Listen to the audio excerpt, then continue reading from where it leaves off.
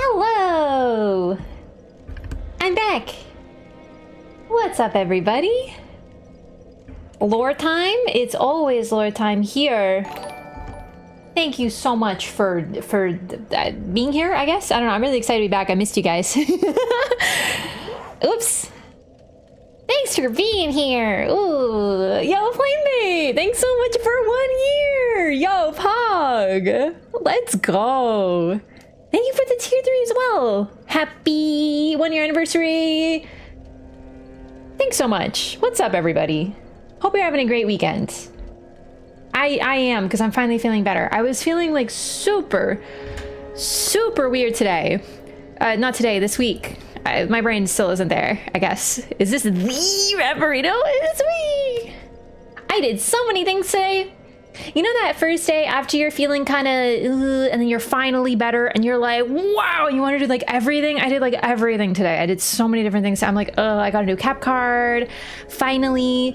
So I'm really hoping that, because it's like the worst thing in the world to have to say, but I think my capture card is causing the blue screens, the semi-frequent blue screens.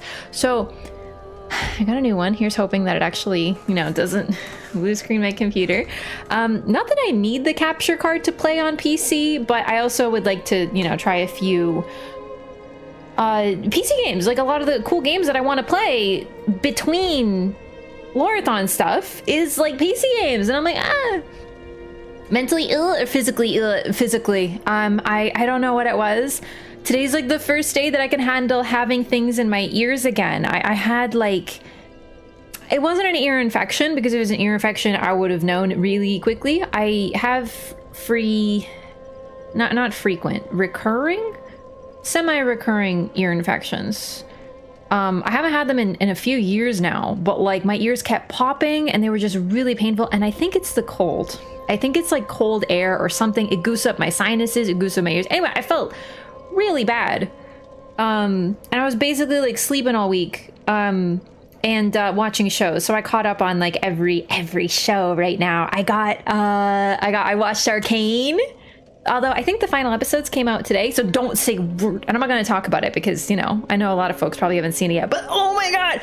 And I watched Rings of Power and that's actually it. But still, left ear for years. Ugh. Yeah, it's weird. I know you helped me figure out like the ear popping thing that I was dealing with. I think it was even last year. I realized what it was. I think it's the cold air. It just absolutely goofs up my entire system.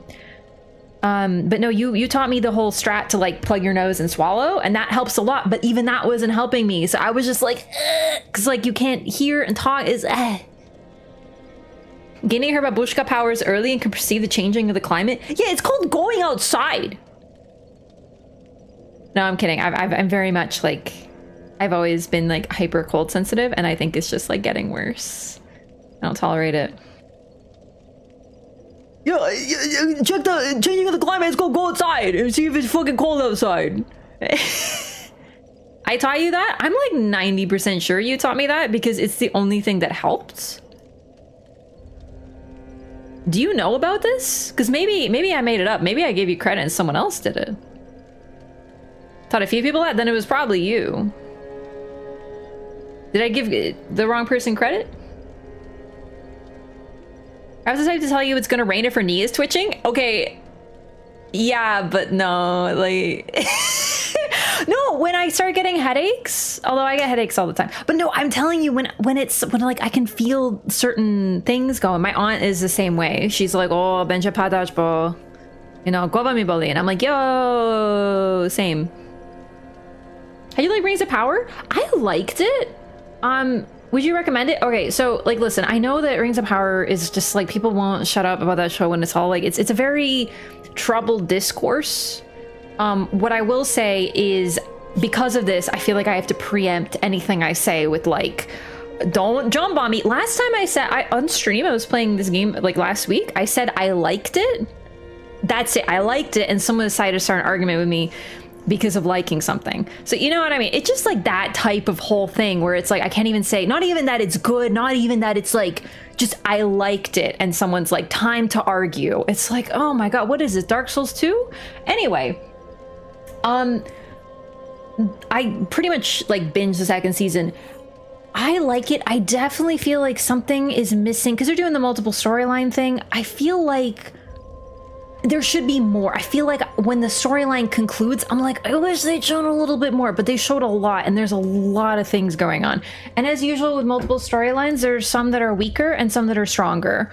And one that I was like really curious about ended up being a little visuals on point. I am obsessed with getting to see these areas, all these locations. Also, since watching season 1, I have read all of the books.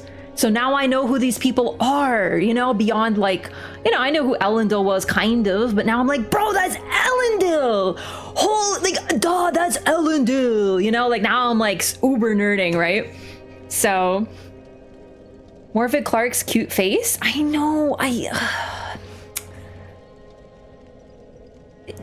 liked it. I enjoyed it. But like by the end, I was kind of like, I was hoping for like a little more on some of these storylines, but I like how they tied everything together. Basically. Good fan fiction? Yeah, and the thing is, the timeline that we're talking about with the Rings of Power is sort of covered by the Silmarillion, but even then, the Silmarillion is a book that spans over thousands of years. And certain characters get like 3 mentions. Like Galadriel is mentioned like 3 times in the entire Silmarillion. It's just kind of like, and then she was here and she joined her family doing this, and then she said this, and that's it for the entire book. So this is a character who has lived thousands of years that we can fill in so many things that they did. So like, I like it. Also, Tom Bombadil, I liked it, but I kind of didn't also. There should have been more singing. And where was Goldberry? They baited me with Goldberry. Anyway, I'm just like, yeah, that was really good. Arcane is like really good. Like really good. Very end of the book, and an amalgam of a couple of notes that weren't even connected events. Yeah. So anyway, the point is like, I like it. And I don't know, it's just good. Like, I enjoyed watching it. It's a fun, and it's so visually, like, I love watching it with my eyes, and I'm like, ooh. Edgerunners? I've seen Edgerunners! I watched it when it was new, for once. Currently... Rings of Power got you more into the Silmarillion is a win in itself. True, although what I will say is I was gonna read them anyway. It wasn't Rings of Power that got me into it. It just so happened that after watching season 1, I finally got to reading all of the books. Hobbit, Lords of the Rings, The Lord of the Rings, all that. Looking for League of Legends correspondence for context? Okay, but like... What? Do the League of Legends people even know anything about Arcane? Like, I feel like that's the type of game... Oh, it's, you know what? It's a lot like Souls. There are the people who play, and then there's the people who do lore, and very often there is no crossover. Sometimes there is, but sometimes there isn't.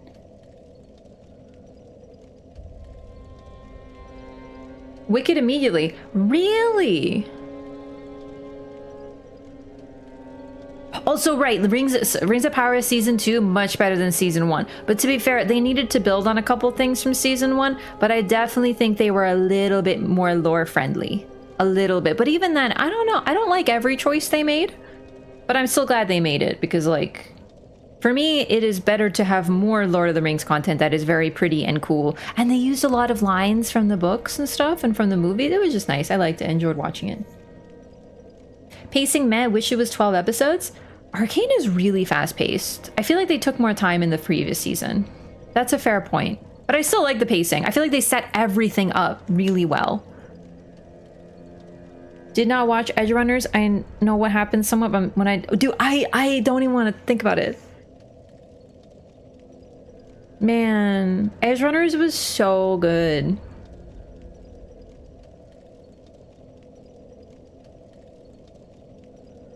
Did some music for Edgerunners? Really? What song? Or songs? Is it like background stuff? That show is such a good soundtrack. Anyway, now I'm finally caught up on media. On the TV show media. Edgerunners hurt me? I think Edgerunners hurt us all. Like in a good way. Like that sort of good pain that you're like, wait. Like I'm like, what? Except for the last 3 Arcane episodes, I was really busy. Today, I had to do a bunch of stuff. I wanted to watch it. Oh, I forgot about Castlevania, you're right. Also, Pora! Thank you so much for 3 months. Welcome back. Thank you so much. Enjoy your new butterfly. Thank you for the Prime, exclamation mark Prime gamers.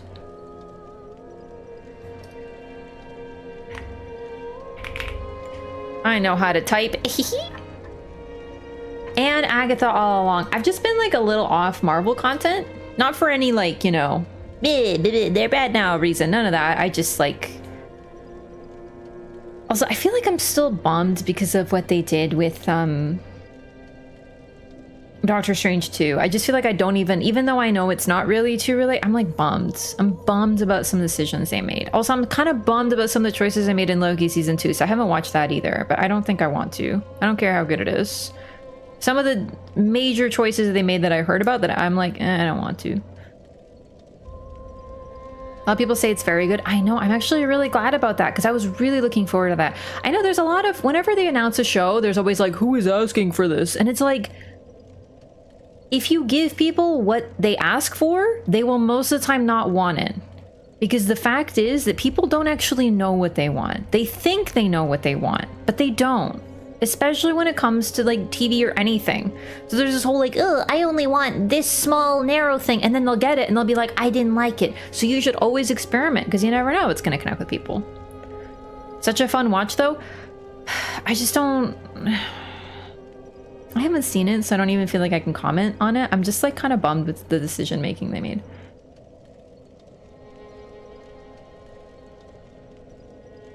Oh no, please ignore the Dark Souls 3 remaster rumors. It was basically posted by a website that is... Like, the source is I made it up, basically. One website made an article about how we heard a rumor that it's real, and every other website wrote an article about it being real using that as the source. So basically, people are just making shit up as usual. It's ridiculous how prevalent it's gotten. But people see it and they're like, well, it's got to be based on something, right? No. No. Ugh. Tell me how much of Persona 3 is left. I got to the class trip to Kyoto. A fair bit. Sorry, I actually just played it, but it's all, you know. It is such a long game. How many hours are you in? Because I would estimate your playthrough is going to take you about 100.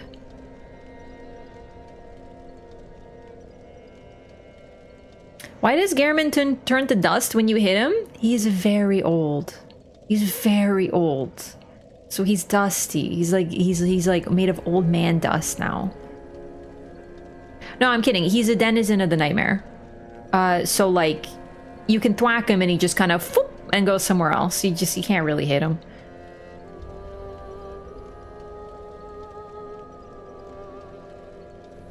The game is called the Dark Souls 3 Remaster. It's a sequel to the Elden Rings, George R. R. Martin.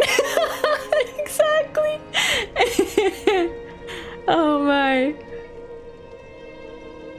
If we get DS3 Remastered before anything for Bloodborne or DS2. I know, trust me.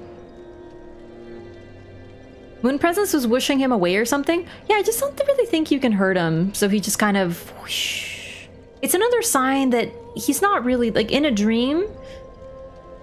You know, we don't even know if we're actually dealing with him or if he's just, I don't know, it's just sort of a strange thing. It's meant to sort of evoke this idea of like, is this a dream? Who are you? Are you even here? Are you real? Like all these questions are supposed to be sort of what we think when we hit him and he just vanishes. I'm still like thinking about Persona 5 Daily after I beat that finally after like a decade late.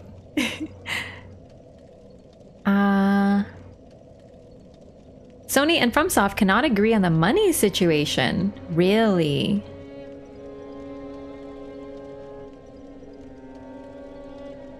What do you mean money issues? Like what's the I did see a rumor about a purchase, but yeah.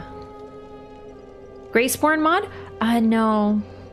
I just heard that someone's making a mod. Who gets what part of its sales? Oh.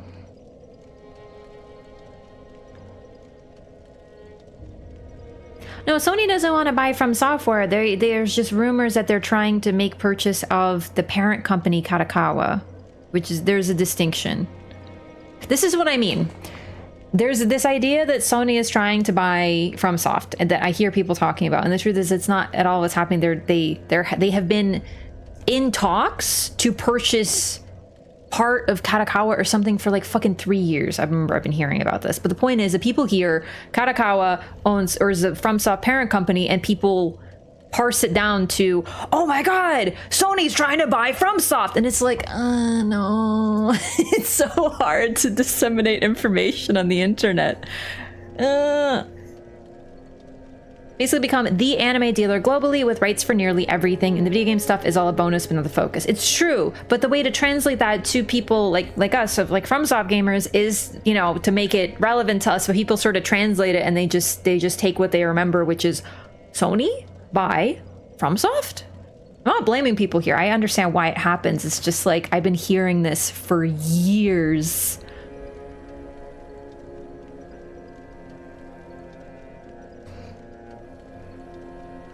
Anime and manga is a treasure trove of IP that is long-lasting, is becoming more and more generational. Yeah.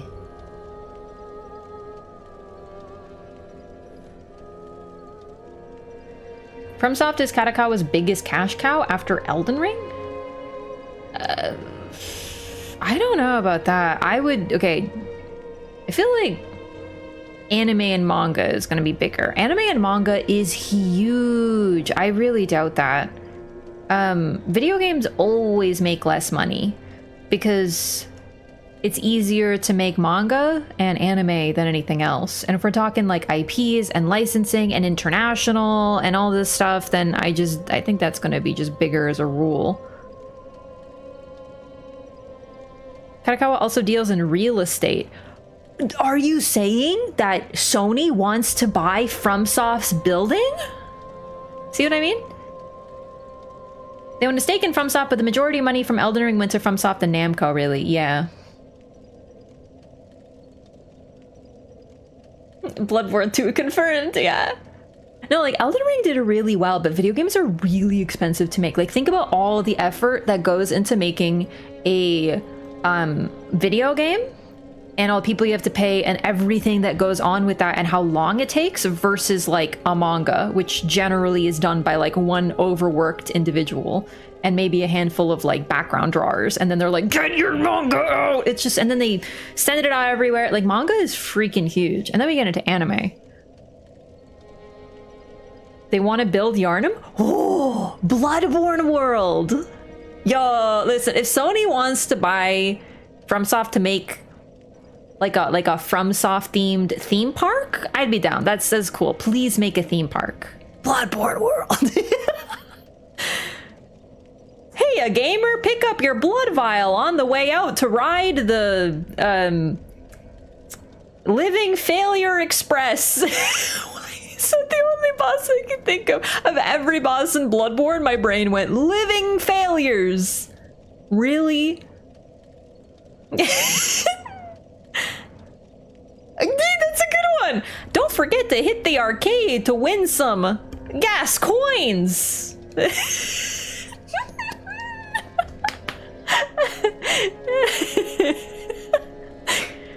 Make sure to get your Sony brand blood vials.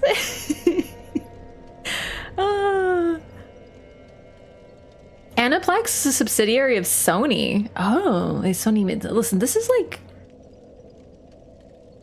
really advanced stuff. I just feel like the bigger focus is on not I don't think FromSoft is that much in the focus of this discussion. Bloodborne rumors crack me up too. What would the sequel be about? Okay, listen, as someone who has made many jokes about Bloodborne 2, I'm ready with an answer. Truly. I'm here and I'm ready. And the answer is, what if it's a prequel and we go to Lauren and we basically play the same game, but it's Lauren, and and you know that Lauren's gonna fall, but it's like, what? Or even better, Bloodborne 2, we play as the squid. It's perfect. We're just a squid. It's Squid Souls. It's a direct sequel to the true ending of Bloodborne 1. I don't think these answers are real, by the way. I just, you know, I've been prepared to answer. Squidward Souls? Ooh, handsome Squidward. Everyone is also butthurt the Scholar of the Erdtree is nominated for Game of the Year. Yeah, I'm like not that happy about it. I'm just like, so 2024 was a bit of a slow year, huh? I don't know. I don't think there's gonna be a Bloodborne 2, no.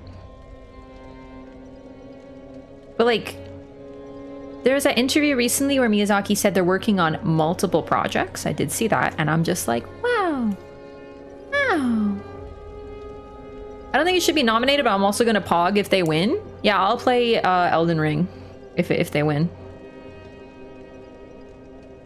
There's like 5 or 6 games that should be up in the Game of the Year for the Game Awards. Like what? Like what games? Or do you mean games that weren't listed? That weren't like nominated? I just think, like, how are you going to compete with 2023's Game of the Year lineup? That was a banger year. Like, it was like, what? Oh my god, hardest thing. Helldivers 2? Yeah, I think they just didn't want to deal with the Helldivers 2 discourse. Oh my god, Helldivers 2, blah blah blah, Sony ruined thing. Dragon, Like a Dragon Infinite Wealth? I didn't know that came out, but then again, I don't know anything about Yakuza. Silent Hill 2? Oh, I guess it wasn't nominated. Yeah, but then, okay, the thing about Silent Hill 2, once we get into Silent Hill 2, we get into the remake discourse. And I know that Resident Evil 4 was nominated last year, so it's like, what? We should, you know, remakes can be nominated, but it's like, I don't know. I think if a remake is technically advanced enough, then why not? But Silent Hill 2 is almost unfair because that is such a cult classic. Like, people love that game, so...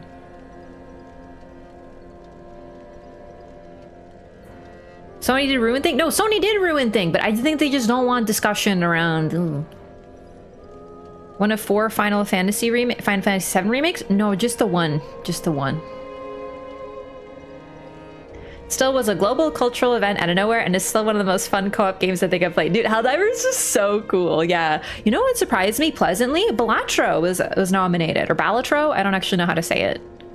I was not expecting that to get nominated, and I'm glad it did. That game, it's not really my thing, but that's a really cool game, and that game, like, exploded, so that's a neat one.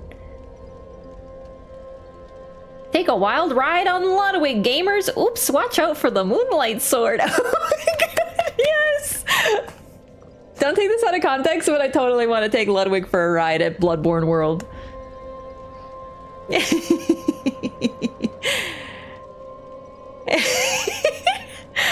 The press votes on nominees, and let me tell you what industry has literally everyone playing Balatro. The press. Oh. Clip champs, assemble! Nah, it's too late. No one's here. No one's here yet. We're in, oh my god, what's it called? When we yap? Rancid, what did you call it? The Crucible of Yap. We're still in the Crucible of Yap. Only real gamers can handle the Crucible of Yap, so.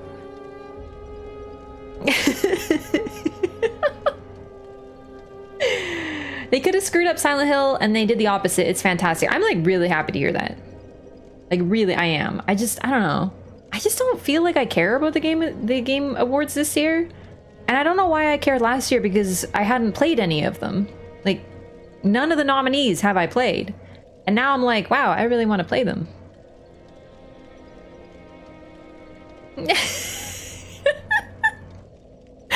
40 minutes later, he tweeted, oh no, dude, it seems so addictive. I know Northernlion was playing it. It's the only Bluebird team game I like. Was Layers of Fear base game really that bad?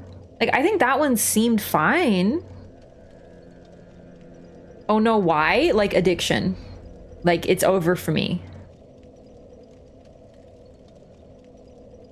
It does not hold up. Really? What's the problem with it? I mean, I don't think it's like the greatest thing of all time. I'm not like sitting there like, oh my god, Layers of Fear was so pog. But like, Game Awards for me is only the new game announcements. Also, how are we gonna compete with last year's Alan Wake musical event? Like, they played the song and they did the singing. Like, what are they gonna do for that? Did Stellar Blade get nominated? That one didn't. I don't even necessarily think it deserved it or anything, but like, we could have had Eve or whatever her name is walk across the stage with her ass out or something. That would have been relevant. Metaphor? Metaphor was nominated, right? It better have been nominated. It was nominated, right? Nominations not for Game of the Year. I see. So it's like Armored Core. I was actually, you know what? I think I remember why I was excited for 2023. It was Armored Core. I know it wasn't nominated for like the game of the year, but I was really excited to see it win some awards, and it did.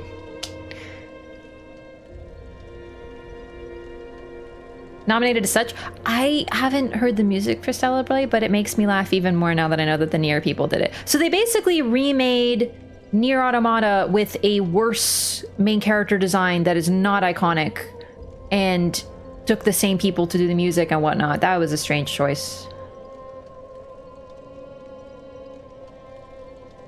Like, seriously, I'm sorry, I don't, like, 2B is such a good design. And then we have Stellar Blade, which is just a lady in a tight suit. Like, you couldn't make anything better than that.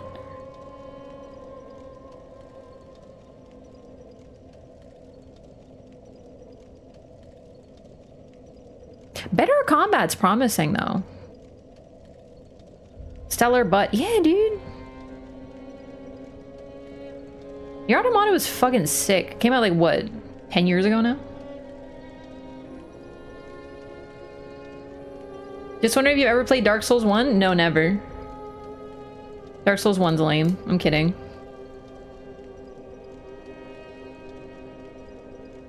Ooh, you know what?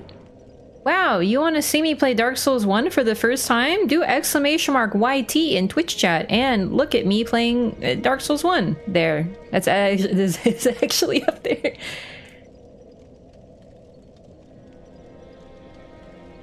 What about YouTube chat? I mean, they can just go to the YouTube. It's right there. What the heck is a Nikkei? Yeah, click on my face, YouTube chat, and go check out my Dark Souls 1 first playthrough.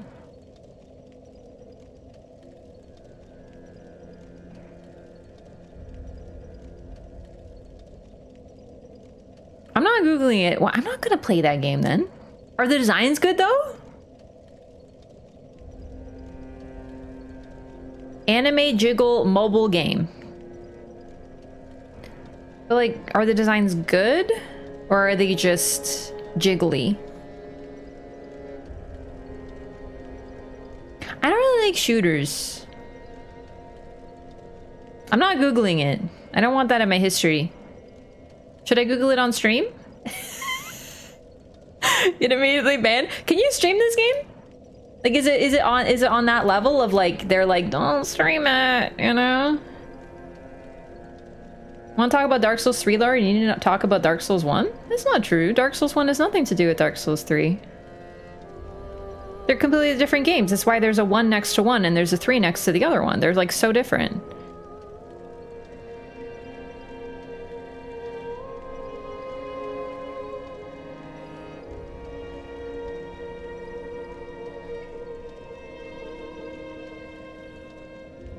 What about Dark Souls 2? What happened with that one?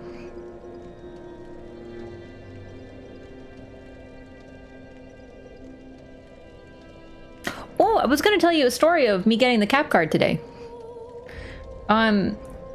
So what are you saying? I'm fucking with you. Because I think it's funny.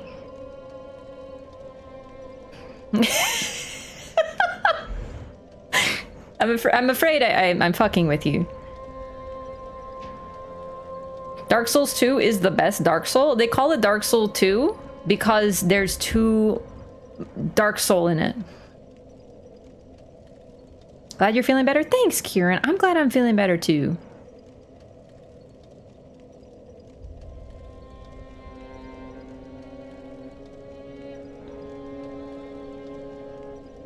They did a collab with another IP last year and released some promo artwork. When the real artwork came out and all the ass shots had been removed? The fanbase, right? What? Really? That Bushin is so cute. This one? That one? I really like that one. The one that's like a cloud.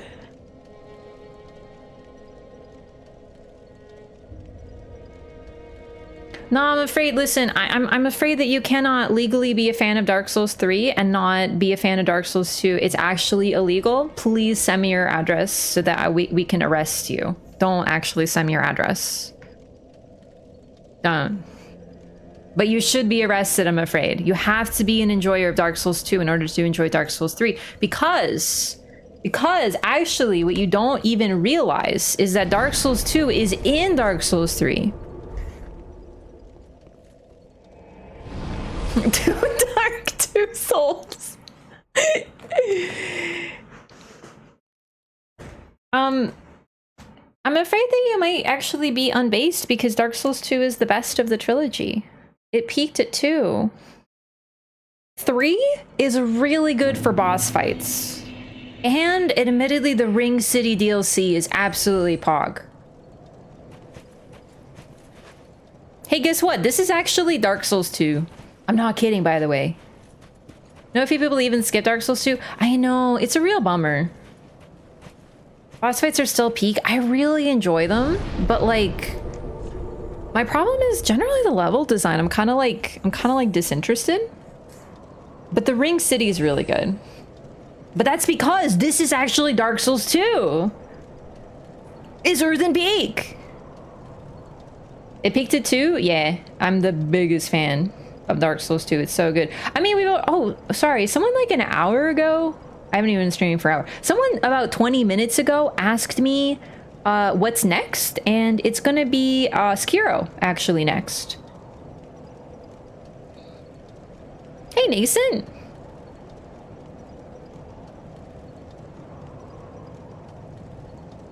Missed the beginning of the second DLC. Yeah, we did it last time. That was like a week ago now because I was sick.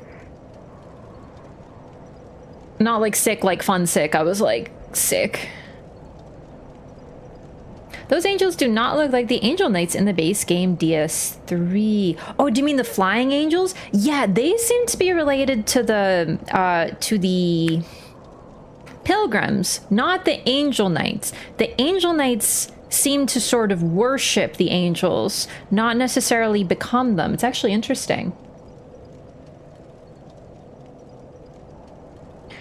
Okay, but the thing is, listen, I said that I didn't play Dark Souls 1 as a joke, and then I said, hey, check my channel where I played through Dark Souls 1. I'm afraid you may have missed something. I did play Dark Souls 1. I still think that DS2 is the best. But like, you know, I think that you can't say that one of them is not worth playing. That's just not, that's not a very Miyazaki opinion of you, you know? Gonna start calling anyone who doesn't like Dark Souls 2 a fake fan. Now, honestly, it's not even if people don't like it, because people don't like things for all kinds of reasons. Crucible of Yap is closed for the day. People leave. Oh wow, you people leave? We're about to fight the demon princes and you people leave?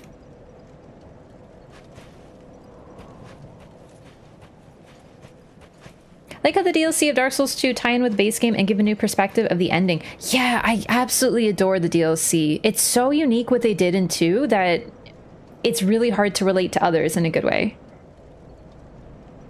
Want to say Crucible of Yap because I think it's hilarious? It is pretty funny.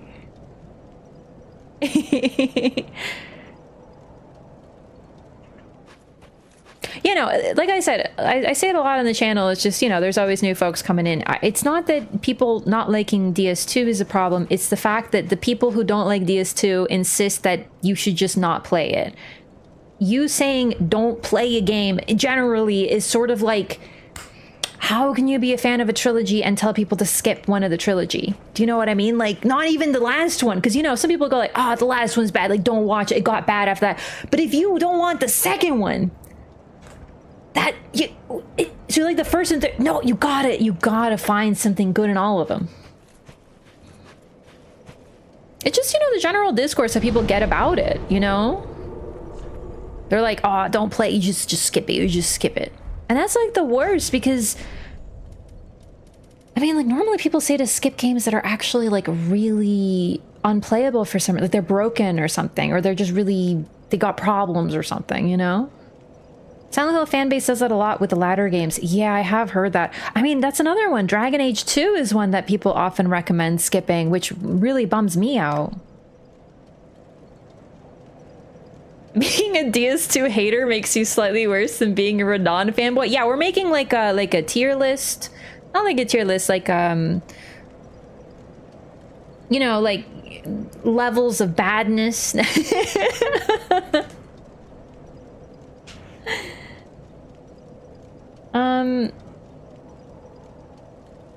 Chats are a terrible influence, the #1 cause of DS2 fans.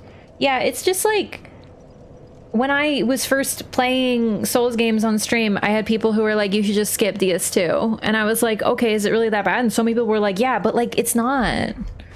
I'm so over the Dark Souls 2. I'm over, if I could like remove 3 things from chat that chat is not, actually I can do it. I'll just ban people if they say it. I'm joking, I'm not gonna do that. But if I could just like never see something in chat again, 3 things. It would be Dark Souls 2 is bad, don't play it. I would just like yeet that person like instantly. Wear Bloodborne remake / remaster / on PC. Those 2 things, I just don't want to see them ever again. Still valid reasons say you can skip this game. Consider the Persona games. Yeah, but like that's the thing. Is the Persona games 1 and 2. 1 is kind of weak for sure. Most people generally agree, but there's still good things in it. And 2 is actually really good, but it's an Omega dungeon crawler. So the issue is that it's a major shift. 3 popped off, and that's like the one that sort of put Persona on the map, but it's because it's not just a pure dungeon crawler anymore. So it's like a major gameplay shift. So even then, Persona, it's actually a good example. They're a little tough to play now, that's for sure. It's a survived the crucible of Yap and all I got was his butterfly and emotes. What else could you want? Wow, look at all the benefits of subscribing using your Prime subscription. You get a butterfly and, hang on, you get a butterfly and emotes. Thanks so much. Welcome back. Enjoy your new butterfly. Surprised that Marika's Pure Evil was not included in that list of things to ban? Actually, I would like to add one more thing to the list. Any mention of Mikola. If someone says Mikola, they just get yeeted out of Twitch forever. Yeah, no, 2 is actually really neat.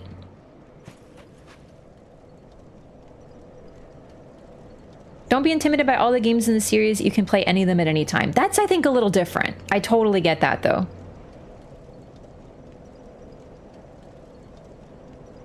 Can't wait to see 2 nobodies fight over nothing in the middle of nowhere at the end of the world. Oh boy! I'm one of those nobodies.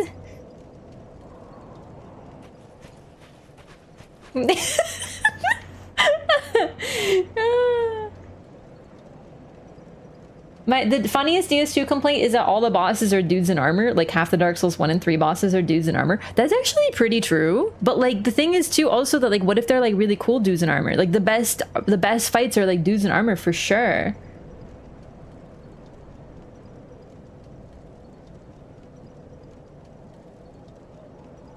Splinter, thank you so much for 4 months.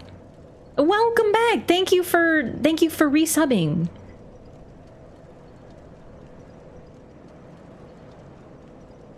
What if they're chicks in armor? There's also chicks in armor. That's a very excellent point. Actually, Dark Souls 2 doesn't have too many chicks in armor.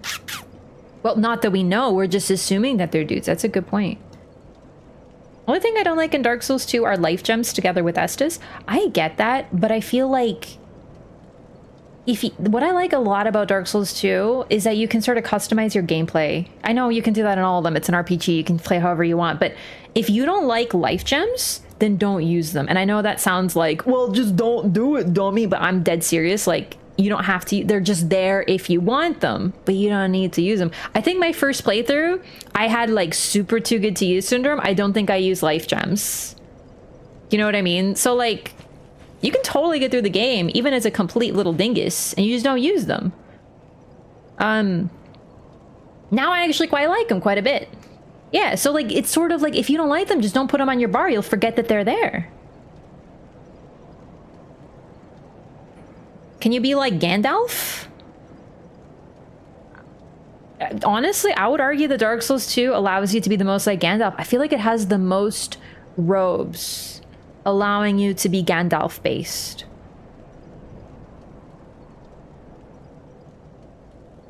People complain about dudes in armor, but the best fights of the trilogy are dudes in armor. Artorias, ONS, Rame, Ivory King, Soul of Cinder, Nameless King, Gael. Yeah, and even getting into Elden Ring, I know dudes in armor, but like, you know, Melania, Rolana, Mesmer, Radon. We tend to like dudes in armor. The exception to the dudes in armor rule, I would say, is Bloodborne. It's the only game that has like incredible bosses that aren't dudes in armor.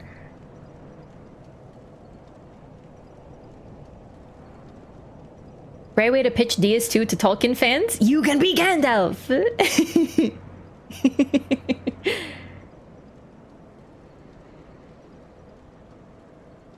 Desert Pyromancer enters chat. Yeah. All right, I'm gonna play the game. I like the Crucible of this is a good discussion. Godfrey, thank you. I did forget. And even that, Melania is armored, but what's really neat about her is she's not very heavily armored. I would kind of put her, if we create a spectrum between, you know, like Frida and Maria, they're not armored. Or Emma, same thing. They're just wearing robes. They're just wearing cloth clothing. Although, you know, Bloodborne doesn't have armor really. And then we have Melania. She's really just wearing a dress. And then like a couple strips of like chainmail and stuff. It's pretty light relatively. And really most of her armor comes from the fact that her limbs are prosthetic. So they're metal. That's like the most armored part of her is her artificial limbs.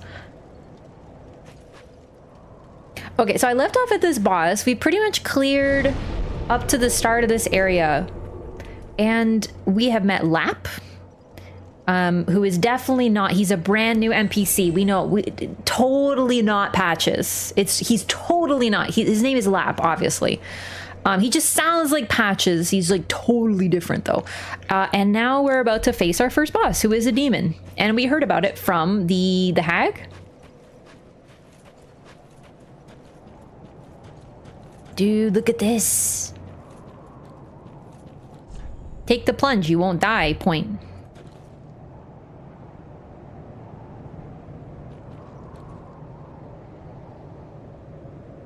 We?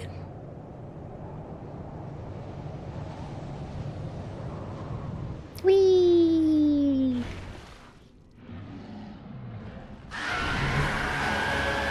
Oh my god, bitch, why is you so loud? Demon in Pain and Demon from Below.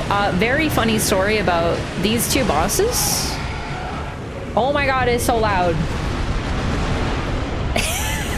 Is the volume okay? I feel like I have to yell. Oh my god, their screaming is so horrible, it hurts. Okay, I'm gonna lower my volume because that actually like hurts me.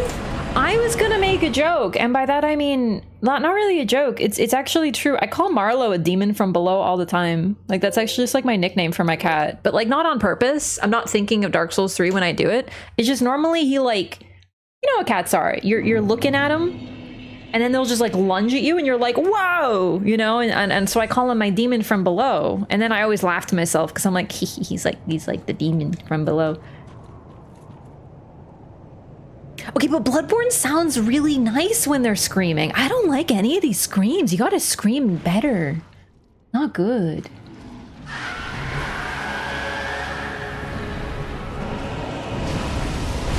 Alright, so this is the two demons. The demon princes, basically. Equivalent to Lorien and Lothric. They're tied together.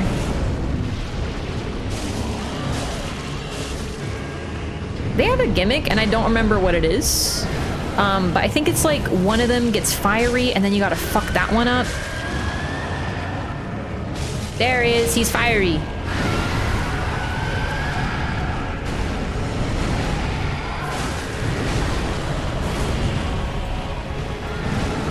They sort of like take turns or something. There he is, he's chilling. Ready to focus the weak one?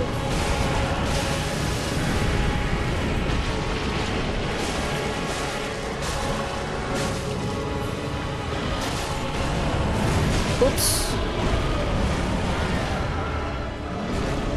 They're really cute. They're like bats.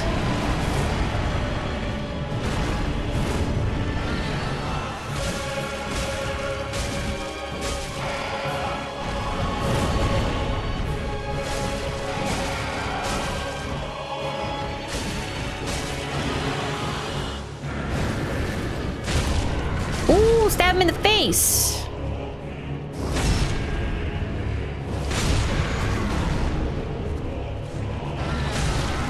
Was that Nebula? Now that you mention it, it is actually pretty similar to Nebula. Oh my god, we beat the boss. Wow, that was so easy. Oh.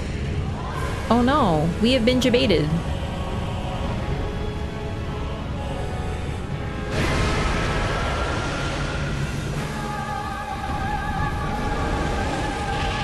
Oh, he does a lot of crazy shit. That's all I remember.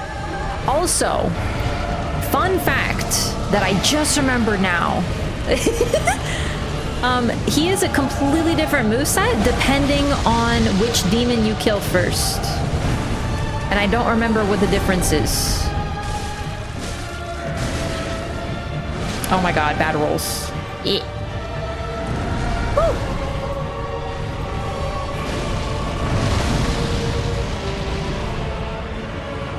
We should probably die. Which one did I kill first? Was a demon in pain? I don't remember now. Damn it. One is slightly easier. Yes, one is definitely the recommended one because it's just like generally easier. Oh, look at that. Oh, that's so cool. I should probably start running, huh? Whee! I lived, bitch.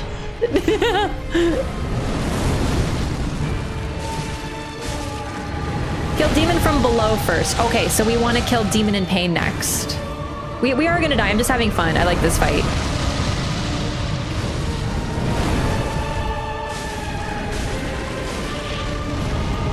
Ah! Uh-oh. Ah! You're gonna win. No, no, no. I'm gonna die on purpose. Like, don't worry. I'm just having a good time. Oh, God. Oh, God. Oh, Jesus. Ah! Ah! Yeah, this is actually what I call fun.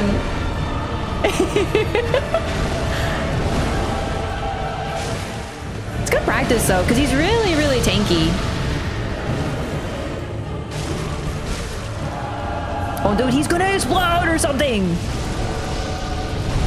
Oh, my God.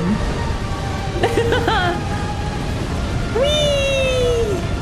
Oh, he's doing it again. He's doing his big one. Oh, dude, I'm so dead. Nah, this boss is way too tanky for me to accidentally kill him, to be honest. Okay, okay, just like spam roll, question mark? Nope.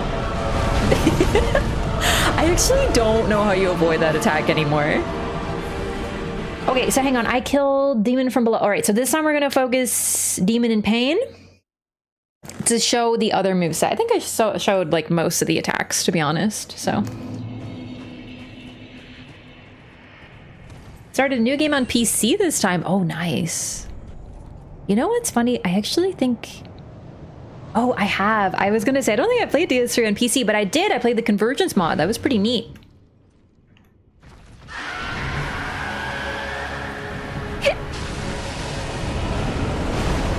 All right, are you the demon in below?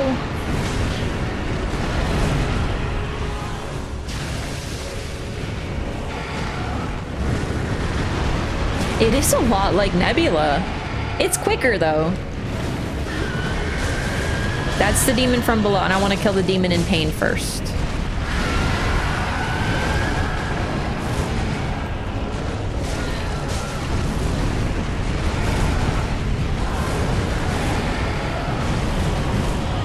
This is a really well-designed duo fight, actually. The way that they operate, I don't know. It's just, it feels good. It's a fun fight.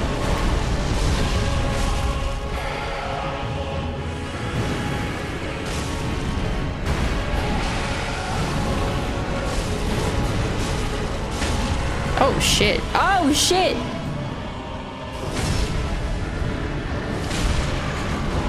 Dingus in pain, Dingus from below? Yeah.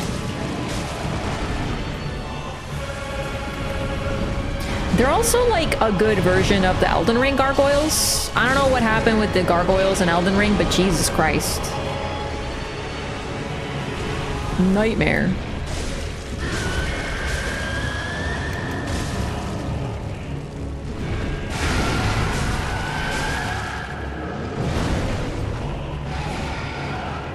Oh, no, I thought that was a swipe.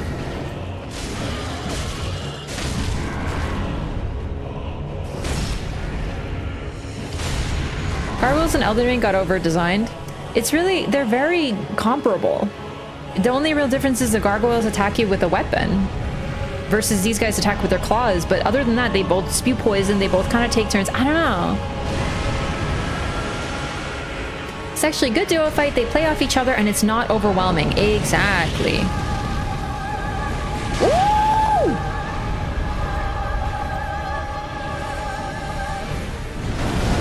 Oh, roll to the side because of the... Yeah, okay.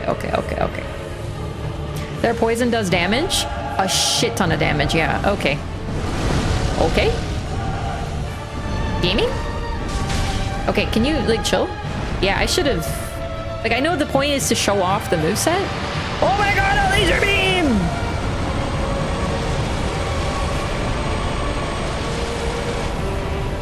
Dude, that hits like a fucking truck, actually. Ah, another laser beam! Ah! Oh, Jesus, no, I'm dead! Oh! Alright, I wanted to show off a bit more of the moveset. They do have some differences. It is more plasty than I actually realized, isn't it? Laser variant, I think, is the easy one. I think so. Well, I think I normally do the other one. Did you fall into the stump of an arch tree at the start of this fight? Oh, you mean like literally this? Most likely. I'm pretty sure even the hag specifically tells you, the stone-humped hag. Specifically says that you jump toward the something. I don't remember what she said. We can go back and talk to her. I think she'll say something about it again. I'm here to see some malding? Well, I'm not fighting Radon right now. Okay, so I want to kill Demon Dingus? Which one again? Fuck, I forgot. I think I want to kill Demon in Pain. Get over here, Squishy.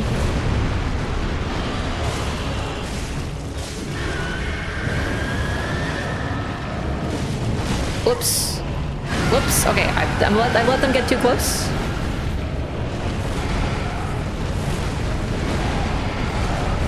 I do want to show off a little bit more of this. So if you look how they have like a different color, if I remember right, it's because they spark up a flame in themselves and then it starts to fade. So it goes through like phases. So at first it's like really red. Let's see. I want to see if I remember this right. There he is. Look. So he lost his flame because he started with the flame and he was all like yellowy orange, but now this guy's all red. So eventually red will fade into orange yellow and then he'll be like him.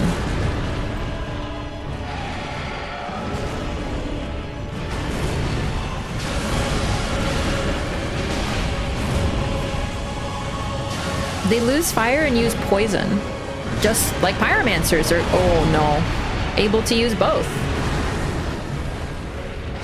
And look, he's starting to get lighter. I really love the visual design of this fight. It's just neat. Why does the demon prince look burnt? I mean, they're of fire. They're most likely chaos demons, like all demons that we know of in the series. So we met the demon king, the old demon king, I think his name was, and we killed him. And these might be his children, the demon princes. But they might also be dead by the time we play base game because Lorien fought them. Or, well, he fought the demon prince. So the demon prince is like one being that is split into two. Sort of like Lothric and Lorien. This is sort of like their equivalent. Like they're evil twins.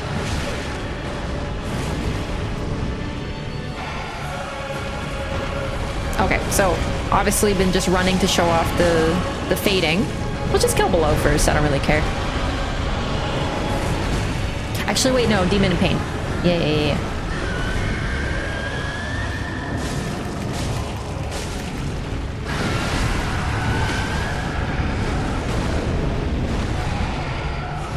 Why is old Demon King just a dorky ass dude with a hammer and his kids have death lasers and ICBM missiles? Yeah. You know what? I wonder if it is something to do... They're supposed to be echoes of Lothric and Lorien, who are two beings that are combined. They like share a soul, right? Why he in pain though? Maybe he has an ear infection. They're really painful. Okay, which one's below again? Oh, dude. No! Yo, Punish Baldus, thanks for continuing your gifted sub. I really appreciate that. Oops.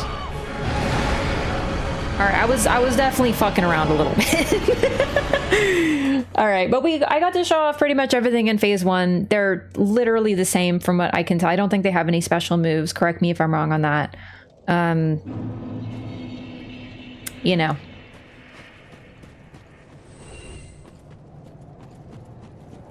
We already talked about it. The expons, it's not that. It's no. We've covered this topic. I think it's a little bit of sensationalism suffice to say. Okay, wait, which one do I kill again? Oh, man. Is it below? No, pain. You're pain, you're pain, you're pain. Okay, okay, okay, okay. Whoa! He has nice toes? That's how you know that Miyazaki directed this game.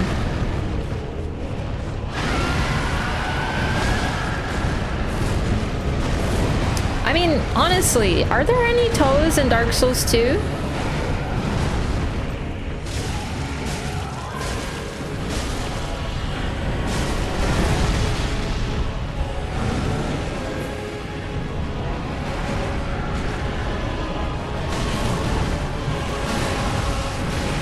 Looking Glass Knight? He does have toes, it's true. What if Tanemura wasn't into toes, but what if he was into crowns or something? Like, what if that's his, like, thing, you know? He's like, ooh, yeah, I'm gonna make a game with lots of crowns in it.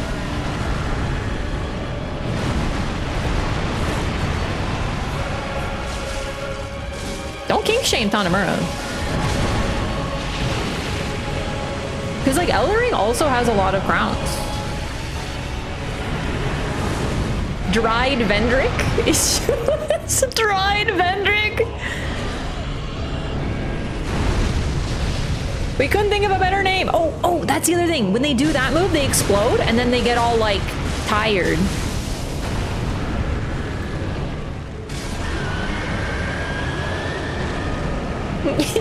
Dried Vendrick. But to be fair, he's completely naked. So... like, he takes off all his clothes.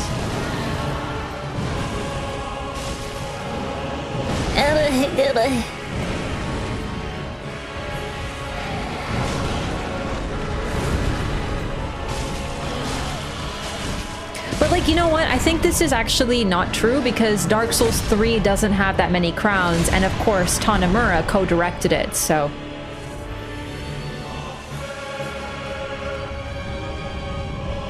Okay, did I do...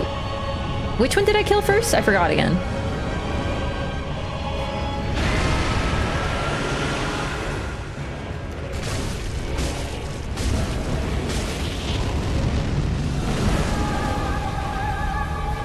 I learned a really big secret with him. It's all coming back to me. If you keep on running at him, you'll have, like, a pretty good time with this one. With the Demon Prince. His whole thing is he wants you to stay away from him. Uh-oh. Run toward him. Quickly. Quickly. Don't let him do his thing. Ah! Alright, not the greatest dodge roll I've ever done in my life.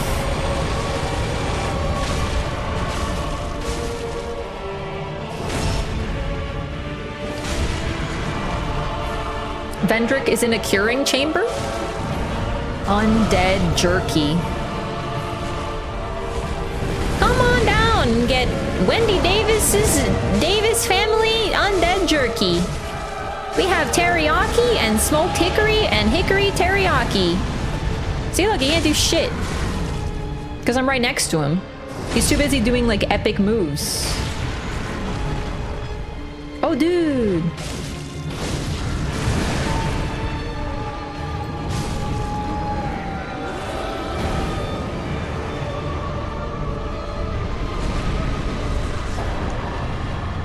He also has a really interesting skull, like the demon gargoyles from Dark Souls 1. Hickory teriyaki isn't even a thing! Yeah. We did it! Yay! Alright, so I showed off most of what I wanted with that fight. This is... okay, listen. I kinda get it now. But apparently this is like supposed to be Firelink Shrine. So, like, this is Firelink Shrine. In fact, you can... oh, I actually see it now. Wait, when people say it's Firelink Shrine, do they mean the one from 3? Or the one from 1? Because, like... you know? I see it now. Yeah, I'm seeing it as the doorways. Yeah, the wood. So, the not the wood, the stone. The stonework. 1? Wait, 1? Oh, I was seeing 3.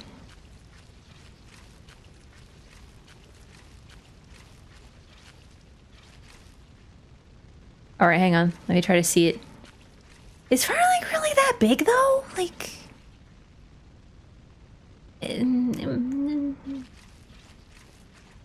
Framed entrance there. Hang on.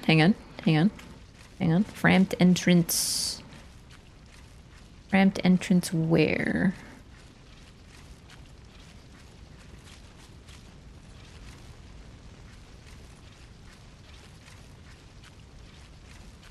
I see one. Wait, where are my souls? Did I die? I did. All right, where's the well? I passed it. Now I lost it. Hang on. Basically, this is Firelink Shrine from 1, apparently. I didn't notice this on my first time playing. Oh, here we go. No, I can see it from here. Oh, yeah, and then is this where the elevator is? Small Envoy Banner. The small banner used by envoys of Great Lord Gwyn in the days of yore. Face the ringed cliff and hold the banner high to summon facilitators of transport. For the pygmies who took the Dark Soul, the Great Lord gifted the Ring City, an isolated place at World's End, and his beloved youngest daughter, promising her that he would come for her when the day came. Yeah, he fucking lied her. Okay, so this is where Framp shows up? Oh, here. Okay, now I see it. Now I totally see it. Yeah, this is Framp's hole. Neat. Okay, yeah, now I totally see it. And then this was where Patches would squat. Through there. Wow. His hole? It's his hole, dude. Is Firelink Shrine really this big, though? Well, you know, time is convoluted. Time is convoluted, you know, because it also wasn't in a tree before, so, you know, but now we're in a tree.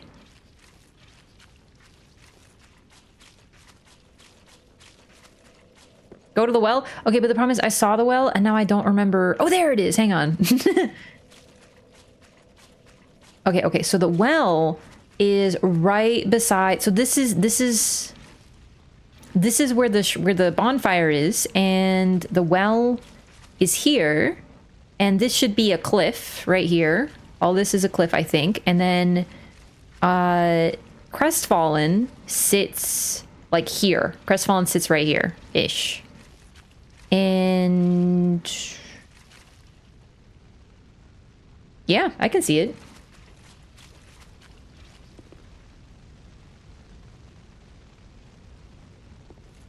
But it's basically, yeah, it's leveled because there was a cliff up and a cliff down and all that.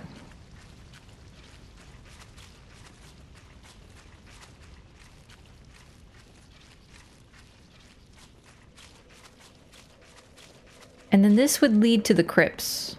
Oh, here, but it's sealed.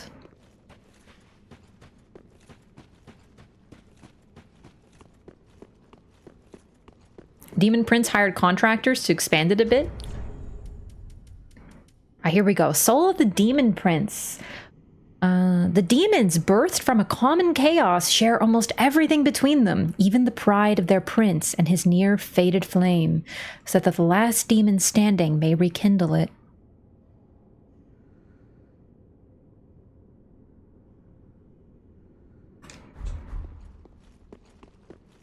So we finally met the demons that Lorien fought. Look at that. It's the Ring City.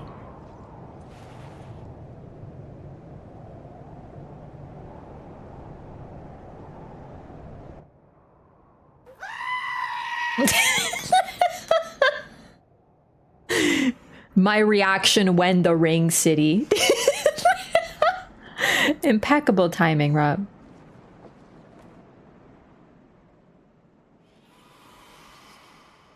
Oh my god, is this gargoyles? So, do you notice how the gargoyles have, like, a brain? Like, how it's, like a brain, right?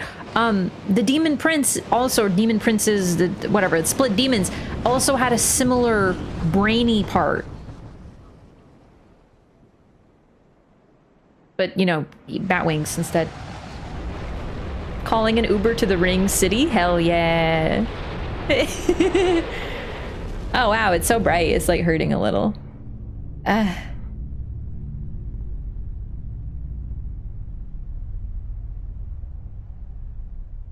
Is it really the ring city? I feel like it's more of a horseshoe city now.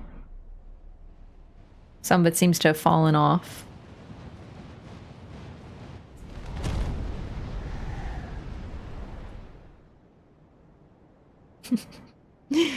And we're here! The ring city we heard about.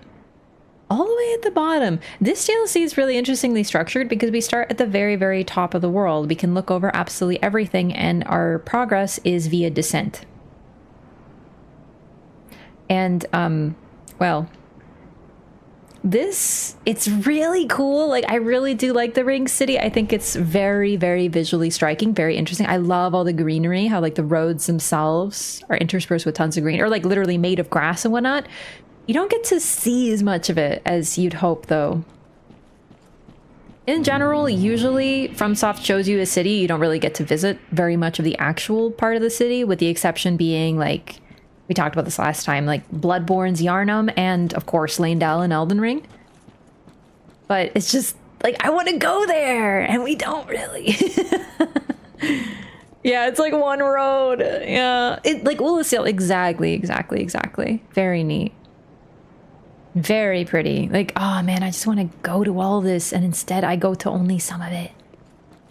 So, we're about to hit some more Dark Souls 2 references. In fact, I feel like this DLC is unbelievably Dark Souls 2 heavy. I think FromSoft's next game is probably going to be new IPs. Just based on what they've done. Historically, they make new IPs.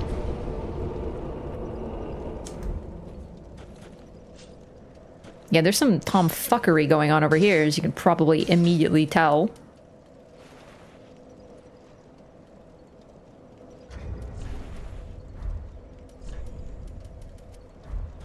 All right, let's spend our souls, because we're probably going to lose them. Just hop down and use your glider? Oh, man. If only Todd Howard developed this game. You see that tower? You can climb it. Welcome home, Ashen One. Thank you. Speak thine heart's desire. Very well. Then touch the darkness within me. Take nourishment. Yeah, okay, I don't know why I'm listening. A little bit of endurance, maybe, and then a bunch of dex. Wait, what's the soft cap again? Is it 40? Am I supposed to stick at 40? I don't remember anymore now, actually. FromSoft take on a more classic RPG world with small cities and villages. I would love that, but I just don't feel like it's their usual style.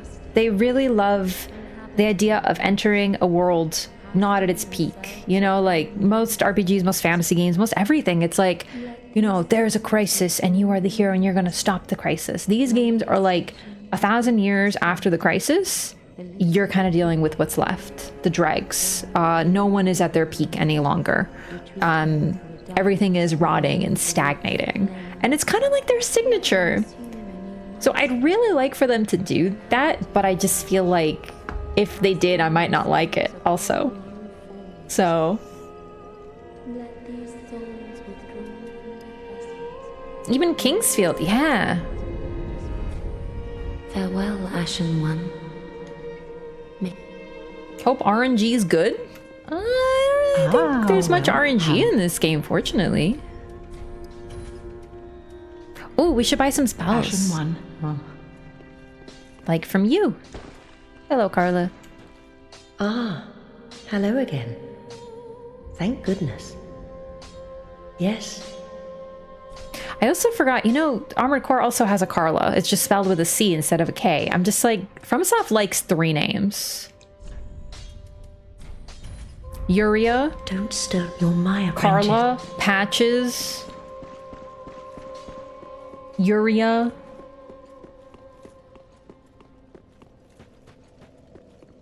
Game closer to classic JRPGs, Enchanted Arms. Yeah, I did hear about that game.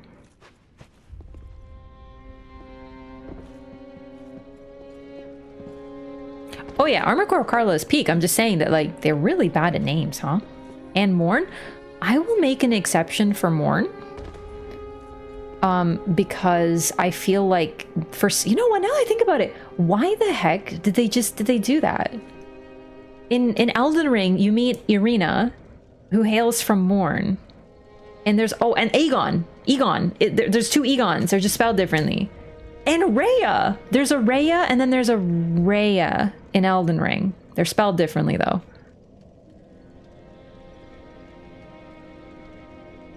Patches, you can't count that as liking the name? Okay, that's a very fair point. Aha, thou art returned, and a fine day it is. So... Yes.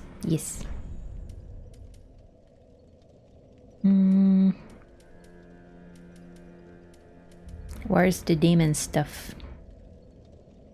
Okay, so this one, is there any soul of the demon prince? Here we go.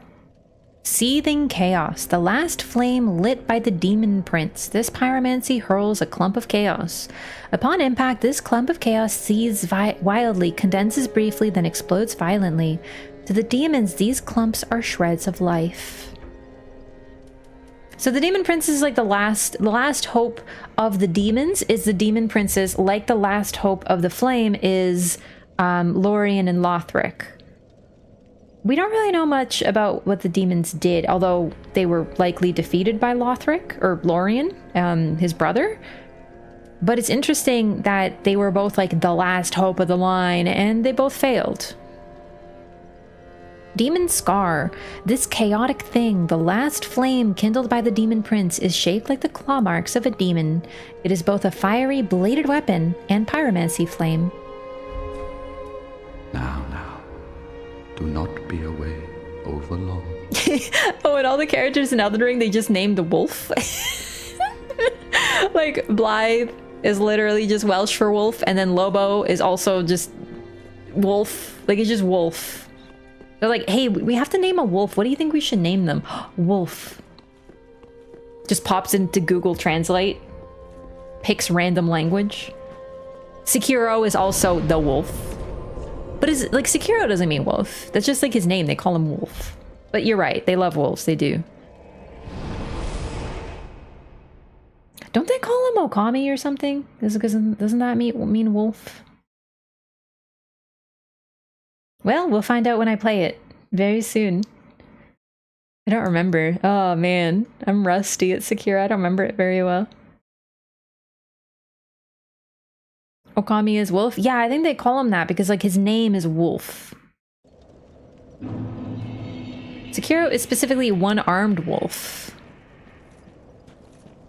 It's kind of mean. Like, isn't it? Oh god. So very quickly, it's like, oh Jesus, get out of here. Oh my lord! Oh my god. I just want to point out like the greatest Miyazaki troll moment, because it might be like, oh my god, look at that beautiful city over there. I really hope we can go down there. Wow. But then you'll look over here and you'll see like a fucking swamp. Guess which one we actually get to visit.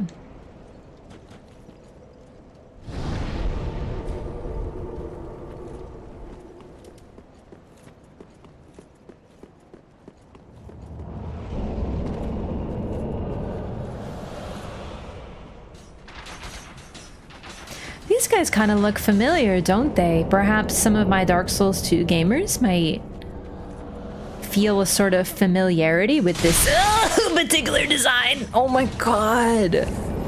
Turn my ass into a fucking pincushion, dude.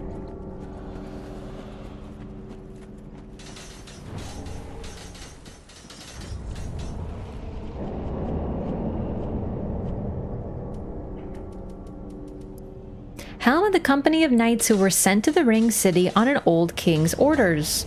The knights sought the Dark Soul, but were so soundly crushed they had little choice but to swear themselves to the Judicator Giant. The ill-fated company was later immortalized in a dark fable, inspiring the aspect of certain golems in whom their name lived on. So this is like retroactive Dark Souls 2 lore, shockingly enough. Vendrick's armies were whack. Yeah. So the it might not actually have been Vendrick. It might have been Vendrick, but from my personal thoughts on Dark Souls 2, well, it could have been Vendrick. That's the thing. There's a lot of sharing. There's a lot of sharing. More of a Lois Knight? It could be, but this is referencing the Ruin Sentinels, the Ruin armor. And they are bosses and used in, oh my god, what's it called? The prison. Like the prison area. That's the first place we see them.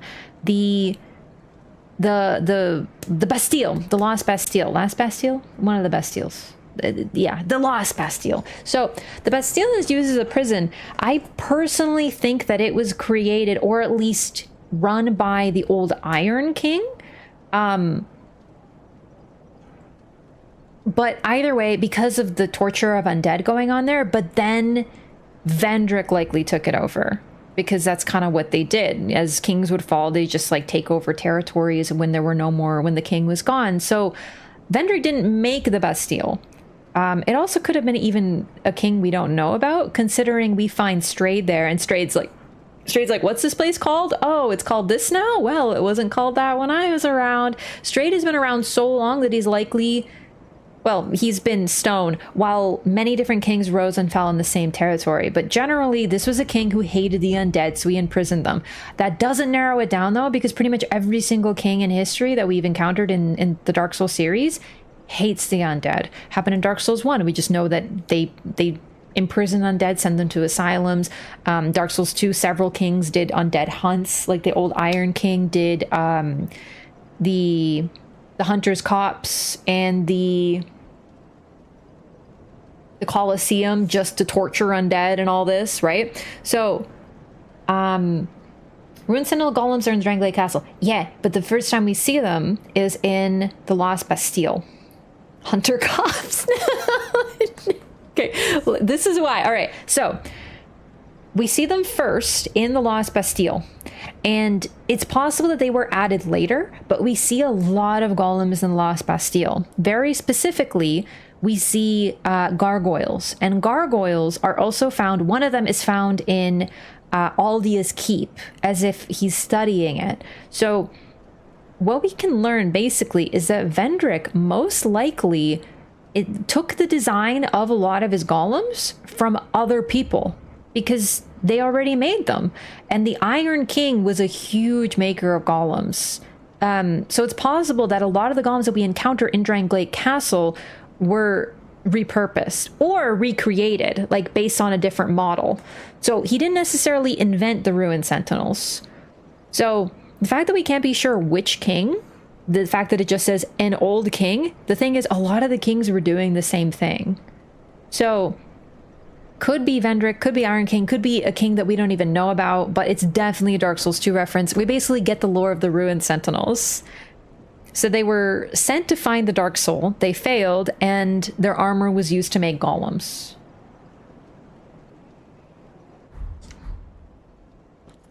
Retcon, the golems are inspired by the design of military company? I don't really think it's a retcon. I think it's just more, we don't even know which king. Like it's a very open-ended piece of lore, this one. It fits perfectly what we already know about Dark Souls 2. That's what's so neat about it.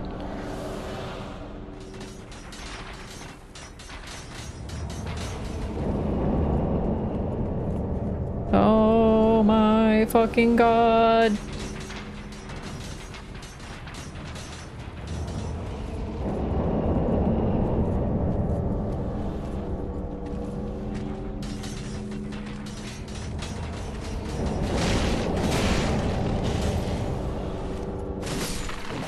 All right, and there's a way to jump down. Oh god, that might be too far. Oh no! Well, the idea was sound. Not uncommon for Dark Souls lore? Yeah, exactly. There, in my opinion, there are a couple of retcons in Dark Souls 3, but they're very few and far between. Generally, the lore that we find in 3 is often just new information. Why did I do this? I did not mean to do that.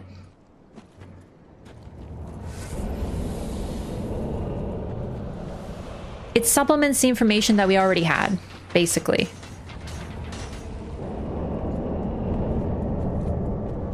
Also, in Dark Souls 2... Oh, shit. Oh, shit! I ran too far. Ah. In Dark Souls 2, we already know that certain people were made... were used as... You know, were turned into golems, effectively. Their armor was turned into golems as the inspiration for golems. Like, what's his name? Well, really, it's just everyone that wore his armor went crazy. Oh, shit. Okay. Whee!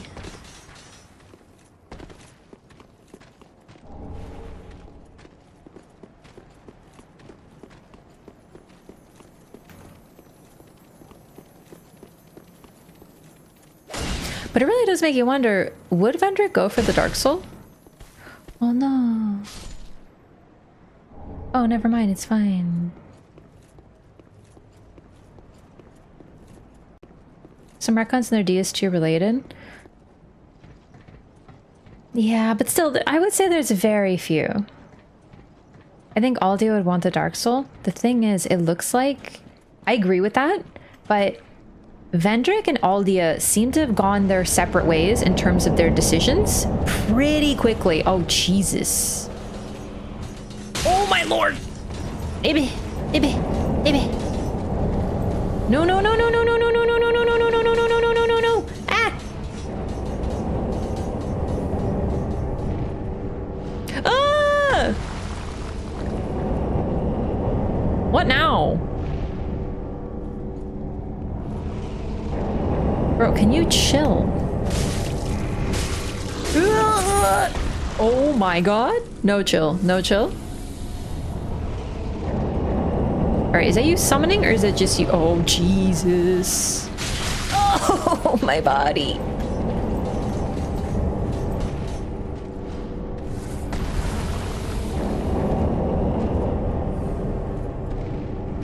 Ooh. Ooh. Is that a guy with a name? I feel like I know who the Silver Knight is. I think we find him later, but I don't remember now. Oh, come on! I was doing so good. I was just dealing with this guy, this twig man.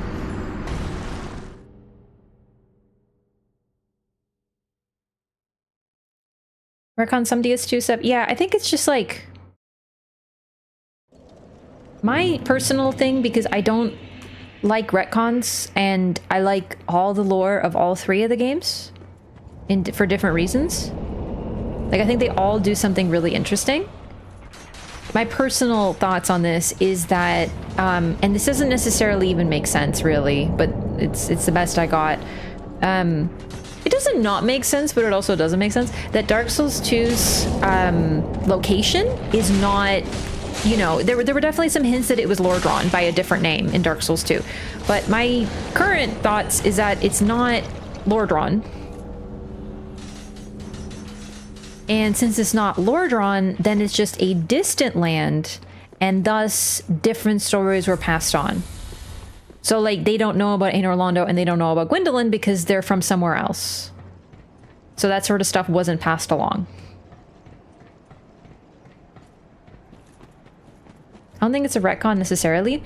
It isn't necessarily, but it's hard to reconcile everything, which is pretty... certain things get kind of retcon-y. My god, has anyone told you were the most okay. I remember there might be a better way to kill him. It's just, frankly, he's an annoying bitch, and I need to kill him for a reason. I don't remember why I need to kill him, but I want to kill him. Maybe I'll just ignore him and come back later.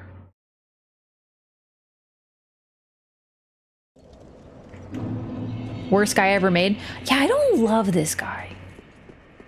But the concept is cool, though. It's a guy that, he, like, can summon spirits to him after they swear themselves to him. He sort of, like, owns them.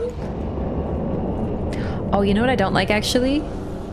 The Zuli/Alva retcon in this DLC. But then again, once again, it doesn't need to be a retcon because this... Holy shit. Dude, what is even happening? Why? You just leave me alone, you twig-ass bitch. My god. Getting harangued out here.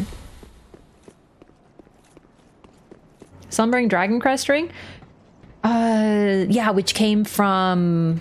Oh my god, hang on.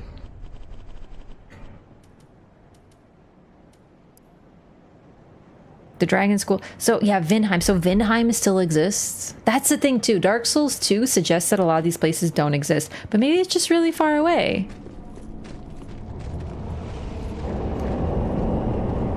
Personally, I don't really agree that 2 is more linked to Demon Souls at all. Many of us Oh, are by hey! the fire, forsaken. I speak of thine kind and mine. Behold this city. We are kindred, belike two eyes which gaze upon the other. Fear not the dark, my friend. And let the feast begin? And let the feast begin.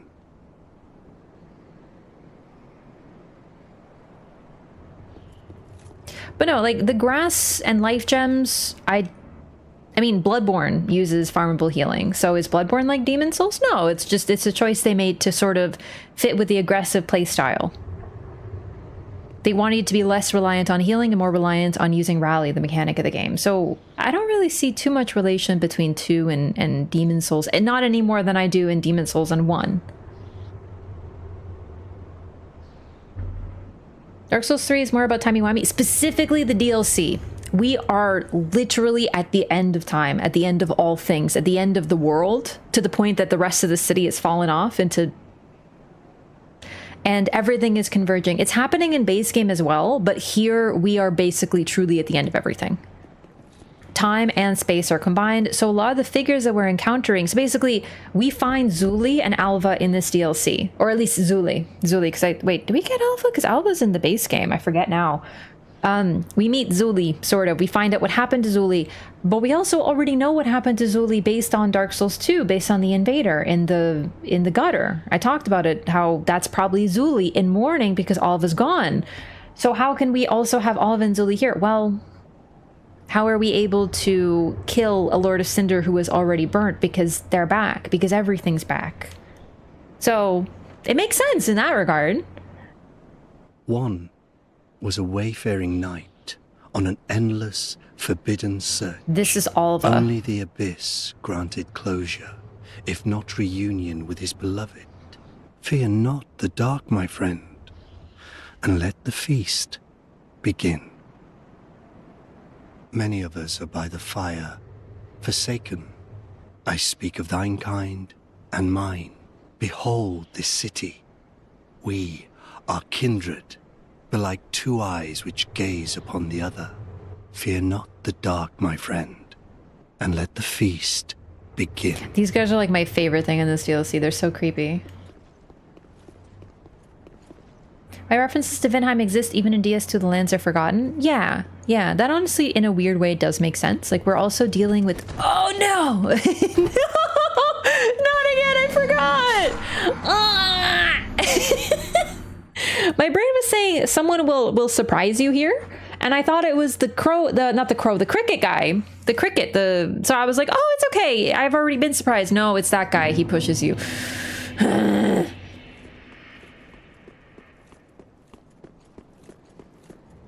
So basically, let's say Vinheim fell in the timeline of Dark Souls 2.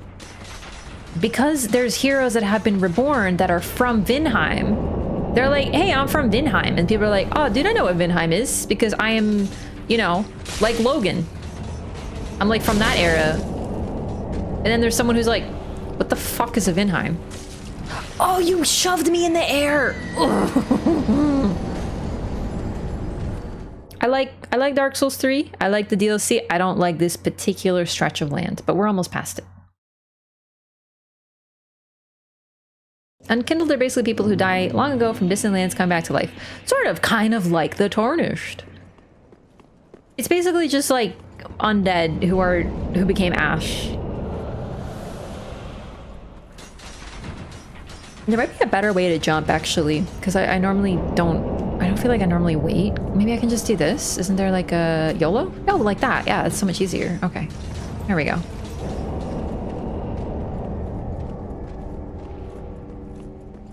What's kind of interesting about the Unkindled is it suggests that the people who were less successful are more likely to come back. So that's why it's like Dingus from Vinheim and not like Big Hat Logan himself, you know?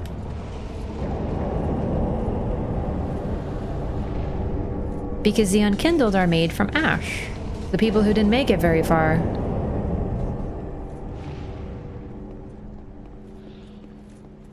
It's also possible that Alva and Zuli are unkindled. Yeah, exactly. Something like that. It's not really a retcon, but it's like,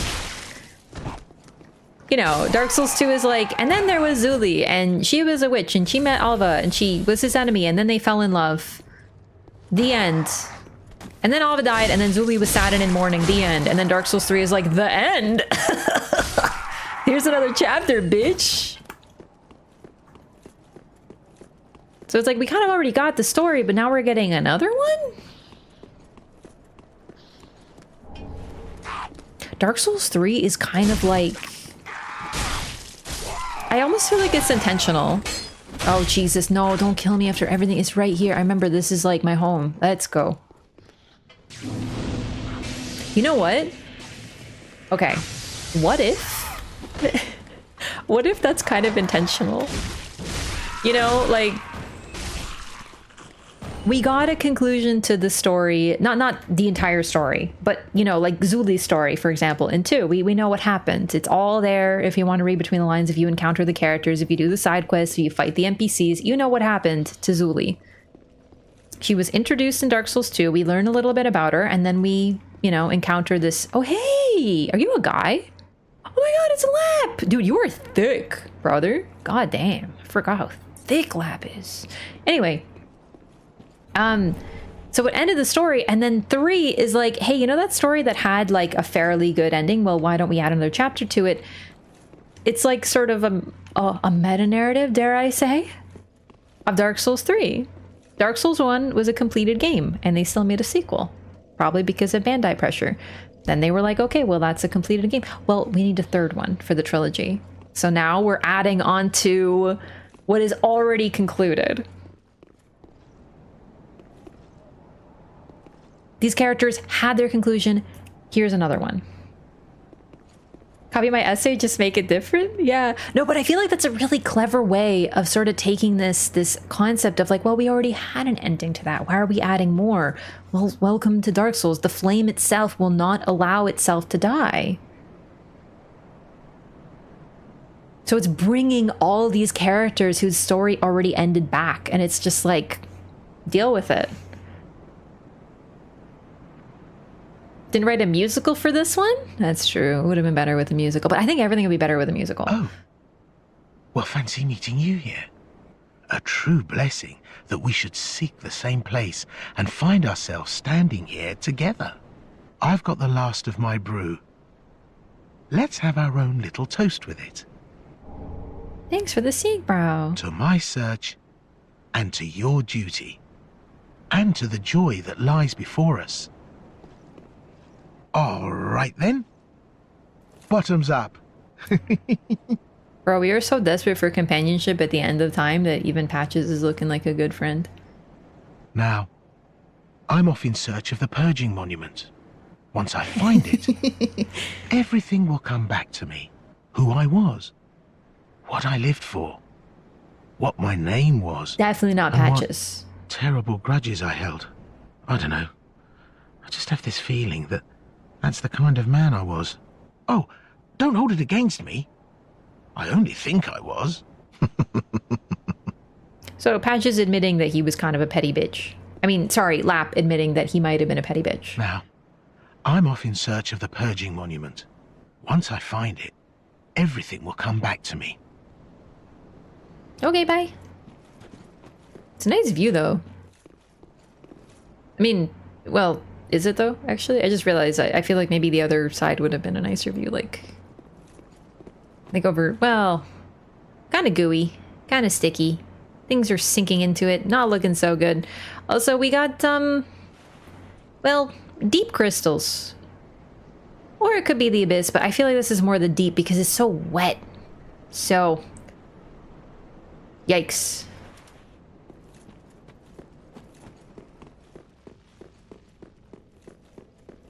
Who built the Purging Monument? That's a good question. Then again, this is the, well, I shouldn't say the location of Hollows, because it's kind of like Londor, but Pygmies probably had more need of purging than anyone else because they lived so long. Bro, can I help you? So maybe they built it. Oh my god, more poop. That's so great. Oh, right. And then we have Framp's Glamour Shot.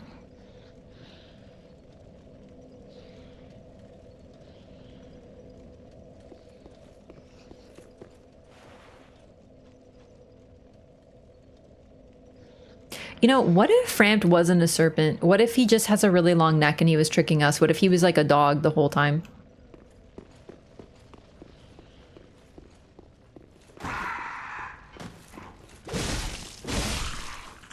Oh, you do curse. Neat. Okay.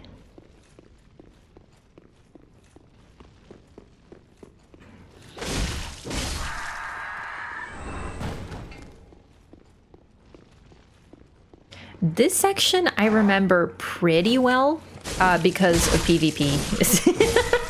This is like the only place I can find activity, so I did a lot of PvP here. Awful stuff though, terrible. When I say a lot, I mean like 5 hours of PvP, okay, maybe like 10 total. It was a terrible nightmare.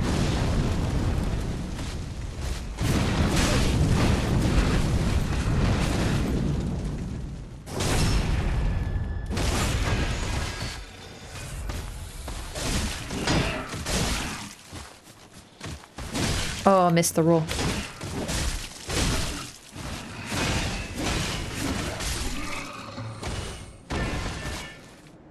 God, the Ring City Knights do look cool though.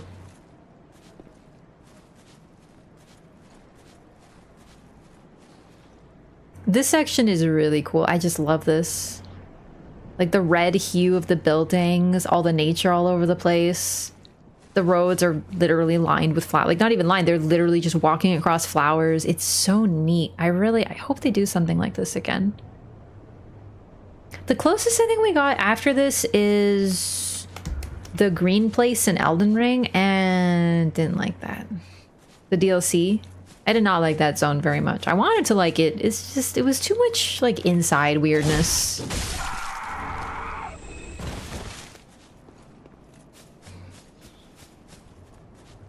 This one, I did think the pygmy and human are the same. Pygmies descended into humans, so the humans are directly related to the pygmy, I believe. It's sort of like the gods. It's always kind of been a little ambiguous, because even way back in Dark Souls 1, they kind of had like Artorias, who was said to have nary a sliver of dark, according to Elizabeth, and that's why he couldn't face the abyss. And Kieran goes on, oh my god, another one.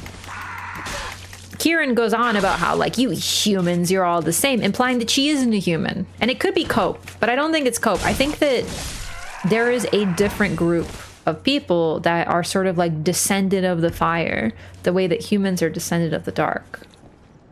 Because there's also giants, right? Giants for sure are a completely different group. They have different souls. They operate differently in all 3 of the Souls games. So it wouldn't be unusual. I sort of call them the god race, just as like a shorthand. Cleric turtles. Oh my god, they're like pilgrims. Cleric pilgrims. Oh my god, I forgot that hurts. Get out of here.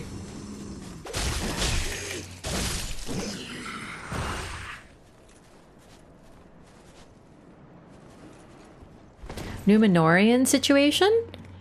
Something like it. I think you could relate it to being like the Numenorians, actually.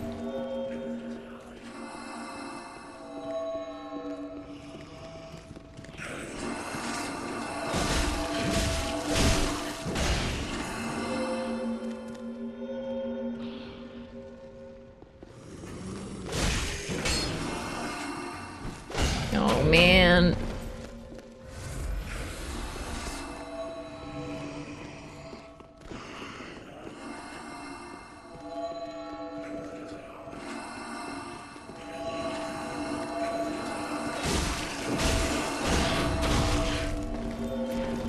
Yeah, these fucking unkillable turtles are beating my ass.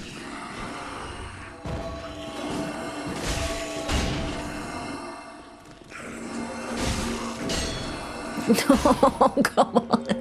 I keep hitting the wall. Ah!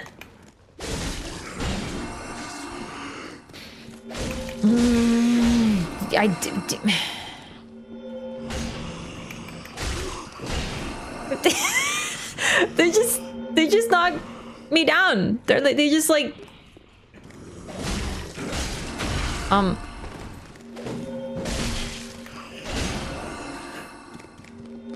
You're killing me, turtles.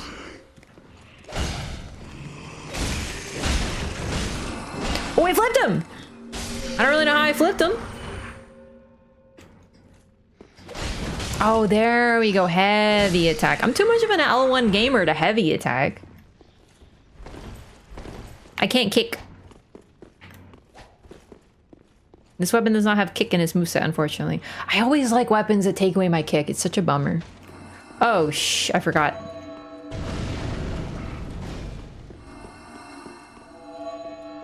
Only the souls they find in the fire differentiate them. It's possible. Definitely. A lot of my reason for theorizing that whole thing about like, oh fuck. The souls is the dialogue from Kieran. And from Elizabeth about Artorias.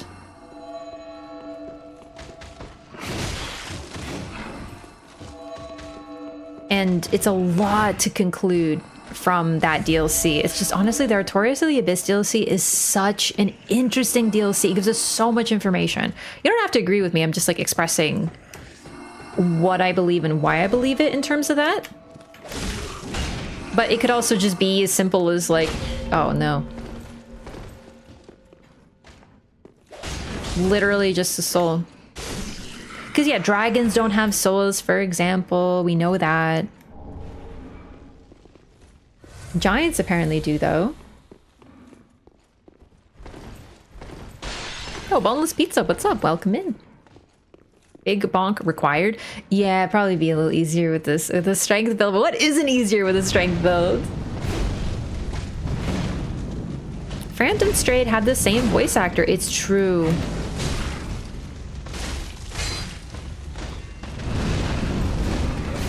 Oh. Ooh.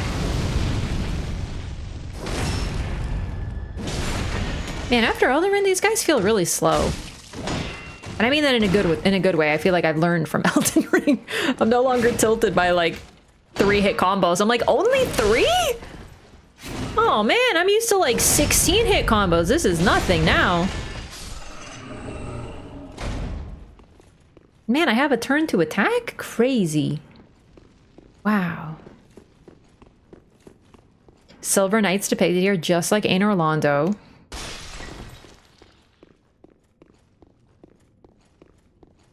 The Great Lord Gwyn.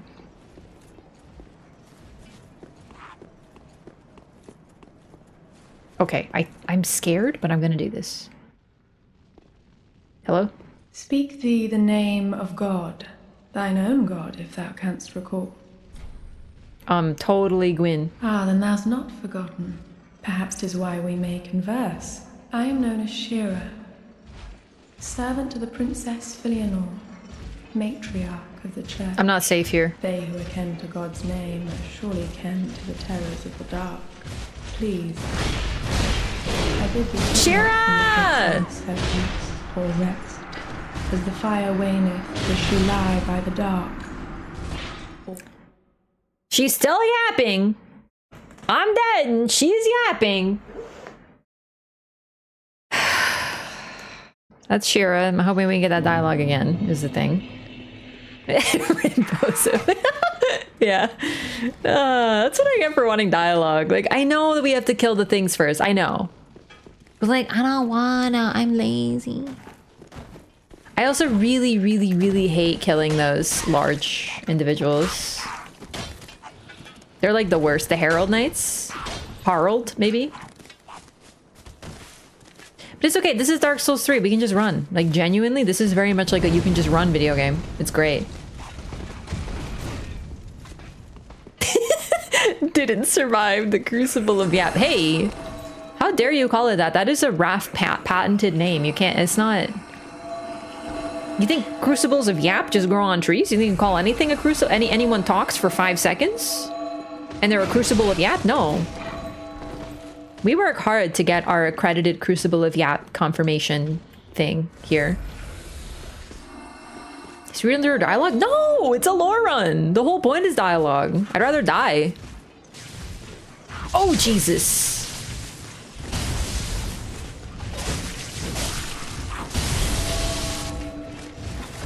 It is very trolly that they did that, though. Ew. Holmes is electrocuting me. Come here, Harold. I need you dead first. Alright, stay right. Are you still there, Harold? Whee! Plunging attacks are effective on these little nerds.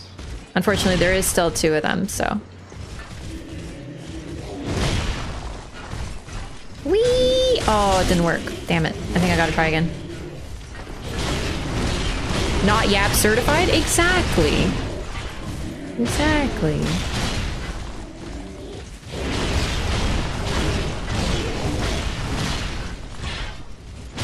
Oh, right. There's fucking 3. Thanks, Miyazaki. Whoops.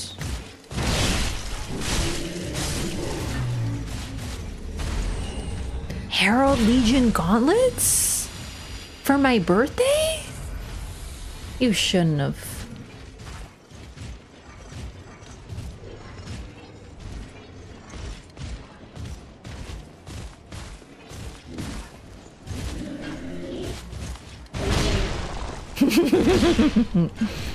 There we go. Okay, I found a way to do this. Real nice.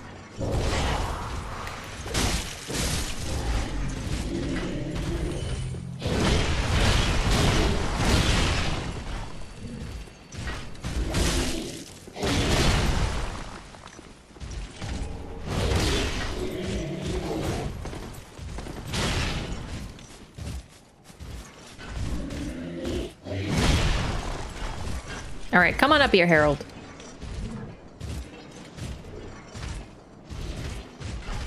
You can do it, Harold. I believe in you.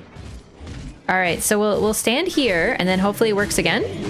Okay, you know what? It didn't necessarily work that good, but there we go. And then, oh, I found a strat. Look at that.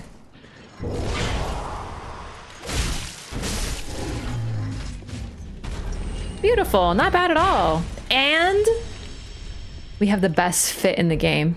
Hell yeah. My God.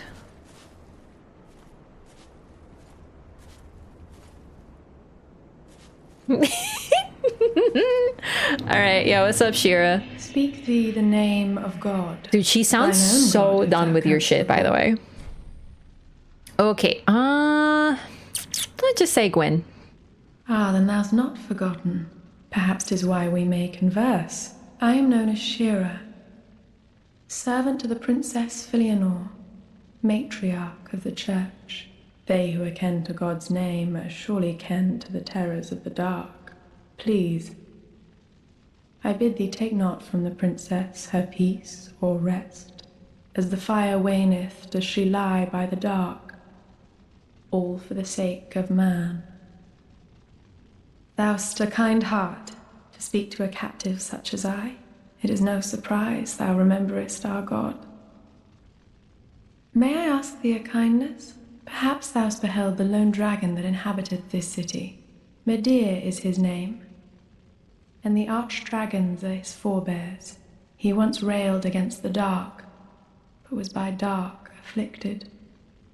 Now here, returned, he remaineth, to watch over the sleeping princess, true to the old accord. And yet, I would have thee put the dragon to rest, before the dark consumeth him, and his vows are forgot. Dude, there's freaking accords in this game? This is literally just Elden Ring. I'm kidding. All right, so we got a lot of information from it very quickly. We learn that Filianor, Princess Filianor, so this is the first time we hear the name, actually. We have now heard about I think it was the banner, we heard about Gwyn's beloved youngest daughter.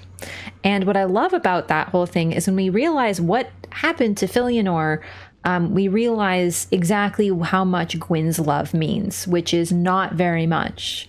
Because she, well,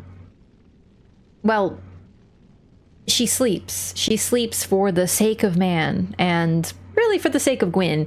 And no one...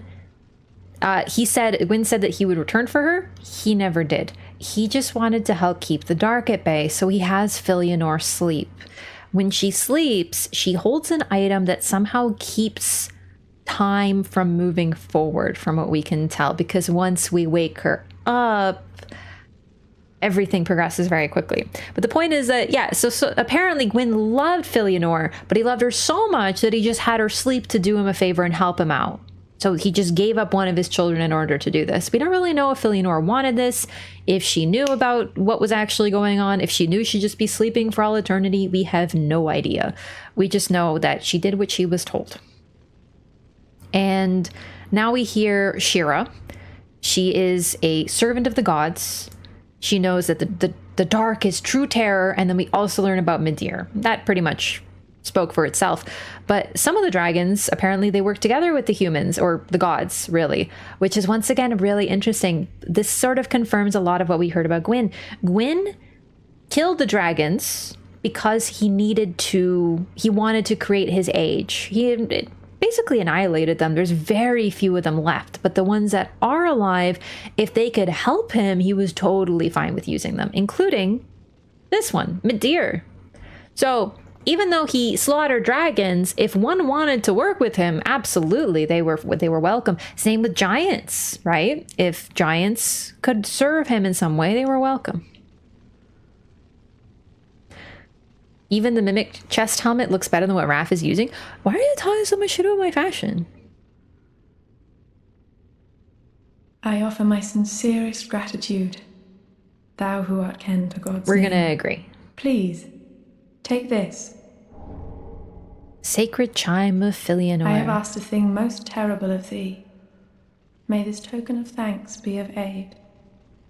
So, it's a little tragic. Midir fought the dark and then fell to the dark. It's a story as old as time.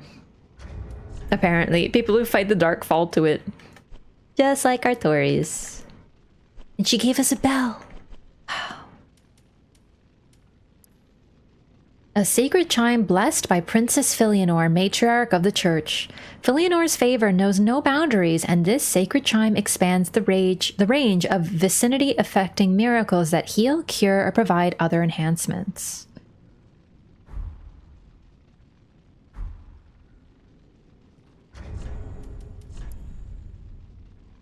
Armor worn by the Herald Legion who sought the Dark Soul. The armor sank into the dark with the Legion, where their cavities bloated in grotesque displays, never again to fit any ordinarily shaped body. When even the lore says you grotesque. I beg of thee, put the great dragon to rest, afore the dark consumeth him and his vows are forgot. Is the cat also holding a tiny gun? Yes, it is. I beg of thee, afore the dark Okay. Like, hello, nice to meet you. Also, she's imprisoned. We don't really know why. She just is. Wasn't I rocking this for a bit? Oh, this is actually sick. Ooh. Yeah, let's rock Sunless. Ooh, pretty. Ooh. Oh, but it kind of covers up the veil. Maybe.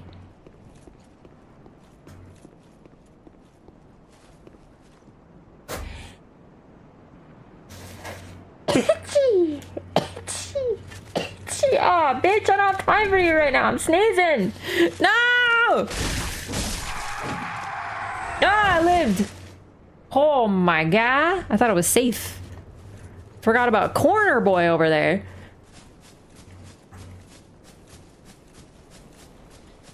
I feel like I shouldn't go over here, but who cares? I'm gonna go over here anyway.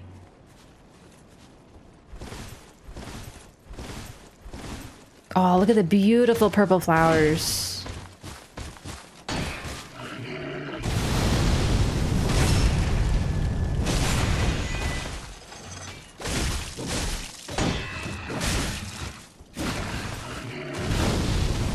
Nice try, bitch.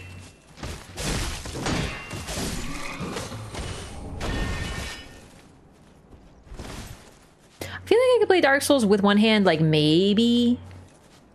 But like, probably not 3. Lavender? I was wondering if it's lavender. It could very well be a varietal. But, oh right! Seeker of the Spurned! There he is! It's Alva! Alva! Alva! Alva is at like the very back, so be very careful with him. Also, he will probably beat my ass a little bit. Where is he at? Alva! Oh, I remember. He tricks you, doesn't he? Alva! There he is. Look at him. Oh, wow. I should go over here and... Oh, Alva. Damn, boy. Ow! Rude. He's forgotten his name, though. He's just the Seeker of the Spurned, just a title. So he invades us in base game under Alva, Seeker of the Spurned, right outside of Irithyll Dungeon, and then we get his armors on his body down by Carla.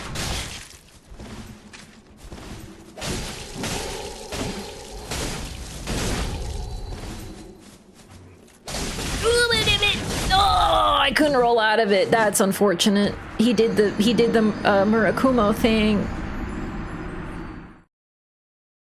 But yeah, I don't know if it's lavender. It could be lavender, but it could also be like, is it a foxglove? Oh, or like wolfsbane. It could be wolfsbane.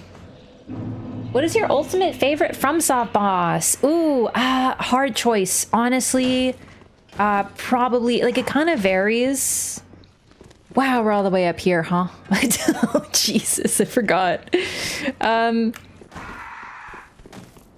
Like, really, I have a huge soft spot, of course, for Bloodborne. It's my favorite. So I really like Lawrence and Orphan of Kos from Bloodborne.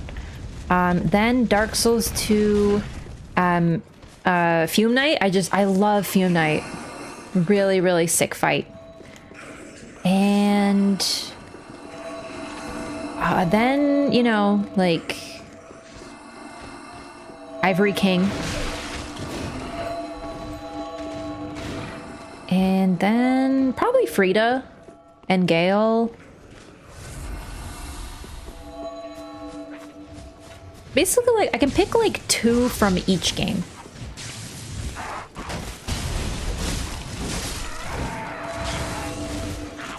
Carla is his daughter?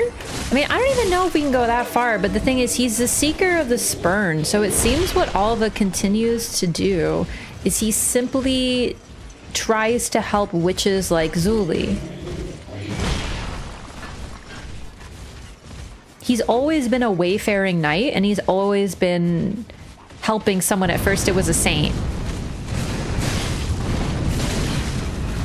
I got roll caught. That's so unfortunate. Oh, man. And I dodged it before. Find Carla's set at his spawn point here.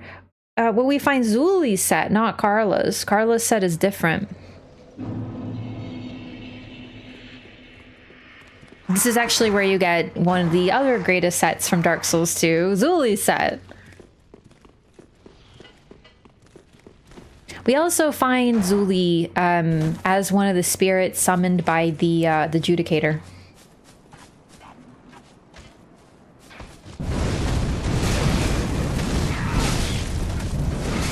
Okay. I should have taken the route there. Is this because I said the Ring Knights aren't so bad now? After playing Elden Ring? Well, I did say it, so... I just don't remember where the next shortcut is, unfortunately. I'll probably go back for Alva in a bit, because like there's definitely something down there. This area is the area I remember the most in this entire DLC. Like this street. But after this, I only remember Show Your Humanity, a couple crickets, a bunch of Judicator bullshit, basically just like a bunch of garbage. All in a row.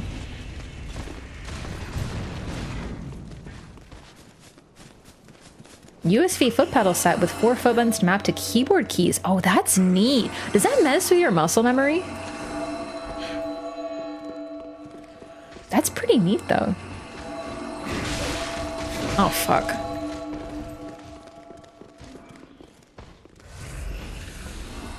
Where have you been? I was sick. I was sick. I'm feeling better now, though. Although my ears still did pop today, and that scared the shit out of me. I was like, no, please. I want to be able to hear. Foot gaming like Miyazaki intended? Okay, I did walk into a dead end with a Herald Knight. Yeah, that's my bad. Yeah. I did get tempted by the shiny. Mm-hmm. Oh yeah. Okay, no. I remember there's a path and it. Yep. I remember where to go.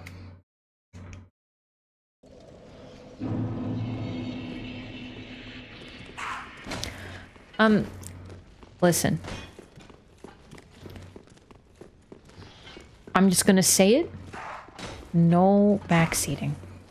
I don't need it, and worse, I don't want it. No backseating. Do you hear the fatigue in my voice? Because listen, I've already been sick. I don't need to be sick of that shit. You know what I mean?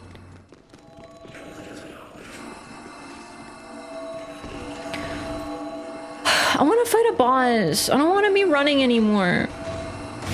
Let me fight a boss. I'm just saying, if this was Dark Souls 2, I would have fought like 4 bosses by now. I didn't do it today. It's not toward anyone in particular at all. Totally not. But no, thank you. You've been indeed good. You must continue to be good. From a claw hand position? Claw is so bad. But there's an amazing weapon over there behind that thing. But the only weapon that I need is these fucking hands. Fucking Herald! It's right there! It's right there! I can't even see past your asses, but it's right there! I remember now! Oh, Herald! Damn you, Herald. The only weapon I need is these hands and the sellsword twin blades. Oh, actually, I'd like to switch back to these. I just wanted to use them because I was fighting Frida. And Frida is very fun, but, you know, a lot going on there. So I was like, time for the wind blades.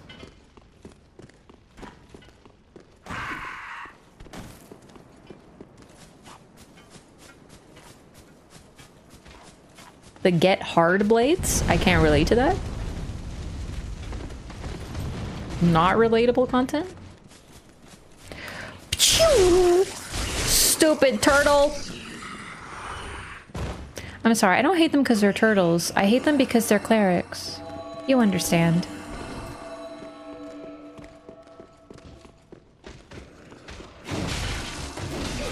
Dude, you are such a bitch. Like, this is why you don't have any fucking friends.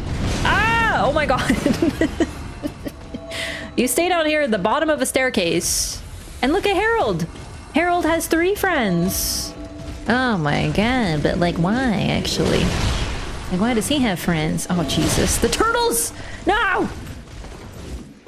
Oh my god, and there's 2 more fucking friends actually. Oh, there's another friend. Fuck off. See you in hell. Okay. I love Dark Souls 3. I love just like roll spamming past a bunch of nerds. It's peak gaming, it's true. Alright, I'm free. Still prefer Elden Ring's power stance. I still enjoy Dark Souls 2's power stance, but Elden Ring's is really good as well. Ew! Why would you do that? So gross. Oh, he's doing it again!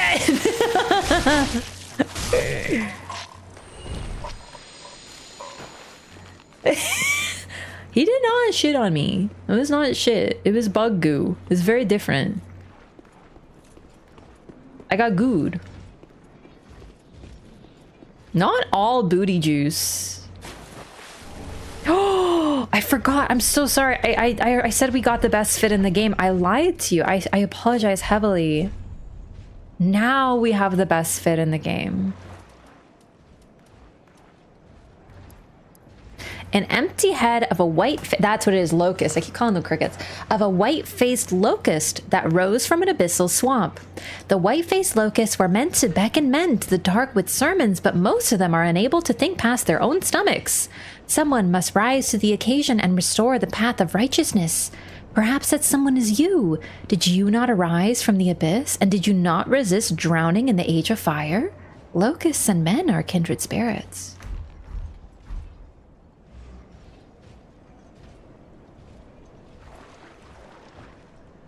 We look like a Tumerian from Bloodborne.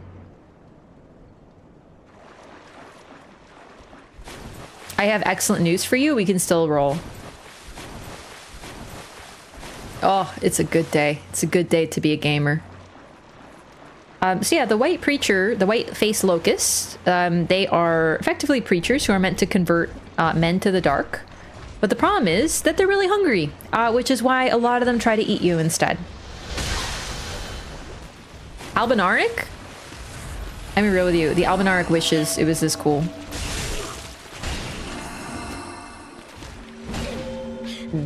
What? Did you just... Oh my lord.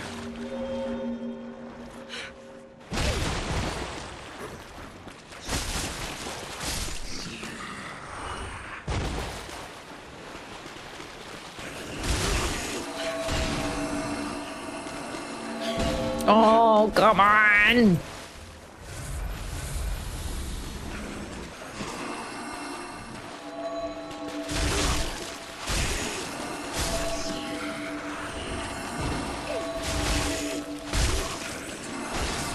Can I just do a charge or two? Or does it have to be charged? Ah, I keep missing. It's like really not good. And there. And there. Goodbye. Annoying ass clerics. Any plans for Australian Thanksgiving? Wait, did Americans have their Thanksgiving recently? Hang on. They did, didn't they? Sorry if I'm sniffling. I think I goofed up my sinuses again. No, it's next week, right? Upcoming? Gotcha, gotcha. Yeah, I figured. But then why are there Black Friday deals already?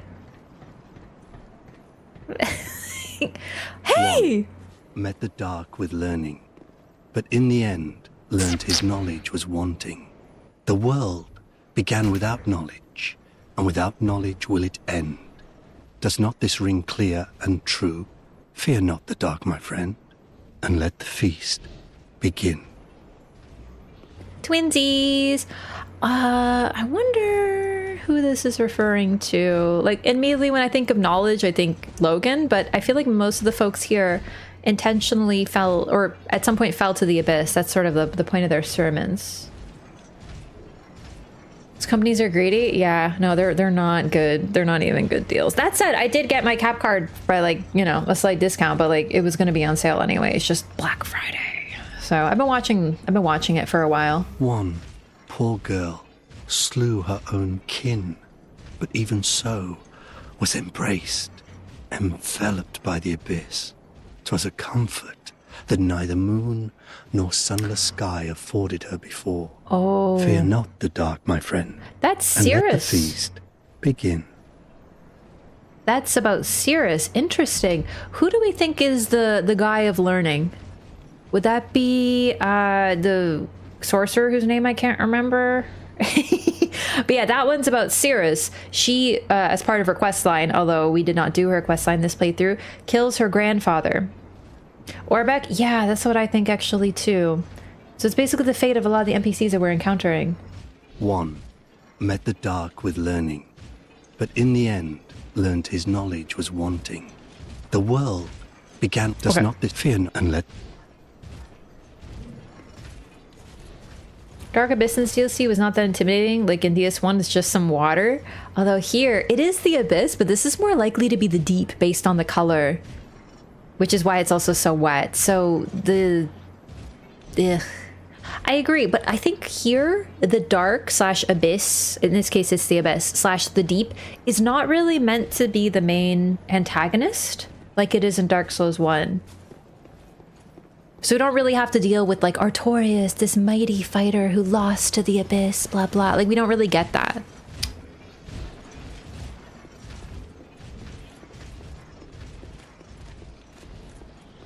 pretty flowers, pretty vines. Really pretty area. Okay. Oh, I remember this place sucks. Okay.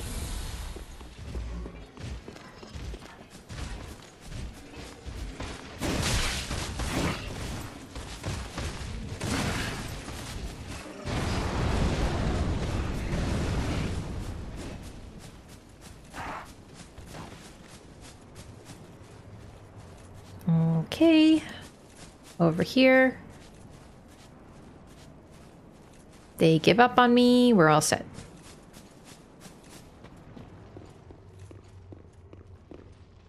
Oh, and here we are again.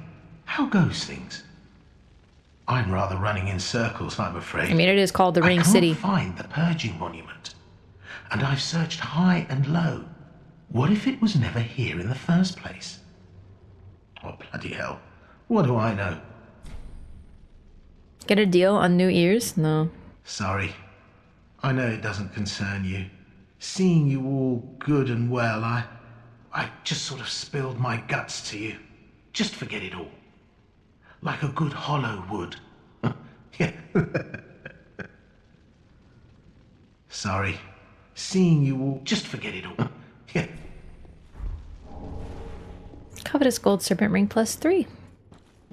In the room, so he doesn't take it with him. I actually really like how you can tell he leaves items behind. It's not unusual, NPCs don't pick up items, but this really good item that allows you to get more drops is straight up just ignored by him because he doesn't care for it. He doesn't want more drops, he doesn't want riches, he doesn't care. He only cares about getting his memory back. So as he is now, he is not greedy.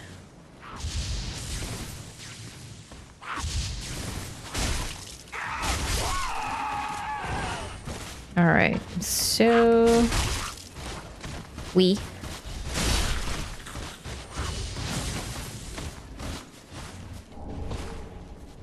Oh, hi.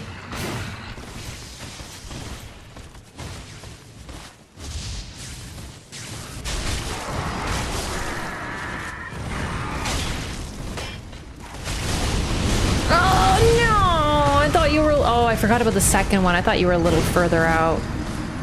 Oh well. That's the Ring City. Gotta search the middle. Yeah, he searched high and low. We're gonna search the middle. We're gonna show your humanity. Alright, let's be cute again. Oop.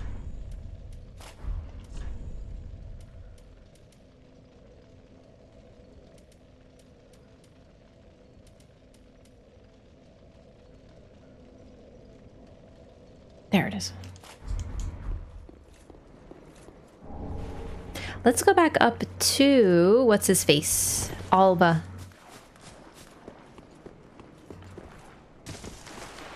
Oh, that was weird.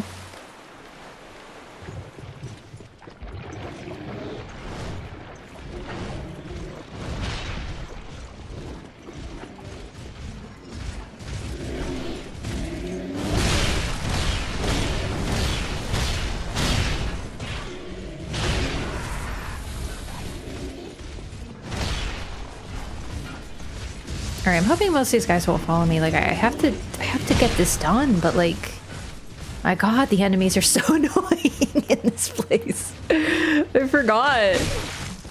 There's just so many of them. Oh, I shouldn't have rolled back. That was a rookie mistake. Like, why? Like, who asked for there to be 16 heralds? Not 16, 7. Literally 7 though. Like, who wrote in their feedback? Hey Miyazaki, I actually was just fighting in the Ring City DLC and I just actually feel like there isn't enough Herald Knights. Can I get like 3 heralds to pop out of the swamp down at the bottom, please? Like, who the fuck? Alan! The Ring Knights do look actually phenomenal though, yeah. Hey, Alva. Oh, get fucking poked, nerd. Gamer. Oh shit, he's coming. Oh my god, it's so big. His sword is huge.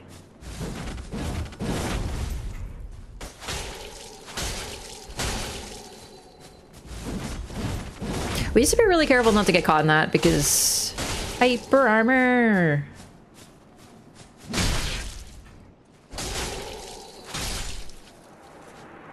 This is the dark place. Wolf ring +3. Oh my god, it's Florian. It's Florian returned. That's so real. Okay, what was I doing? What did I get? The wolf ring +3. Oh, that's actually the other thing about this DLC is they basically give you like a shit ton. I didn't even have the original. I didn't get the or they give you like +3 rings, like a bunch of them, so they're a lot easier to get because otherwise you'd have to do new game +2 to get higher upgrades of the rings, but then the DLC they just throw them at you.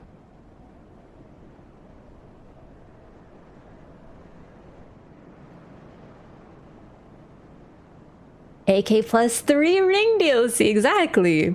Ring associated with Abyss Walker Artorias, one of the 4 Knights of Gwyn, the First Lord. Increases poise. Artorias has had an unbendable will of steel and was unmatched with a greatsword.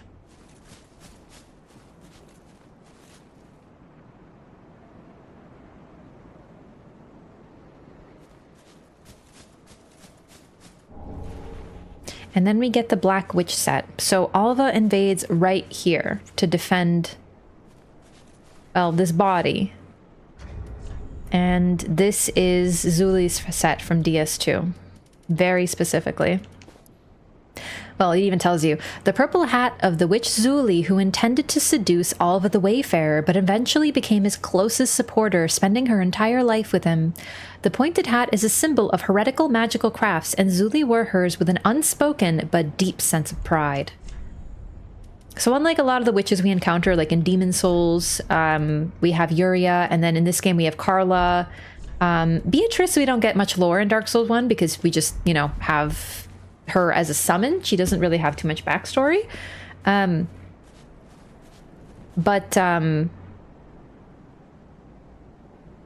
are we so dirty?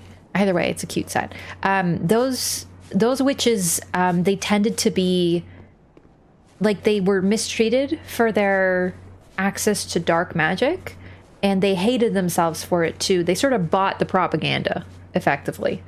Versus Zuli was like, hey, I'm an evil witch, I do dark stuff, and I'm gonna fuck with everybody because I'm a dark witch. She's very much like, she's basically the quintessential villain, but she ended up in an enemies to lovers arc falling in love with Alva. So Alva was trying to cure a saint who was sick. We don't really get much details on the saint, just I think we get her name, but I don't remember it. And he went on this journey to cure her of an illness. And Zuli, basically, you know, being the villain, kept trying to stop him and cause problems for him. And yeah, apparently seduce him, but also straight up just fuck with him and cause him problems. But they ended up falling in love with one another. So the saint died eventually. Alva wasn't able to succeed, and it looks like Alva later, according to Dark Souls 3, just became the Seeker of the Spurned and is trying to help other witches.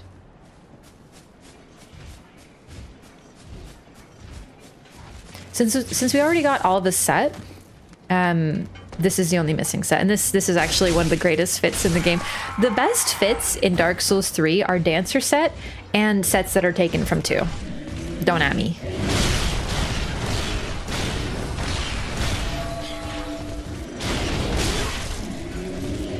I do feel like it looks worse in this game, though.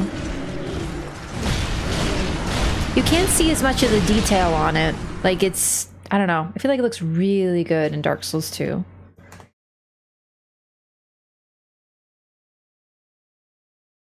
The saint died, and then Zuli moved in and became Alva's roommate because they were roommates. They were roommates? It's still pretty, and the back's nice. And the heels are cute. Alright. Okay.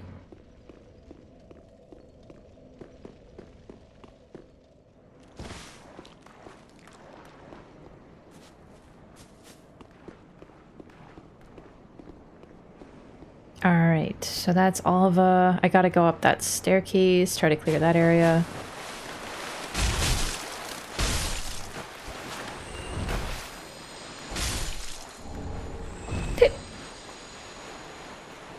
Fire Witch set. Oh, Fire Witch set is actually pretty good. I could never make it work for me. I feel like it's too bulky. Looks like it has a gray filter. Maybe that's just DS3. DS3 is definitely a lot more muted. So a lot of the sets, they just look a little like duller in hue.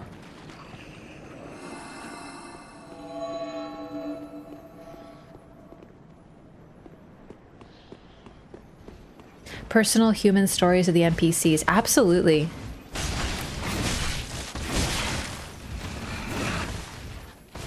No! This is the worst lizard. Okay, I'm gonna ignore him. I don't need any chunks. I'm already using my favorite weapons. I'm ignoring the lizard. I got tempted. I did. I got seduced by the lizard, man. I'm telling you.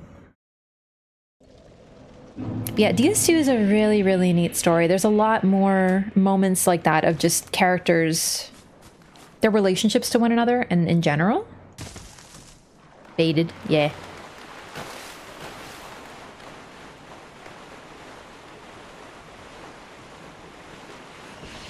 You know what? I feel like the difference between this DLC's Dark and the Dark of Dark Souls 1 is also the fact that this is like a slow sink into the dark. Versus Dark Souls 1 is about one particular very powerful human, his humanity gone wild. So the fact that the dark is like spreading, aggressive, violent, like a disease, it fits better in that game. This game, it's just, well, it's different. I really like the way DS2 looks way better than DS3. Me as well, yeah. I just like color. That's the thing. I love color. All right, we're gonna fall down here.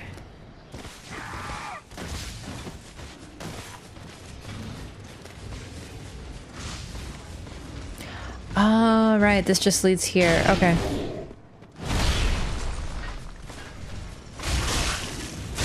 Probably gonna get cursed. Yup.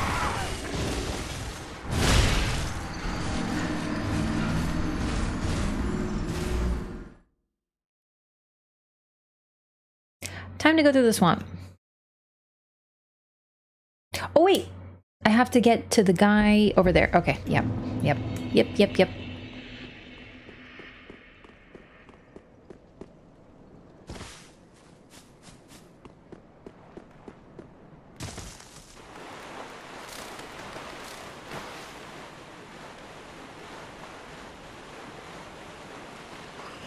I'm stalling so I don't have to go to the swamp because I don't really like this swamp. I'm sorry, Miyazaki. I don't like the adjudicators or just the regular adjudicators.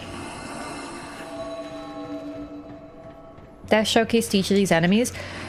Yeah, the Ring City DLC. In general, the Dark Souls 3 DLC is like very turned up to 11.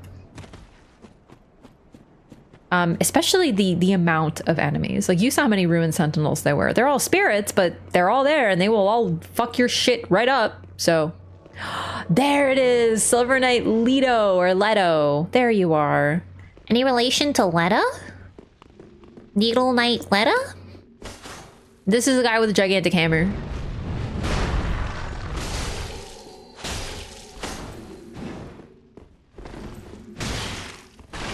Oh damn, he got hyper armor.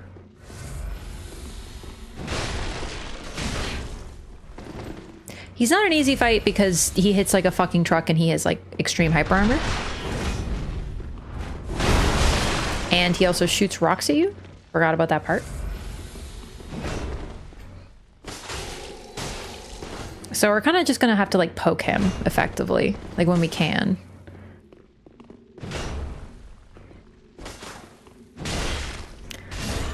Okay, or he'll do that. Wait, why do I look hollow? Why do I look hollow? What did he do to me?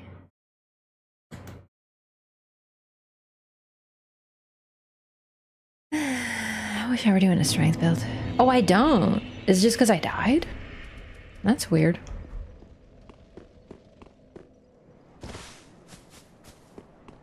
You have the Dark Sigil, bro? Yeah, but I also have the ring, bro.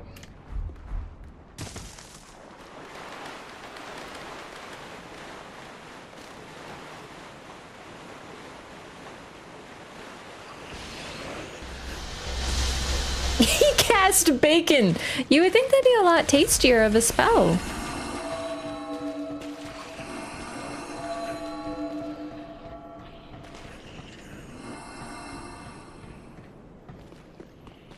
Think you take on your real form during your death animation. Yeah, it could very well be. I've just been wearing the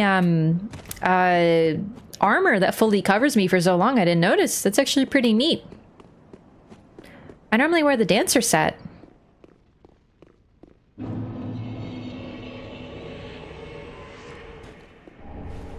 Oh, you know what? If we fall down this mountain, we'll probably get Havel +3.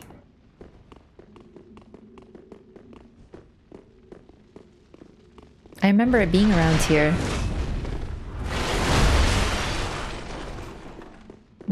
Okay, if I could just hit him with my 1, 2, 3, that'd be like really good. Oh, nice. We interrupted. Okay. Yeah, so he catches you in that swing, and I can't roll out of it if it hits me. Yikes, this is gonna be more annoying than dealing with Havel.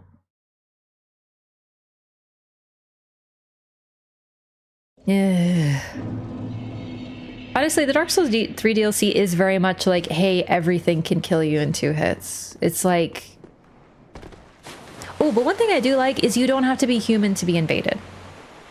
That actually I really like. It's a return to Dark Souls 2, actually. In Dark Souls 2, you don't have to be human to be invaded, or embered in this case. You don't have to be embered to be invaded, which is really nice because you don't miss invasions and items associated with them.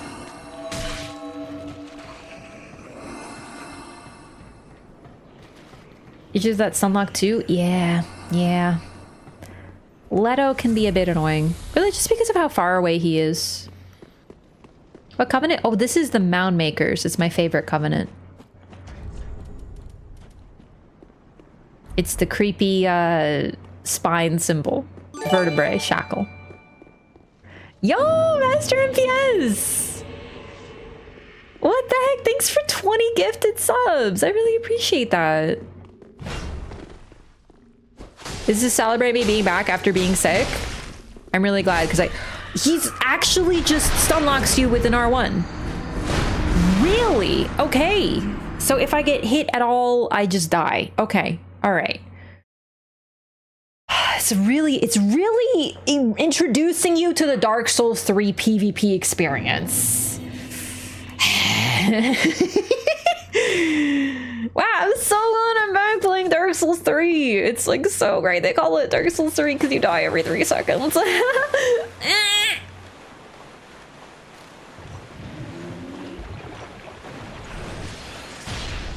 Really for DS3 paint a bit? Thank you. Thank you so much. This is like why I don't really like Dark Souls 3 PvP, because it really does boil down to stuff like this, unfortunately. But that's okay. That's why I am retired. Reformed. Thanks so much, Master FPS. I really appreciate that. Thanks for the 3, not 3, I don't know, 3's in my head today. 20 new butterflies in the chat. Thanks so much. Okay, what is over here again, other than Leto? Because at this point, I think I'm gonna let him go, you know what I'm saying? Oh, fuck. Ah! Leave me alone! I'm cute! Alright.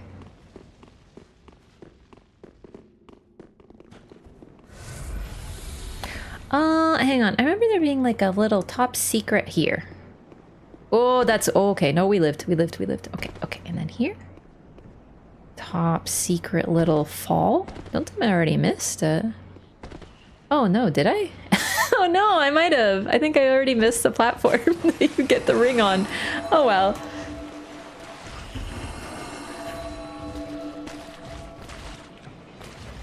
There it is. It's like the first one. I just missed it. Okay, there we go. No problem. Hey, Fred Slags, welcome back. Thanks so much for 9 months. Please enjoy your new blue butterfly. Thanks so much for the support. Hope you're doing well. There we go. Whoosh. And there it is. Okay, I think I can make that, but I'll just do this. And this. And we're free. So, oh, I was wearing Havels. I'm not anymore. Okay. Leto's hammer transforms. See a spellcaster bonk? He's using a very similar thing to Havels. He gets like rocks and he puts rocks on it and it like wah, you know? So basically, yeah. Kind of like Havel. Havel himself is a spellcaster bonk, actually. Yeah, he is a magic user. Oh, great. Big, creepy. I do love watching this creepy tall guy like walk across the vista. Don't look at me, big tall man. Nope, we are leaving him alone.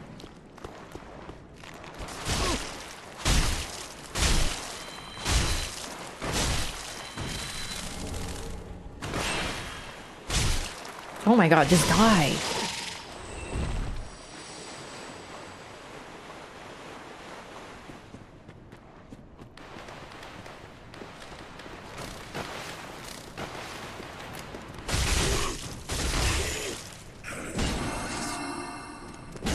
Dude, get...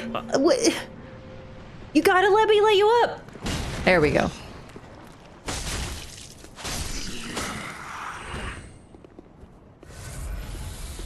Yeah, the Judicators respawn, which isn't necessarily, like... I get why, because they're a really cool enemy, right? So they didn't want to make them just vanish if you kill them, but it does sort of lead to them being really annoying to deal with, and it doesn't really feel worth it to deal with them at the same time.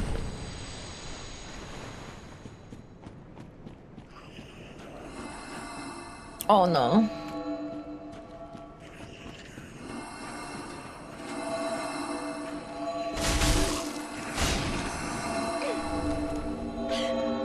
Oh, fuck. Bitch, oh, come on. I need to use a heavier weapon so I can, like, flip them in one hit like a freaking pancake. Don't they drop Divine Blessing when you kill each of them for the first time? Something like that. Very unfortunately, I am not interested in killing them, so I'm just not, we're not gonna find out, unfortunately. I'm just, like, I'm whittling down more and more of what we're doing, because, like, my god, Dart, like, I forgot how... This DLC is just like, everything takes 50 hits. Like, I'm tired, man. I want to fight a boss, man. This is so much more fun. Strong build, easy mode time? No, really, I'm tempted. Everything kills you in 2 hits. Or, even worse, they do the thing like these turtle guys, where they become like, you know... But it's okay, it's Dark Souls 3. You're rewarded for running through enemies. Like, genuinely, that's sort of the trade-off. You don't really have to fight shit. Like, you can just run through absolutely, like, everything in this entire game. It's not like Demon Souls.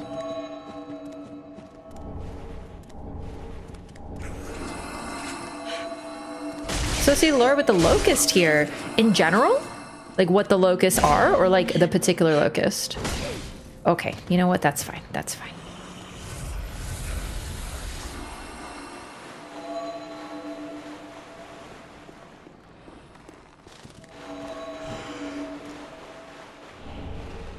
Church Guardian Shiv.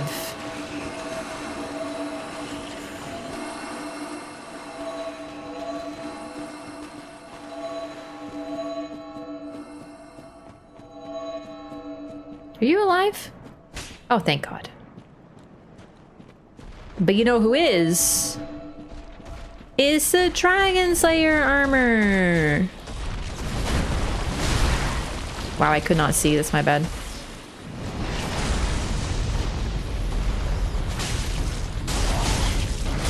Oh, don't tell me he stunlocked me again. Oh, that's unfortunate. I did try to roll after that hit, but I don't know if I was truly stunlocked or if that was just how it'd be. Not my favorite Miyazaki swamp. Yeah, I don't really like the swamp very much. It's a pity, because I'm normally quite a swamp enjoyer, but not this one. Alright, so we have to show off the Judicator, and I'm going to try to kill the Dragon Slayer armor. I think he has an important drop, so I might have to kill him, unfortunately. Is technically a boss? I did ask for a boss, you're right. Alright, so this Judicator summons the same guys, but a couple special bonus friends as well. And that's why I've aggroed him.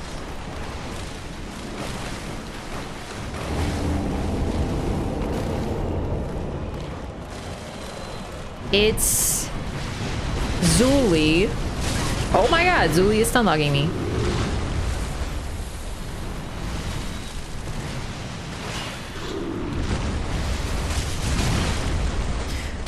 So Silver Knight Leto and Zuli both are summons available for the Adjudicator, which kind of elucidates their fate, unfortunately. Oh wow.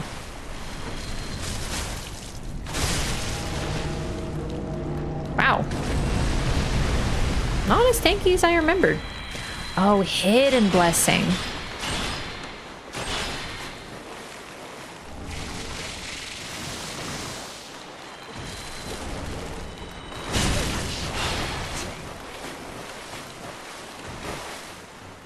Fixing my car right now and I'd rather be in a poison swamp. I'd trade you. I don't know how to fix cars though, so I'd probably make it worse. As long as that's cool. Alright, so next time we die, I have several items straight. We'll read them all en masse.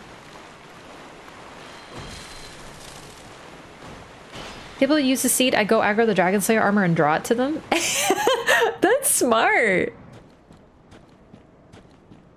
Let's grab this. Evil, but smart. This swamp sucks because we all wanted to explore the city but got a swamp instead. Yeah, and the thing is, I wouldn't even mind if it was a swamp and the city, but we get like a road and then that's it, unfortunately. It's a Volkswagen? Oh boy. Yeah, I've heard those are not fun to repair.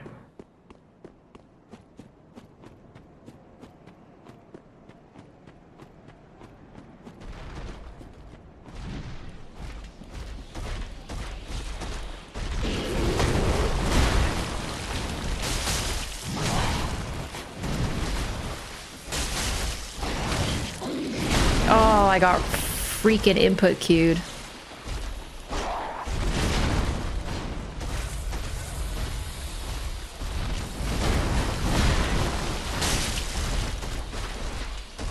I might switch to the cell swords. I'm already getting like... I want to try to hit him more than once, you know what I mean? I'm probably gonna die, honestly, because I can't find them. Yeah, maybe I shouldn't do that live. I'm not as quick as I am in like Elden Ring at weapon swapping, but like I just want to hit something more than once, man. I'm so tired. Actually, DSA as far as dudes in armor go, I feel like... I don't know why I don't like the DSA. I really don't. It's a perfectly fine boss. I think it might literally be this appearance. It makes me not like it though.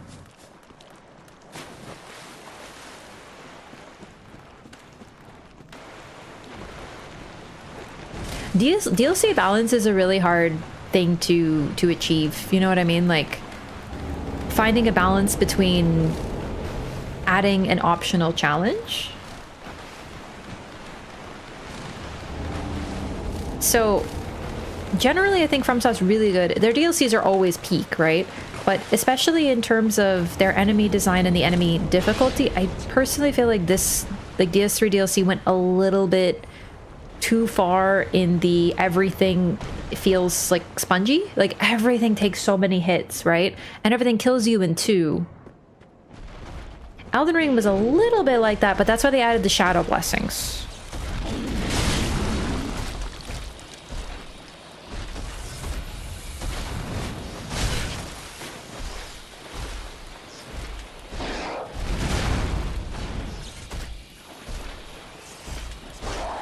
Oh, I fucking timed it. Ugh.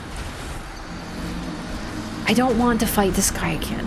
I don't want to. I really don't. He's kicking my ass. He kills me in 2 hits. This is when they started taking things to the stratosphere. Yeah. Elden Ring definitely has a little... It's not even that things are spongy. It's just, you know, my typical complaint with Elden Ring, which is like, when is it my turn? When do I get to attack? You know, it does feel a little bit like you're just waiting for the boss to stop being cool so you can have a turn. And by God, are the bosses cool, but you're like, but I want to be cool, you know? Dark Souls 1, Bloodborne, Dark Souls 2, you can be cool. You can totally be cool as shit. Even when you're being a little Dorcas. But in Elden Ring, it's like, no, you don't get to be cool. You get to watch other people be cool, and then you get to eventually hit them a couple times.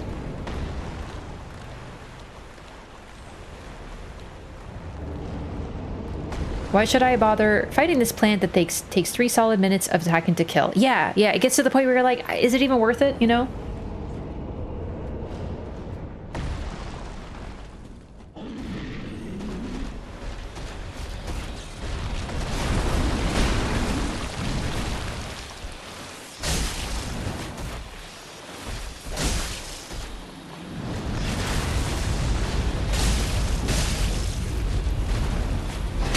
Oh, really quick. I see. Oh my god.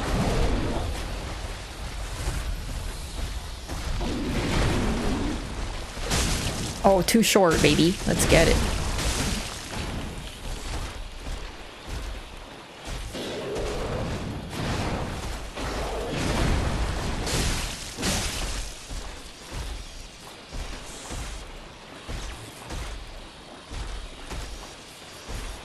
Bird tree was compensating for people getting too good at the game.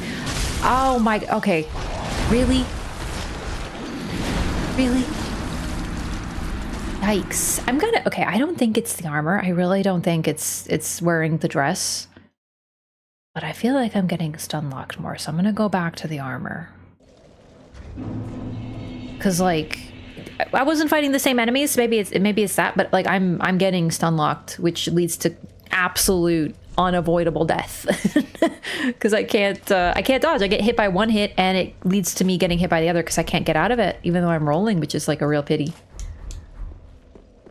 No, I think that Elden Ring, Miyazaki was like writing hate mail to challenge runners. They actually, I feel like Elden Ring, he was like, with Elden Ring, I'm gonna make you fuckers get hit. You hitless runners, you're getting hit this time.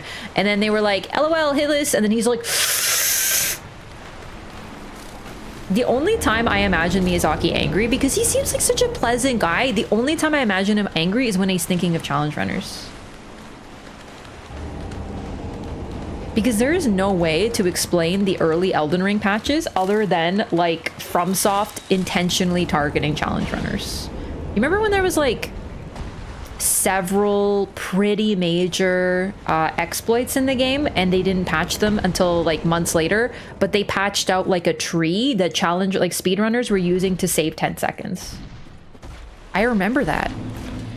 Literally there was a tree that they would use to jump off and it would save 10 seconds on a challenge run. The only people who used the tree were the most hardcore players of the game, and they patched it. Meanwhile, Blood Flame exploit, still a thing. And it's like, uh-huh.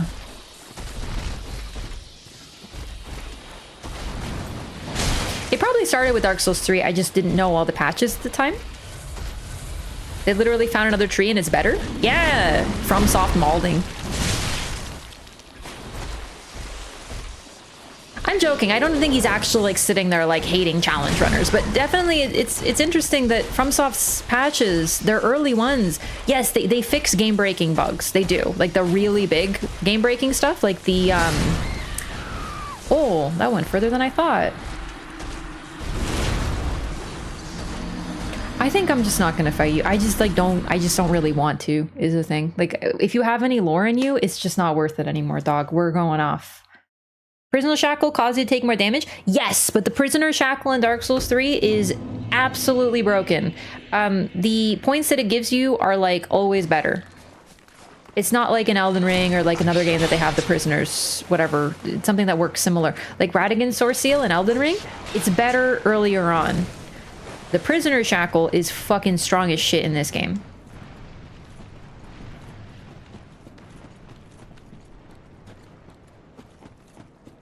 He gives the armor. That's what I figured. For some reason, I actually thought it was in base game. All right, like I said, we're gonna read a bunch of lore all in one go.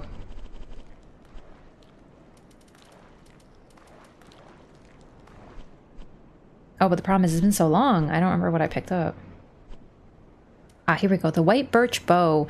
A short bow crafted with white birch, endowed with light manipulating magic. The bow is a relic from an ancient land of sorceries that was swallowed by the abyss, most known for its folktale of the heroic abyss walker, Ulasil. You're set when you have the prisoner's chain and Ring of Favor Protection +3 on. And that is actually exactly what I have. And I'm still getting killed in 2 hits. I saw it take more damage and said no thanks. That's totally understandable, but specifically in Dark Souls 3, just put it on because the stats that it gives you make it completely even out. It's absolutely broken, which is why later on they made them a little worse. Like Elden Ring, Radagon Sourceal, and Marika Sourceal are not that good because of this. They are still good, but you don't want to use them past like 70-ish. In this game, you just stick it on. It's that easy.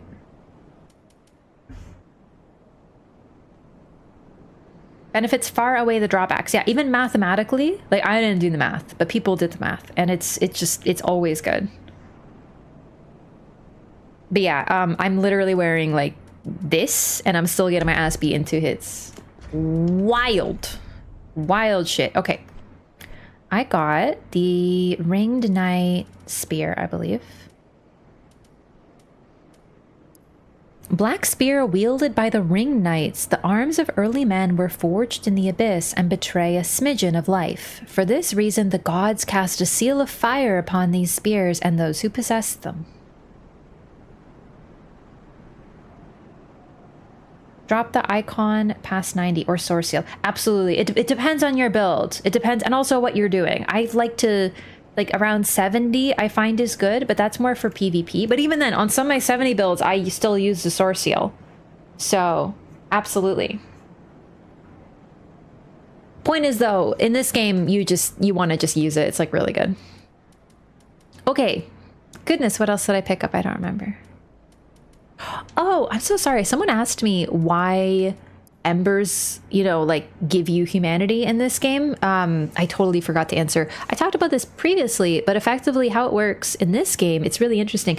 We are an unkindled, not an undead. Well, we are an undead, but we're also an unkindled. And the unkindled are brought back to life by the flame, like literally the first flame, which has been linked and linked and linked and linked over and over again, is trying to sustain itself as if it's taken on a life of its own and is bringing people back.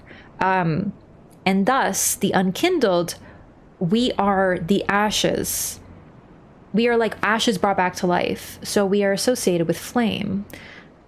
We yearn for the warmth that we cannot fully acquire. We're not like, that's why we don't use humanity or human effigies. It has nothing to do with humanity. But we have the quest to become an undead.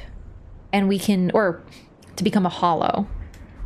So they kind of create more lines now because undeads can become hollow, but in this game, hollow is used for undead who look hollow but still apparently have their mind. So there's further, it's like we go further back and forth. And so I forgot she lived in fear. This is Irina.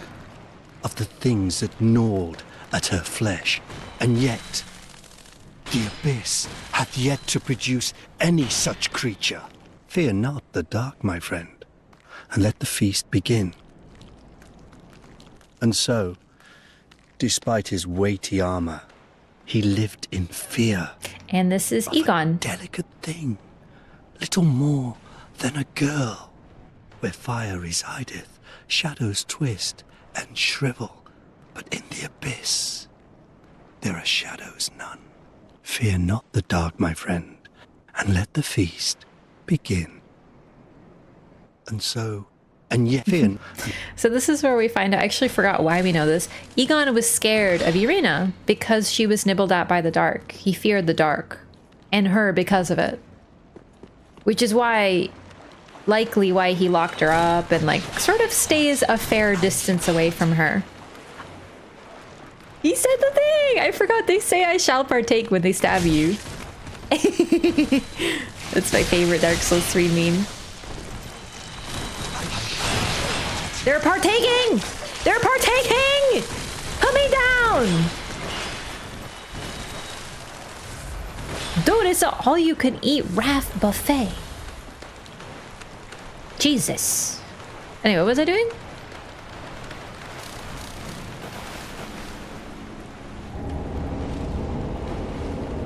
Why does Ripper not have a sharp infusion? I don't know. I just didn't do it. I probably should.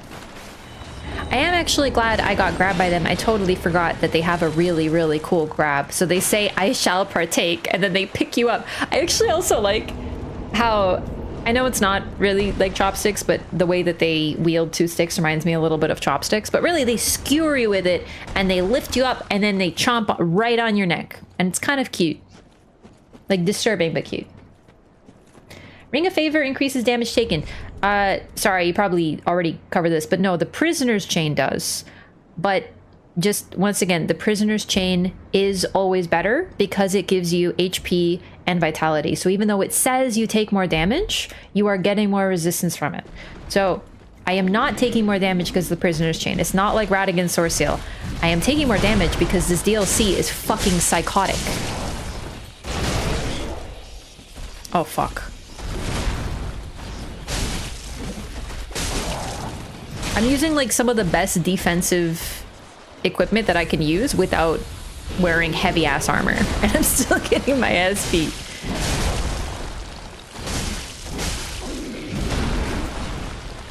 Just don't stun log me, please. Maybe I should wear the wolf ring. Like, I don't think the poise will help me. That was a really great cute input, by the way. But it might. I don't know if wolf ring is very strong in this game. Oh, fuck. I stamina at the worst time. Oh my god. No, no, no, no, no. Not today. Not today, sir. Come on! I shouldn't have healed there, I know! Just... Oh, god, you're so annoying.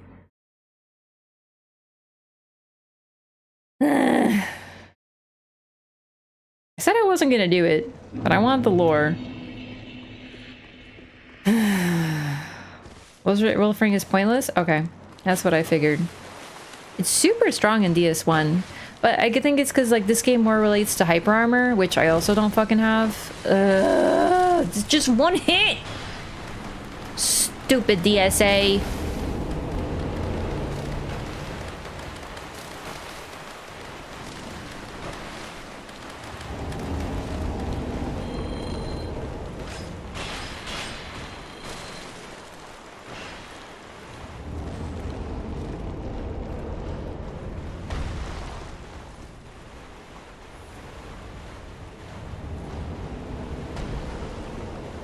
Okay. I'm gonna pick up the item this time, so then it won't, you know, I don't know, I'll just have it. Oh, that's that one. That's the slow one. My bad, I thought it was your other one.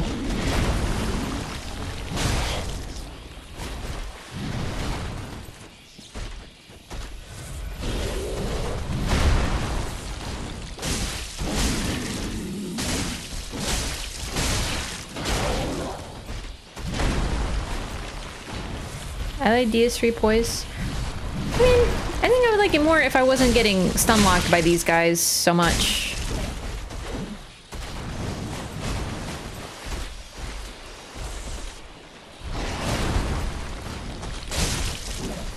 Gonna heal because he'll probably one-shot me. PvP is often just a poise contest, unfortunately. Yeah, I'm not a fan of it.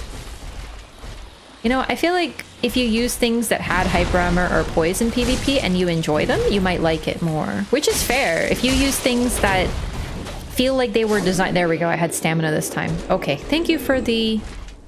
Thank you so much for the armor and the lore. I hope to never see you again, DSA. Stark melted iron helm of the ancient dragon slayer armor. The armor, defeated by the champion of Ash in Lothric, was left ages to rust until it slipped into an abyssal swamp, where it was possessed once again by the memory of the hunt. So this is the this is the exact same armor that we fought. It's back. It's not even like, hey, there was actually two. No, the lore is that this is the same one that we fought. We killed it. And then it fell into the abyss. It came back to life again. Because the dark is life. Where is the other set? Alpha, Phil. Iron, what is it called? Iron something? Oh, I already forgot.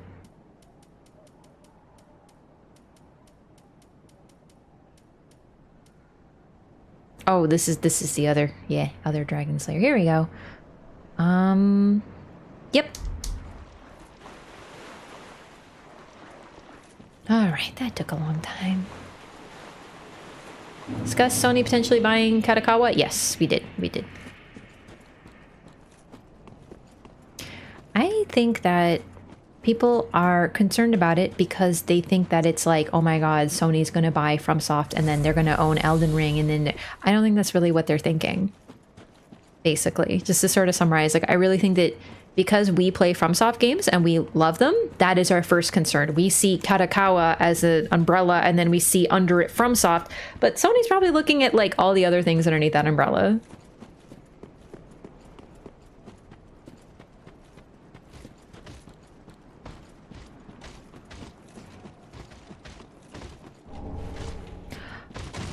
Oh my god, it's the Veil. I completely forgot they put it in this game.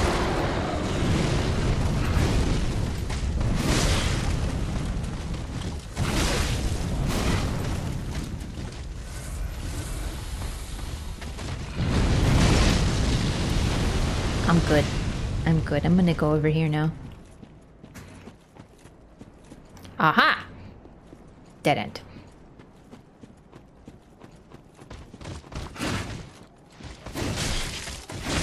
Oh, shit. Hope they make Ralph the Chief Gaming Officer? Yeah, they should do that. That would be great. I definitely have good opinions on gaming. Okay, it's just to summarize, it is a non-issue. Like, really don't worry about it. Sony is not looking at Katakawa for FromSoft. FromSoft is small potatoes compared to other ownings.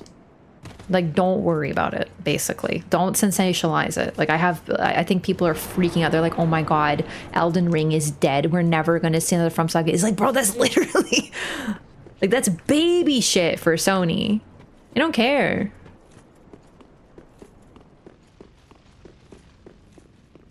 Katakawa is so much more. It's the headlines. It's the headlines for gamers. Understandably. Because that's what we're worried about. Because people, like, you write an article saying Elden Ring, parent company purchased by Sony, ? And everyone's like, there's so many more things to panic about, and this is not worrying about it.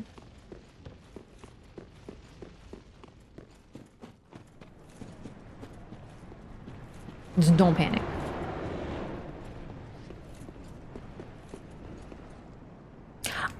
Oh, my favorite dragon!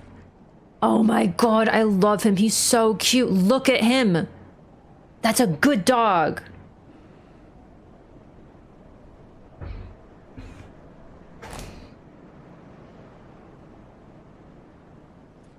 We're not gonna do this right now. We're gonna do something else. But please do appreciate the dog, because he is very cute. Very cute dog. Very good dog. Oh, shit. Don't move. Okay, I hope I didn't get close enough. I just want to look at the dog. My favorite dragon design that FromSoft has done. Show your humanity. So this is a puzzle. And there's like a little chimney up there, and it leads to a thing. This took me fucking 3 hours to figure out the first time. To be fair, if I was a Mimic Veiler now, I think we'd have an easier time of it. Oh, I got this too. Sorry, I forgot to read this. Church Guardian Shiv. This special throwing blade has a flat tip and is wielded by guardians of the Church of Filianor. Consume FP to project illusory blades which seek their targets. Guardians of the Church, of whom few remain, watch over Princess Filianor's eternal slumber along with the spears of the Church. Okay, it's this, right?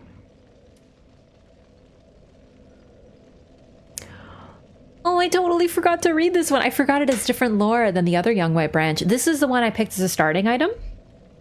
This is the ones that I picked out throughout the game. Little Dusk's first sorcerer's staff eventually became a seedling, and then 3 white birch saplings. The young branch is said to still contain echoes of Little Dusk's capriciousness. Are we having time to hear that Midir is a good dog? Midir is a good dog. They're good dogs, Brent.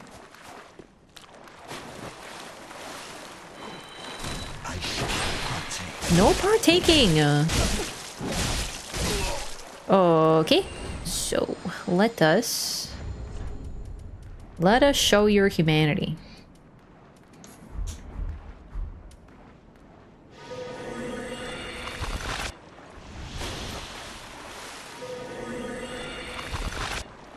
Oh, I think I gotta be deeper. Hang on. Or it's just RNG.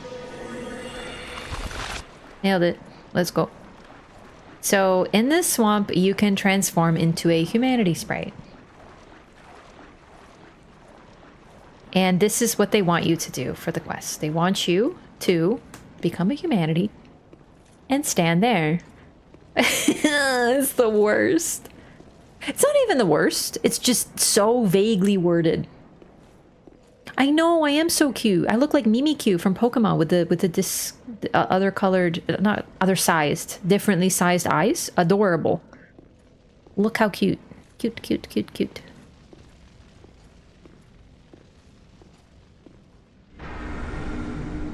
Ta-da! Marek has felt a lot less ridiculous. Spoken as someone who is not transformed into a deer. No, just kidding. Most of the transformation items are a little goofy. They're meant to be, for sure. But this quest is just a little odd.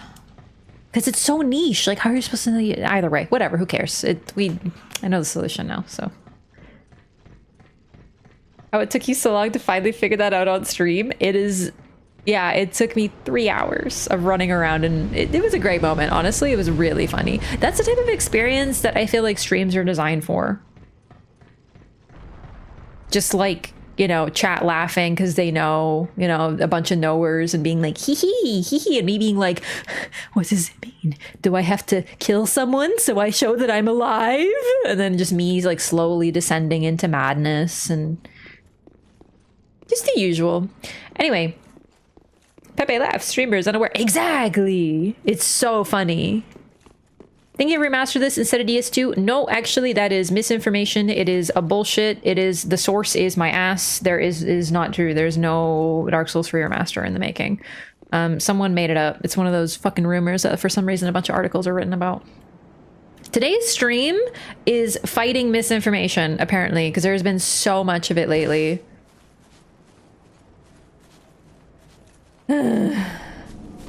Straight from Raph's ass? No, if it came from my ass, it would be true. Oh, fuck! There's some sort of nerd here! Ooh, there's another one.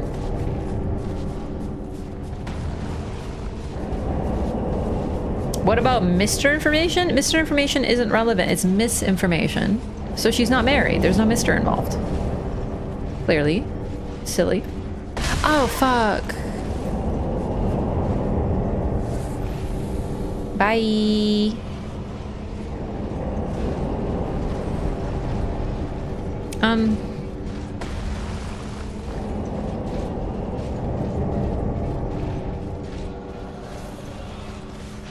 I think I'm going this way? I think I'm going the right way. This is how you get to the Purging Monument. Oh, I found it. Gaming. This game sure don't feel like it's almost a decade old. FromSoft is really good at art direction. They really nail, like their games have such longevity because of it. All of them. Even Demon Souls, maybe this is a hot take. I don't even feel like Demon Souls needed a remaster, but the remaster served as a great way to port it onto a new system because it was a PlayStation, it was like stuck on PS3, right? Which by that point was 2 systems old, kind of hard to play, and now it's been moved forward to the PS5. Pray to the Purging Monument. Request dissolution. Your curse can be lifted for 7,900 souls. Will you request to reverse hollowing? No. Request absolution. You have not sinned. Gaming.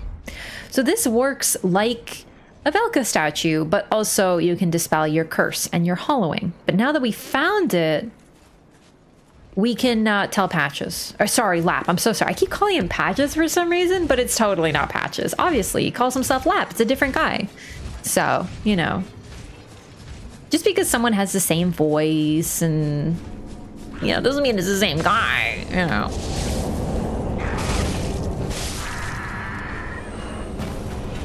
Excuse the fuck out of me, Zuli? Oh, Jesus! Oh, shiny.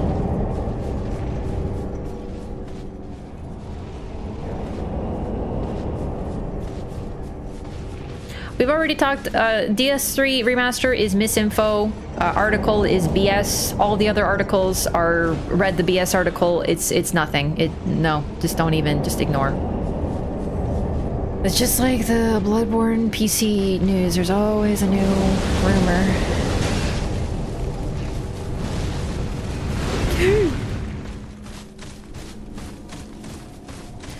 I just wish the monument was like a little easier to get to be honest, but like whatever.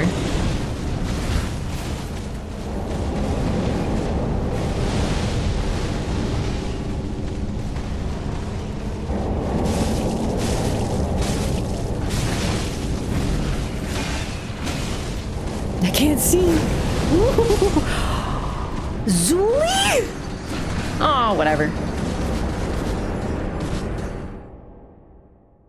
Please stop saying things like decade old. FromSoft fans will believe literally anything if it means they can pretend they're getting another fix. It's mildly annoying. But the thing is, I don't blame people for, you know, we kind of are used to articles actually being like based on truth and actually like a real thing. And I don't really blame people for, you know, expecting that journalists actually are journalists these days, and it isn't all just bullshit. I don't blame people for that, because the fact is, like, you know, I learned in school that like there's all these rules for like, you know, journalism and what you can publish and this and that and whatever, and you know, now it just feels like all that is in the shitter. So like I find it really hard to blame people for that. It just, unfortunately, a lot of misinfo does get spread really, really easily, you know, but like, I don't know, you just have to, everything you see nowadays, you just scroll on Twitter or like Facebook or like YouTube and you just see like, oh, they're working on Dark Souls 3 Remaster. Oh, that's kind of cool. Anyway, and you keep going and you don't like look at it. But nowadays you see a post and you have to like double check it and find the source and read the article and figure out if the source is real and see where it's coming from. And then you end up finding out that it was just a tweet of someone seeing Bloodborne Remaster.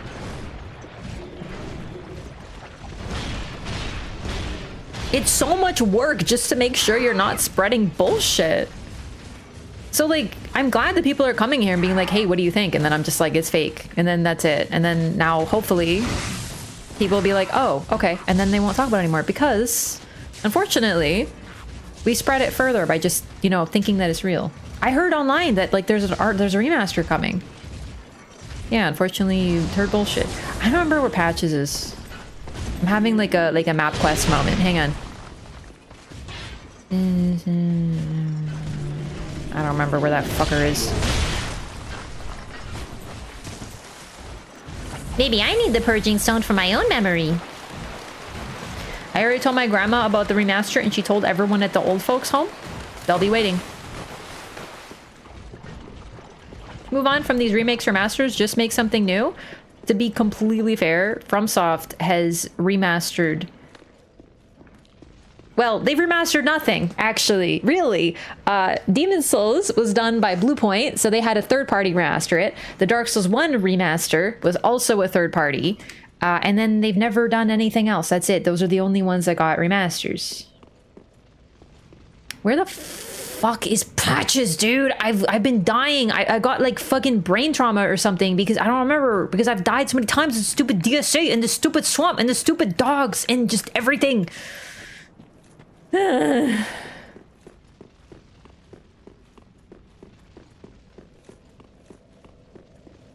Scholar isn't a remaster though. Scholar is more like a definitive edition. Like Scholar isn't, like, I wouldn't consider that. Also, DS1 remaster was not FromSoft.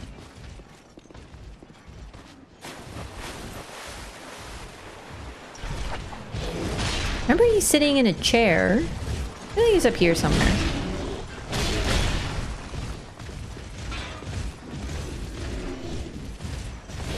Will the new FromSoft title not have DSR graphics engine? Nope, it will not have that engine. That is not FromSoft's engine.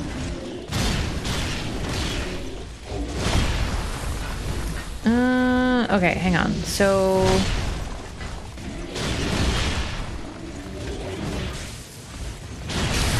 I forgot you can actually see the Purging Monument from right there, so you can see where to go. Alright, so it's gotta be somewhere in the swamp.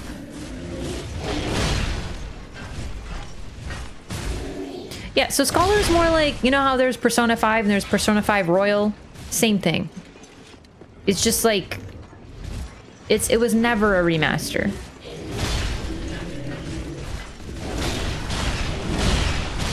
Dark Souls 2, def a bit weird for that one. It definitely kind of breaks the rules, but they don't really do remasters.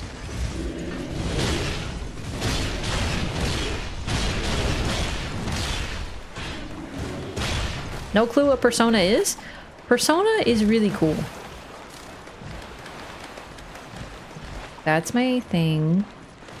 I can't believe I found Patches, and now I don't remember where the shit he is.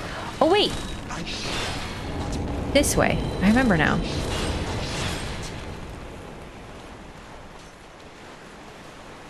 Paces and people who do it professionally and you trust. I know that absolutely, that's very true. If you're writing like a paper, you need to list your sources. But unfortunately, what I notice a lot of like journalism does now is they don't need to report if something's true because they just use it as a discussion point. So for example, they say Dark Souls 3 remaster, and then the article says, we have absolutely no information about a Dark Souls 3 remaster. No one is talking about it. No one wants it. We don't even have a whiff of a suggestion, of a hint that there will be one coming. But what if there was? What would this mean for you, the gamer? That's it. It drives me insane. Because you'll realize it's like, well, you know, would it be on all consoles? Would it be what FPS would it be? What would it be about? And it's like it would just be like, would it be done by FromSoft? Would it be done by someone else? Mayhap Bluepoint? And they just discuss like bullshit. That's the problem. What did I come here in search of? Damn. Stop it. I'm unbreakable. Unbreakable. Speak of the Purging Monument. Are you certain of that? No. Sorry, I know you'd never lie to me. Thank you. Thank you kindly. I'll speed right on over. It won't be long now before I know everything. Who I was, what I lived for, and what my name was. And I'll have you to thank for it all. Ah, thank you. Most sincerely. I swear upon my birth name that I am your friend. No matter what might come out, no matter what I was, if you would do me the honor, allow me to be a true friend, always. It won't be long now before I know He's back, baby. Who I was, what I lived for, and what my name was, and I'll have you to thank for it all. Another thing too is because so much media, it's more like entertainment, like on TV. There's always on the radio, like my parents listen to this stuff all the time. There's just like radio talk shows and they're talking about whatever. And like if they report on any sort of news, what they'll do, they won't actually summarize the news, because if they summarize the news, it'd be like, this happened, the end, done. Instead, but they need to fill 2 hours. So what they do is they talk about like Dark Souls 3 Remaster. There's no news about a Dark Souls 3 Remaster. The end.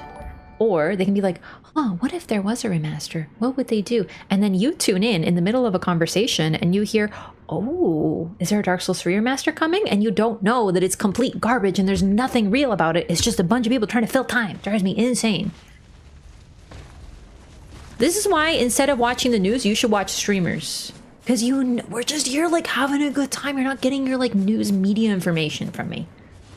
And you shouldn't, unless it's about Dark Souls 3 Remasters being BS. Then you're in the right place. Remigius, thank you so much for 4 months. Welcome back. Ah! Thank you for the Prime. Appreciate the support.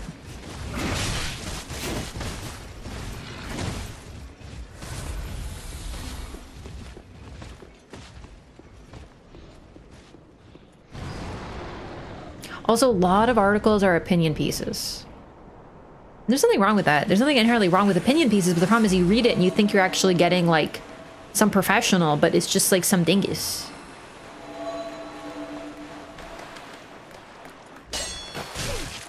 Now me, I'm actually a professional dingus, so you should listen to me for all sources of information. Generally, right? Like, you know what you're getting with me. A professional dingus.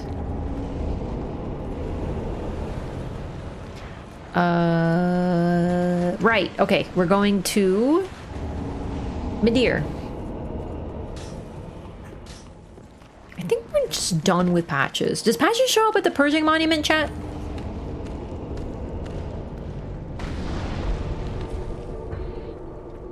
Make it seem like it's not someone speculating, and when called out, it's just entertainment, not actual news. It's true. And like, I'm talking about like generally, but in the end, it's video games. Is it the end of the world if you think a DS3 remake is coming and it isn't? No, not really.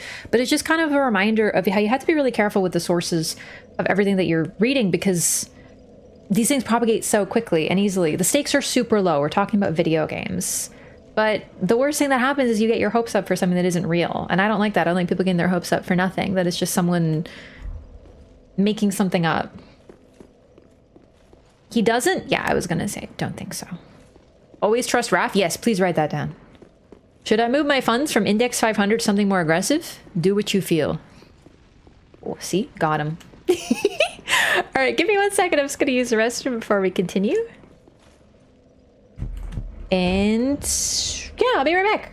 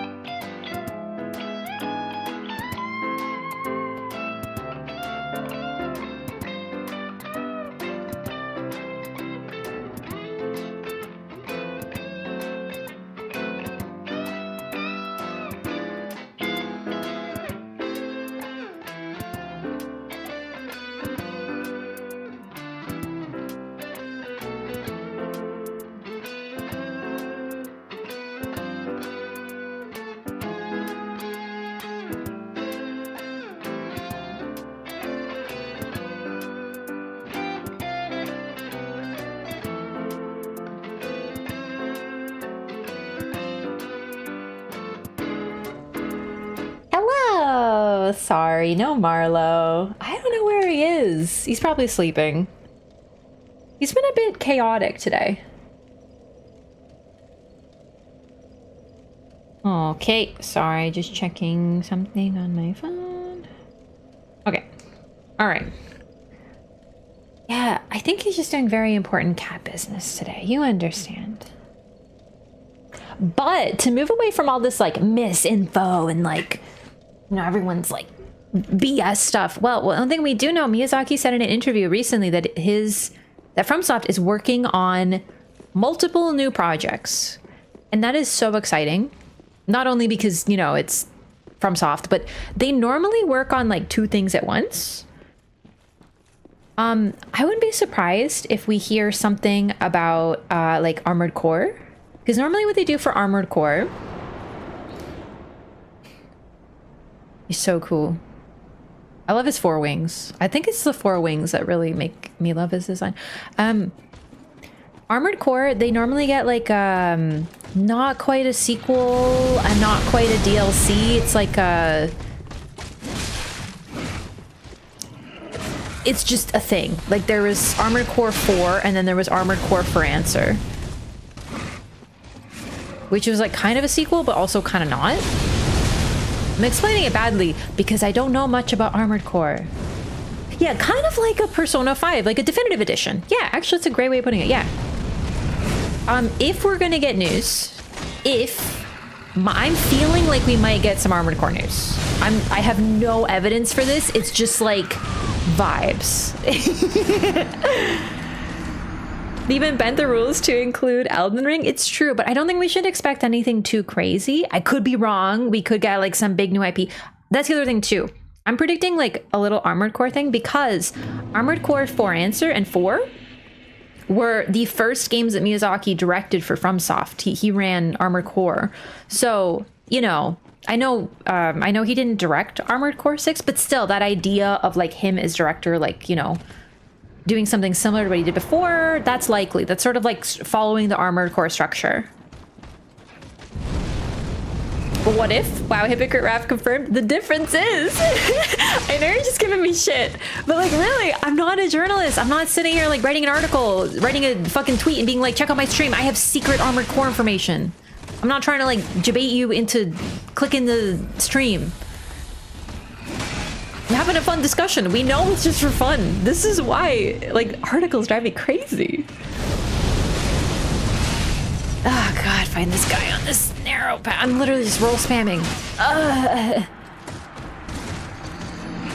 No, that's where I'm trying to create the distinction. I don't have a problem with like theorizing and like creating, you know, we talk about this all the time. Like, what if this, what if that? Like, that's fun. But like, I'm not trying to trick people with complete BS. I'm not writing a tweet saying I have secret information. Come check out the stream, and you click and it's like my secret information is got him, you know. Hey DJ, what have I missed? A lot of Dark Souls 3 dying. That's what a journalist would want us to think. Well, I am a writer. Oh my, that's true. I can't be trusted. After playing Alan Wake 2, I have confirmed that writers cannot be trusted. Crazy news. RAF source confirmed possible Armored Core news. Tweet it. I'll retweet it. I'll say I confirm. Did you just fall off? Did this Crucible Knight like fall off the map? After all the BS, I just had to run past him and I got rewarded with 10,300 souls. Ridiculous gaming. Dragonhead Shield. This shield, as hard as a great boulder, is formed by the head of the descendant of an archdragon. The Ring Knights, by command of the gods, stood amongst the ranks who set out to slay the dragons, but their contributions were never lauded. So, you know how Gwyn had his knights and they fought and they did the epic, you know, Nito and his miasma of death and disease, and the witches of Izalith killed the dragons. Well, it turns out that a bunch of pygmies and Ring Knights also did. They just didn't get any accolades and they don't get a cutscene about it. Crucible Knight? Oh, whoops. Ring City Knight. Honestly, definitely a little bit of a slip, but I think it's just that I'm so used to saying X Knight, something Knight, you know? Sorry, my bad, Ring City Knight. I'm disrespecting you this time. Oh, I forgot. I did forget. That's my bad. I'm getting cooked. Okay, run. Oh my god, the dragon is coming. Probably. Oh fuck, no, don't push me! Hey! Karma. Dude, look, he's got like purple goo coming off him and stuff. Oh, he's so cute. I did Forgore, I did. Oh my god, he's even cuter from up close. She's still thinking about the Crucible of Yap. That's my secret cap. I'm always thinking about the Crucible of Yap. I think he like lands over there, doesn't he? Or does he, hang on. Where do you go? There he is. Yeah, so he kind of creates like a, you think he's like going past and then he's like, I'm back, bitch.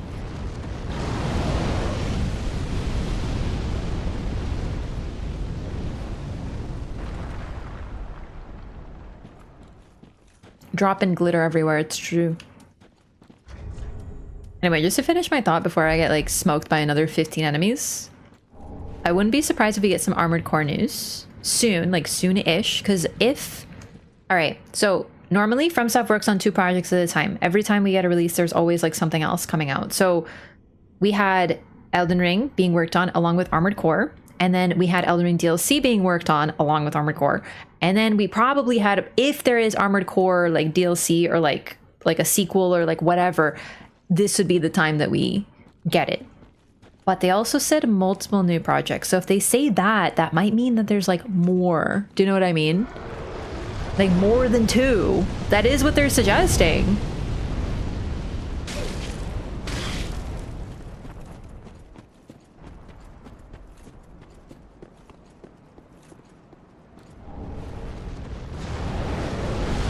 They do normally use the Game Awards, but if I'm not mistaken, they use the Game Awards, like people, okay, you have to remember, people were expecting DLC, like Elden Ring DLC news for a whole last 2 years, and we got Armored Core and an Armored Core release and all this information about Armored Core, and frankly, people weren't that excited because they were hoping for Elden Ring. Like a lot of people who were excited for Elden Ring DLC and Elden Ring in general still haven't played Armored Core.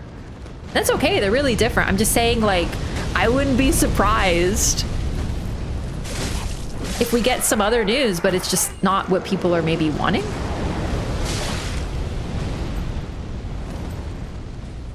But also, new IP. Definitely new IP in the works. Probably. Going nuts of the Armored Core reveals. I know, it's just a weird thing, because like when it first, oh, it happened, chat. I was like, ooh, it's shiny, and then I got, yep. Moaning Knight? Moaning Knight?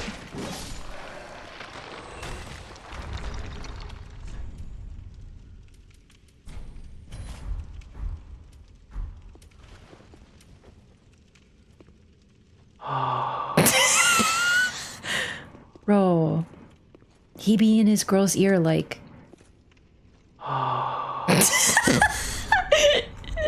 I can't be stopped. I can't be stopped when I think something's funny.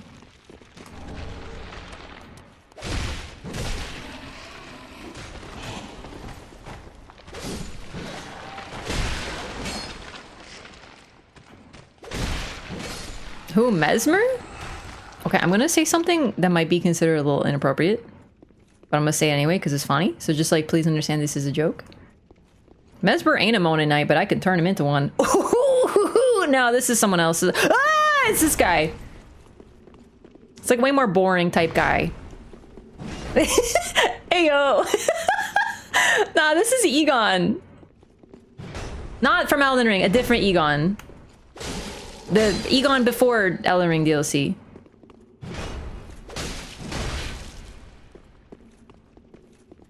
He forgot his name, he's just the Moaning Knight now.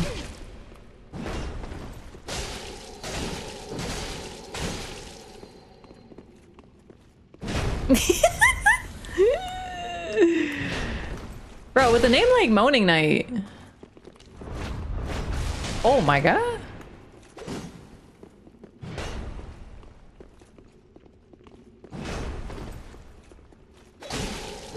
Could he turn you into one? I don't think he'd turn anyone into anything. Unfortunately for him. Black Witch Veil, the purple veil of the witch Zuli, who intended to seduce Alva the Wayfarer. Zuli's veil was for travel and to hide her affiliation with the misunderstood craft of witches. This is from DS2. So, it's possible, it doesn't say this is a mourning veil. I definitely got the vibe that it's a mourning veil in DS2, but, I mean, it doesn't say that, so maybe it's not. Yeah, I got the blindfold mask, absolutely. I just wanted to read this first because I forgot I got it earlier. An eye-occluding mask of unknown origin. Small cracks allow the wearer to see. Strengthens dark attacks, but also greatly increases damage sustained from dark. This purple steel creation has a certain resemblance to the Firekeeper's crown, but the similarity is purely cosmetic. Okay, no, that's actually really funny. I will help you with this bit. Okay. Hang on. Okay, we have to set this up properly. All right. Her, did you bring protection? Me.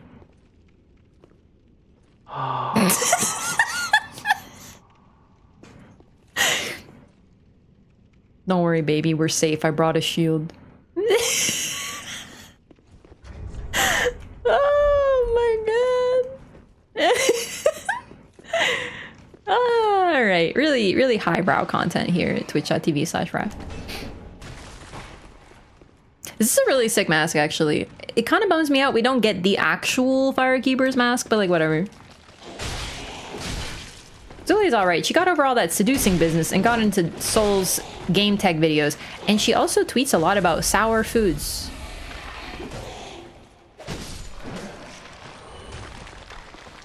I'm not really into sour, like, candies and stuff. Like, I like them, but I'm not like a sour head. But like Zuli's something of a sour head, so I feel like kind of an expert on like sour candies.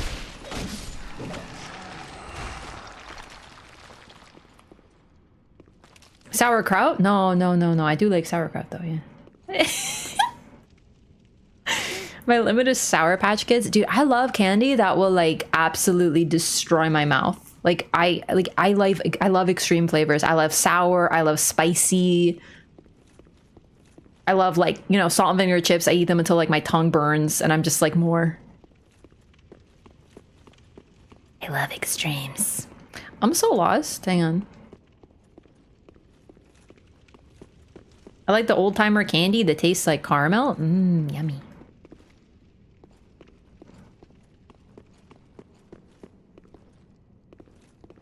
Oh wait, I keep going and then, yeah, okay, hang on. I think I remember this. Yeah, and then it's actually, it looks like it's the same, but it's actually different or something. No, I'm wrong. I'm confused. But like, I'm always confused, so it's okay. Oh wait, you just go here. Okay, this is a big moment. Gamers. Look who it is.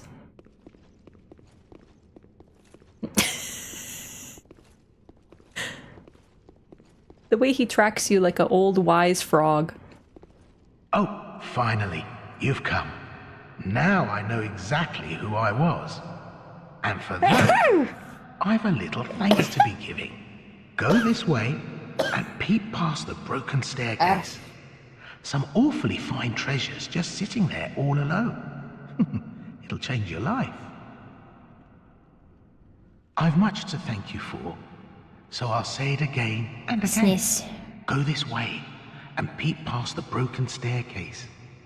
Some awfully fine treasures just sitting there all alone. What? Don't you believe me? I've much to thank you. Go this way. What? So we know what's gonna happen when we do this. Yeah, it is very much for old time's sake. So we're a silent pro tag, so you can put whatever you want on your pro tag, but I really get the vibe from this that we know exactly what's going on. How do we know? Yeah, oh, you're right. Sorry, this is such a good disguise that we get fooled yet again by Patches. Is that the Raft playing the Dark Souls 3, talking to the lamp? Sure. Raft Pug. What is sauerkraut? It's just like a food, like pickled cabbage. It's really good. Like really intense, but really good. Definitely recommend sauerkraut. It's very healthy. What's up, Volpine? Thanks for the 100 bits. This is a great moment. I love this moment. Because the moment that Patches remembers who he is, he gets to some tomfoolery. Or sorry, fermented, not pickled. Yeah, my bad. But it can be pickled. Then again, pickling is just a form of fermentation. But yeah, it's, you know. Hear me out, kill Lap? Oh, how dare you. Anyway. When I hear this, I personally read that, like, we know exactly what's going on. Like, we are, like, definitely aware. We're a knower. And we know that he's going to kick us into a pit, but we let him do it anyway, basically for old time's sake, yeah. Also, very notable, it can be a little hard to find where to progress here. This is a perfect example of Patches actually helping you. Now, the way you're supposed to tell if you haven't done Patches' quest is this little scarfy thing. Or actually like a red hood or something like that, perhaps by someone who has been leading us all along and was wearing red. But if you don't know where to go next... Oh no, it sure would be awful if someone kicked me. Every age, it seems, is tainted by the greed of men. Rubbish to one such as I. He's bald? Devoid of all worldly wants. I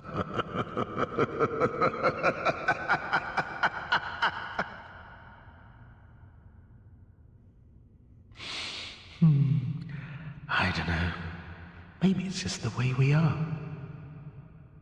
I'll stick you in my prayers. A fine dark soul to you.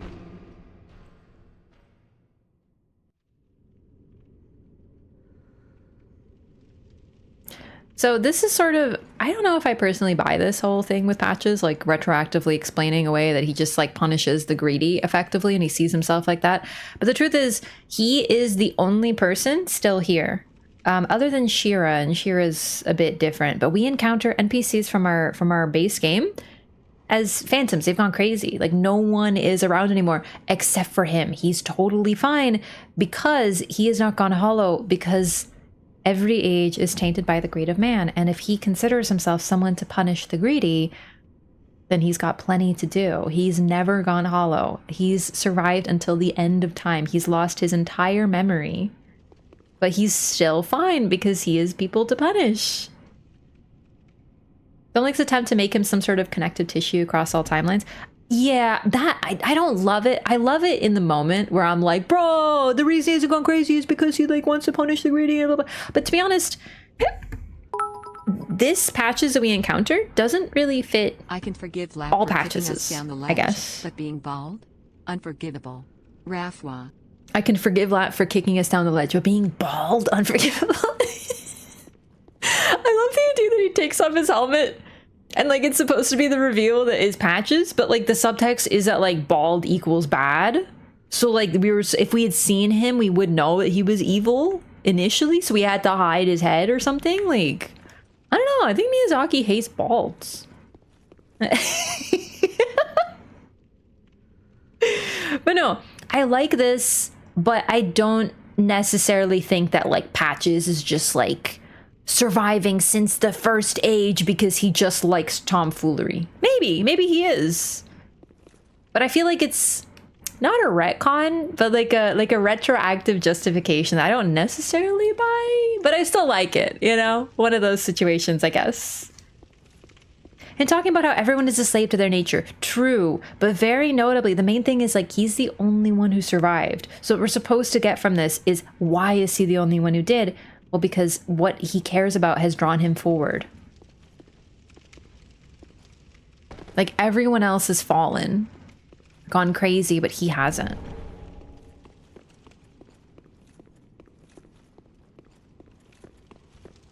Also, I don't think I was supposed to fall down there. Maybe? Oh, I might have gone the wrong way.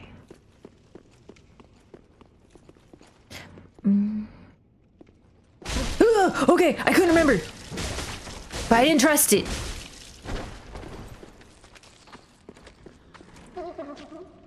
Okay, I did click the dodge button, but like... just didn't take the input, that's fine.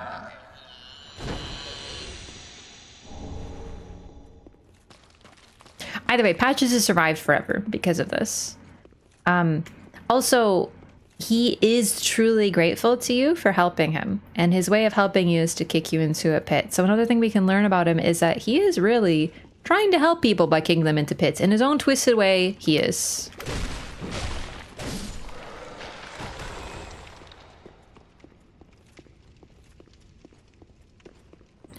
Shiny. Aww.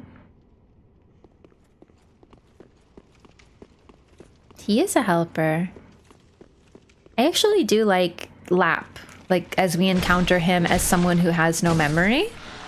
Because we do learn a couple things about patches. The thing is, all right, I would argue the Dark Souls 1 patches is a little greedy though. Maybe not overly so, but I mean, he does kill people to amass objects and then sell them. It's not like he's price gouging or anything, but he's not exactly a scavenger. He's actively killing people so that he can take their stuff. Like, I don't know. I don't really buy that this is the same patches as Dark Souls 1, but maybe it is. I don't know. What do I know? 100% a retcon on the character? I think so too. I still like it. I like the idea of the journey of patches. I just don't necessarily buy that it's like one big journey. Oh, also he left me a present. I forgot. I have to go get that. This one patch is gonna flip a switch and kill you. Yeah, but it's also like really funny though. I personally think that we shouldn't be mad at patches if his crimes are funny.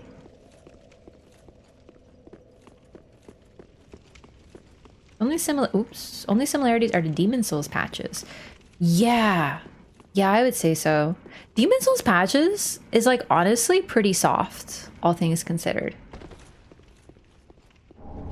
And I mean that kind of in a nice way. He's naked.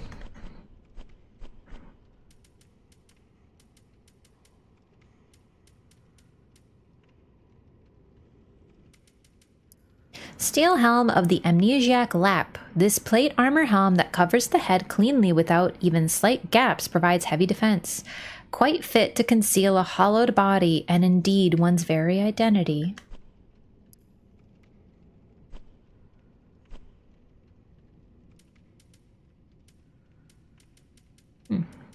Can't find his... There his pants are.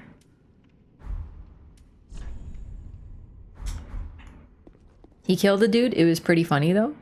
Yeah, dude, like he literally kicks you into a pit. And then, I don't know, it's just funny. Like, I just don't think we can be mad at him because it's funny. How much does Dark Souls cost? I don't really remember.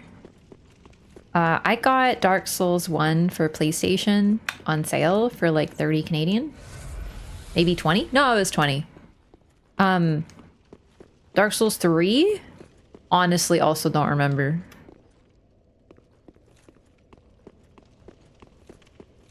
The Dark Souls games go on sale pretty frequently, and even if they're not on sale, they have like a ton of content in them if you're into this type of game, so.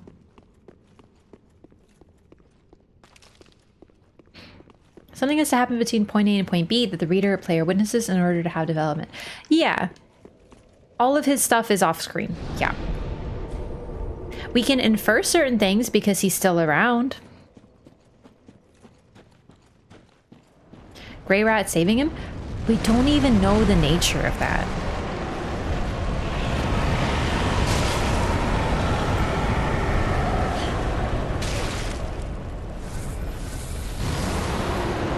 He is so cute!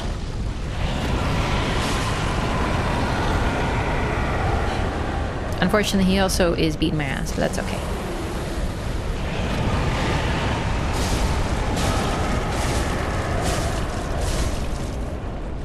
Okay, now we have to be a little bit more clever. Just a little bit more clever, though.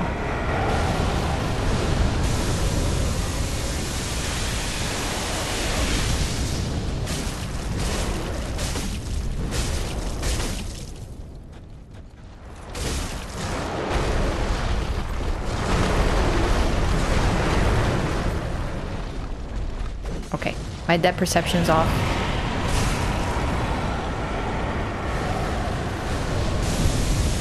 You know what? Maybe this is a hot take, but I actually think the patches feels like he owes Grey Rat is like probably why I don't really like this iteration of him.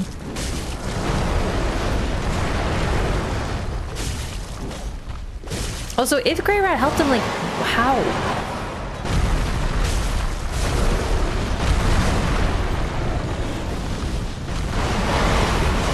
Oh my god. Oh my god.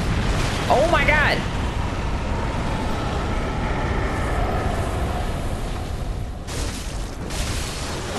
Oh, there we go.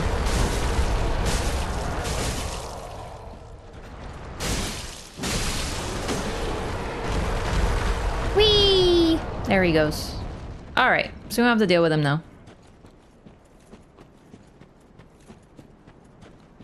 This game is still $80 full price? With no DLC? Are you serious? Bruh. It's more expensive than when I bought it on release. Wait for it to be on sale. Patch is liking a greedy thief. Grey Rat feels like he's actually kind of like an honorable thief. You know, like he seems kind of like a Robin Hood type individual. So I actually am not surprised about that part.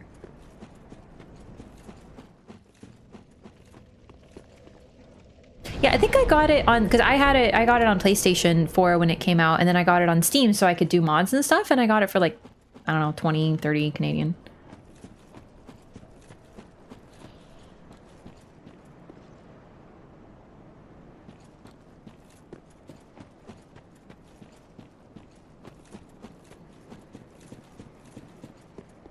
But yeah, so he fell down there, Midir, and we're going to be able to deal with him now because he's fallen. And he won't be bothering us up here at least now.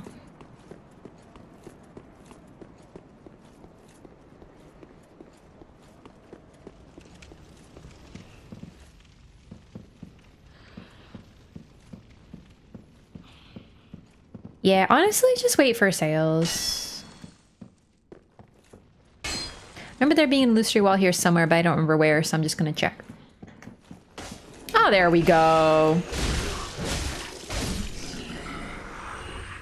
Ta-da!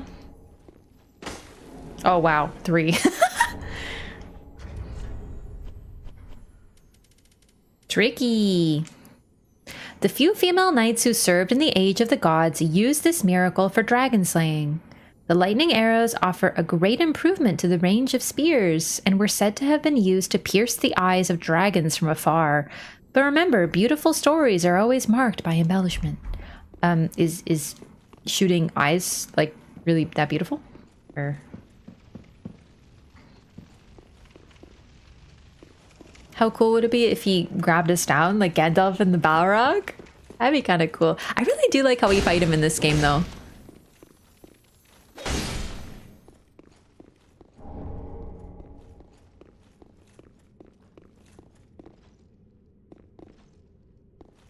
Oh my god, it's Gwyn and the furtive pygmy, so easily forgotten, bro.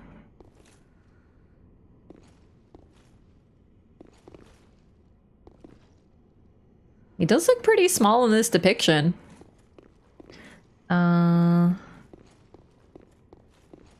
Here we go. This is what I was looking for. Never knew about that secret wall. Really? Well, there's a miracle there for you.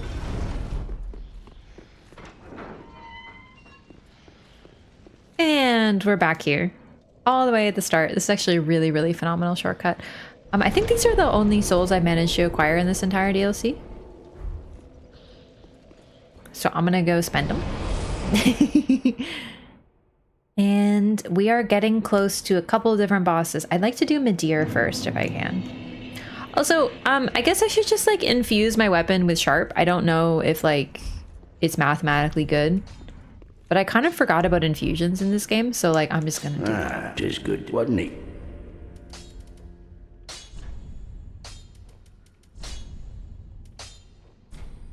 There we go. Now they're sharp. I don't know if this is good. Some people have been asking, and like I just completely forgot, so I figure I'll just do it. What do we want to level, if anything? Ooh, no, I already have this. Knight, elite knight for Rom.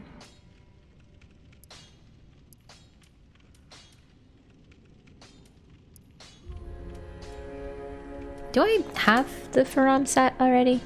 I can't tell if I have it in my inventory already. I could have sworn there's like a do you have it already button.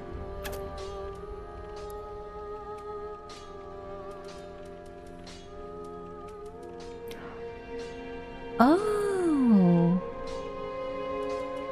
Oh wait, I think we did read this, but just in case, this is about Lorien. No, I think we did read this. Armor of Prince Lothric's older brother Lorien. This black-dyed brass helm is patterned with flame. Lorien, raised as a knight, is said to have been left mute and crippled by his younger brother's curse. It is also said that Lorien, in fact, wished it so. Really lovely depiction of like a sibling bond between those two. We get that with Mikola and Melania in Elden Ring as well, at least in base game.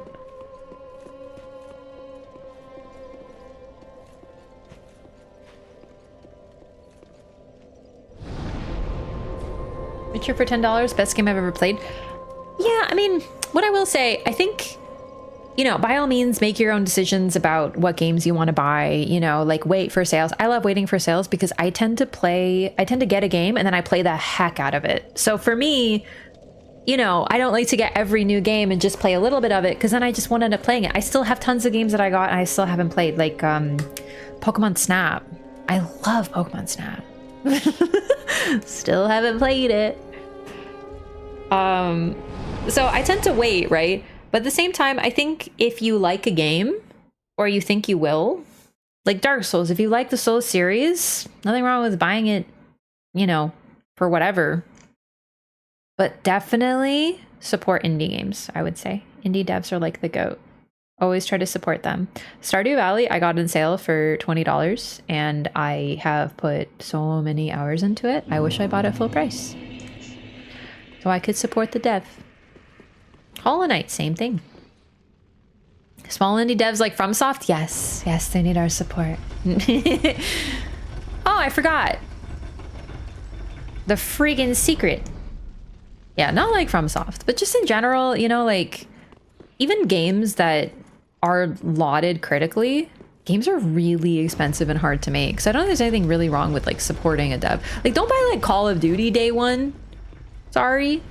You know? Like, maybe not like that one. But generally, there's nothing wrong with supporting a dev. Like maybe not that one. Oh my god, the Chloranthy Ring +3.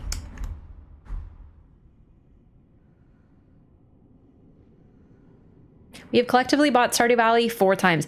I have purchased Stardew Valley twice. No regrets. This isn't it, but I have to look anyway, because I have a memory that there's something... Oh, wait.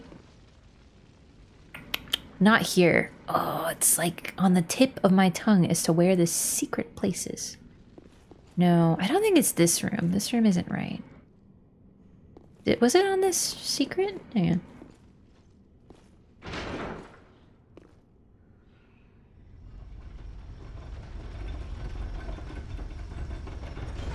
Video games are a luxury, so spend whatever you feel is worth. Yeah, exactly. But on the other hand, and this is like, I guess my hot take, it's not even that hot. It's this way. That's what it was. Don't get a game just because it's on sale that you won't play, you know? Because, yeah, okay, the game was $80 and you bought it for $10. Yeah, but if you never played it, that's a waste of $10. If you're like never going to play it. If you have like a billion games in your Steam, you know, library you haven't played. I'm looking at you.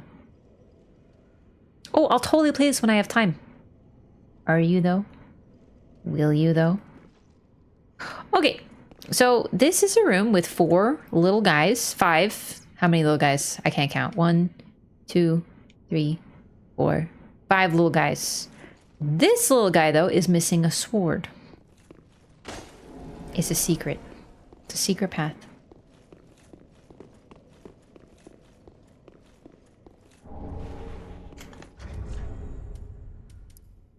Filianor's spear ornament. The spears of the church watch over the princess's slumber, and this serves as proof of their fulfillment of their duty. The embellished gold cloth is woven with a crest of young grass. The princess's knights proudly display these precious favors, which were most often seen swaying from their identical ceremonial spears. Save the money for buying full-price games during FOMO weeks? Yeah. I actually don't have thousands of games in my Steam library. I have a lot that I haven't played still, but...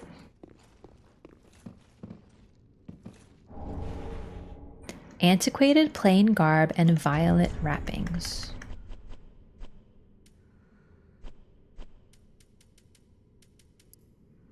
These arm wrappings, sewn with violet cloth and embroidered with gold thread, were intended for everyday use. Yet they served well enough in many a battle in wreathing the arms of one who would go on to embrace the sword.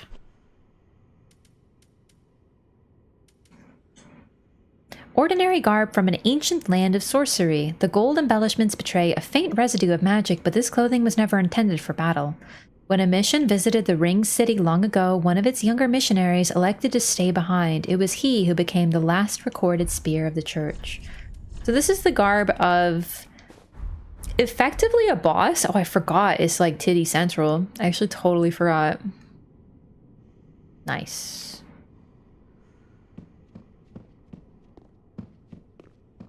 What about Bioshock? I don't remember. Rings talismans in this game? Yes. But talismans in this game are these. This is why it gets so confusing. This is a talisman. It's used to cast miracles.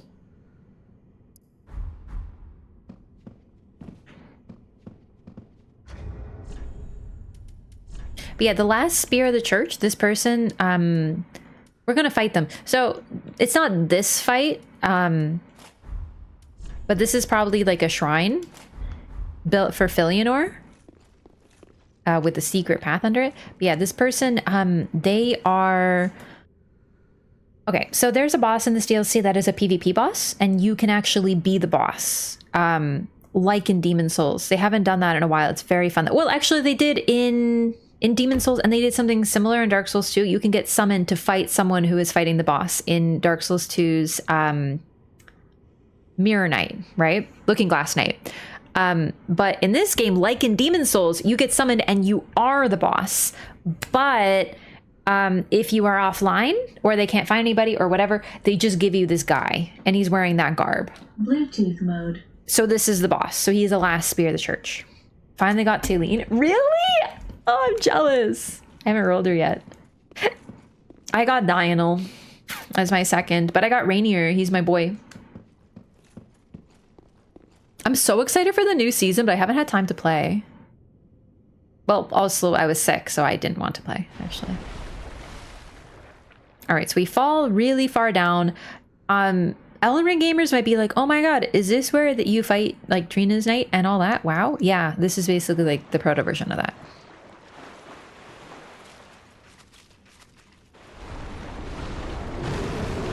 Dark Eater Midir. Good hits, good hits.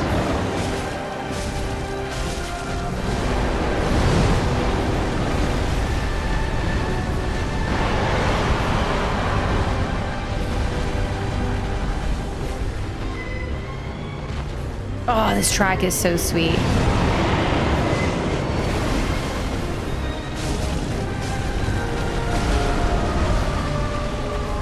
Oh my god. Oh my god, he's just like those fucking awful dragons in Elden Ring. And that's just Sin. Wait, no, that isn't Sin. That's also the dragons in Elden Ring. Don't tell me he has the same moveset as the dragons from Elden Ring. I'm gonna be so depressed. I hate them now. I fought too many of them. They drive me crazy. Yeah.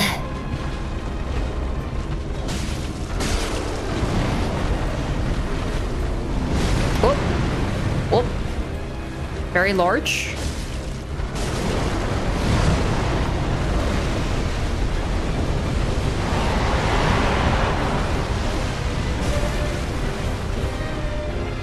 I can't see. Ow. Very, very tanky dragon. I hate Elden Ring's regular dragons. They're way too Control C, Control V. I'm so sick of them. I wasn't initially, but now I'm absolutely sick of them, yeah. So, unfortunately, I didn't realize how much Midir was in them. I haven't fought Midir too much, admittedly, I will say. I like him a lot, but like I haven't like I don't know him like super well, so I didn't realize how much how much of him went into the Elden Ring dragons. I think I just have too much time in Elden Ring, so I'm just like really sick of all the basic enemies.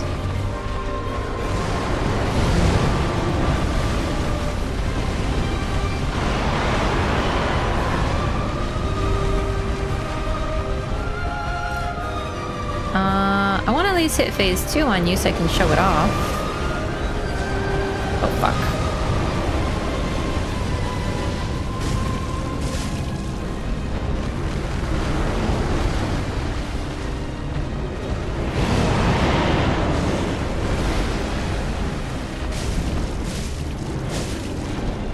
His blood has been replaced with dark. Like he shoots out dark when you hit him. It's so neat. A little greedy. Yeah, I'm bad once I'm in front of him. I like lose track. Okay.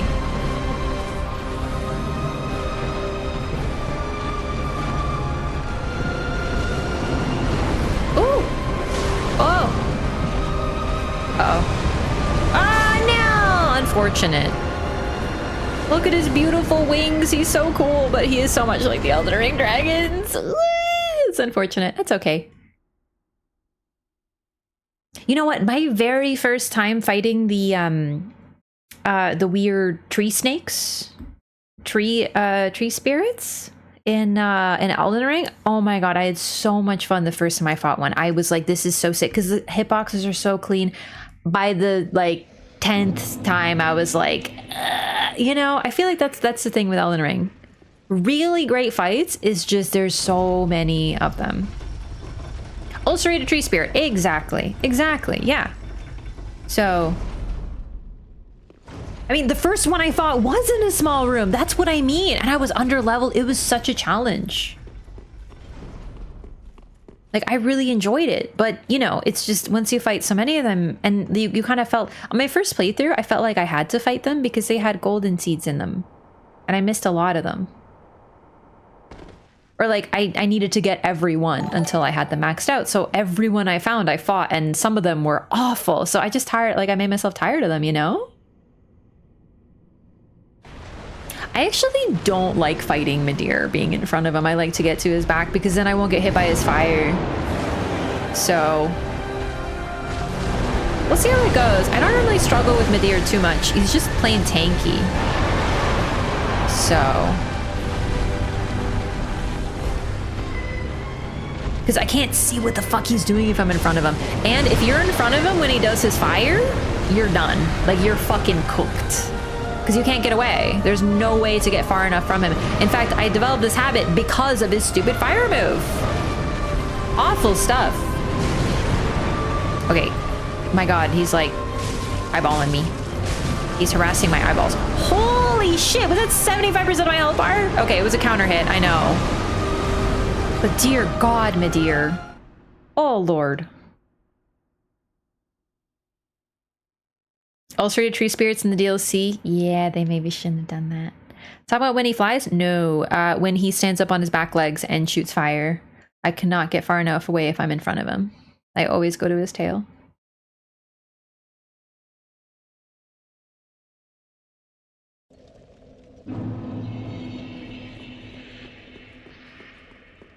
Because the thing is, that move cooks you so much. And it can double hit you if I remember right. I was tormented by that move so much. Resub? All right. Okay, to be fair, I was more focused on the advice, which I disagree with.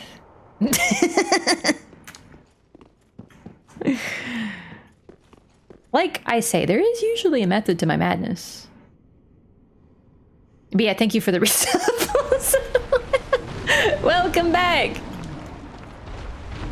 Everyone kind of has a system with bosses. I just don't really like, you know, like if your system works for you, like go for it. But like normally, okay, even just trying to get to his ass. You know what I gotta do? I gotta play Dark Souls 3 more. I gotta just spam roll all times. Toxic streamer? You would think, because I'm playing so much this fucking move. It goes so fucking far. Like you have to be at his freaking tip.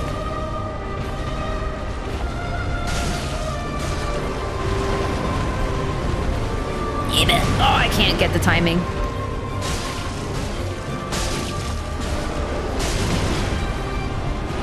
Spam roll! Just spam roll! You'll never get hit! It's Dark Souls 3, baby! Fuck. He's coming. Oh, he's not. He's tricking me. He's coming! Fuck! I'm focused on my dailies?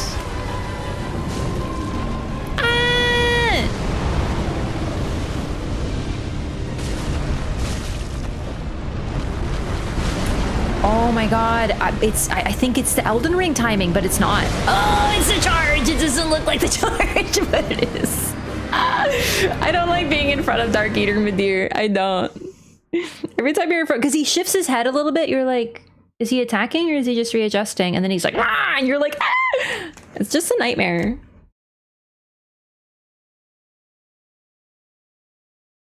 Elden Ring messed you up? Yeah, unfortunately. Because it's so similar. I'll get the timing again. But then again, I'm not really good at Dark Souls 3 timing on a good day, so. Alright, so we have Midir. We can also fight the Spear of the Church. And then who's left? Gael? Midir, Half-Light, Gael. Oh wow. If only his charge had a delayed AoE explosion. Don't you dare. Man, it's crazy how this DLC, it feels very like the opposite of front-loaded, you know? Whoops. Because like I fought the demons, and that felt like so long ago, even though it was the start of the stream.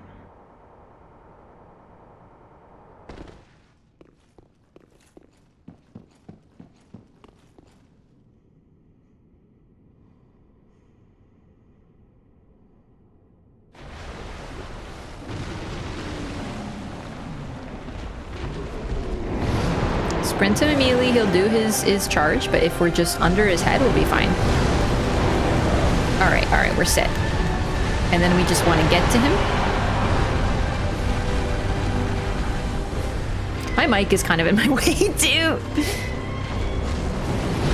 Okay. Oh, fuck.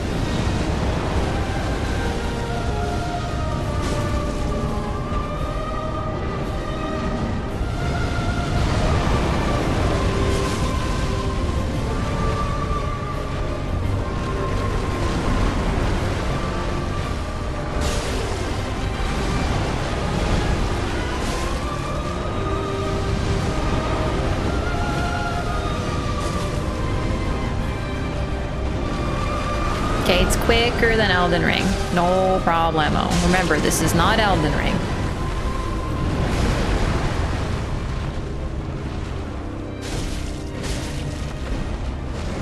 Yeah! Oh my god, he's coming for me. Oh my god, he's just walking toward me menacingly.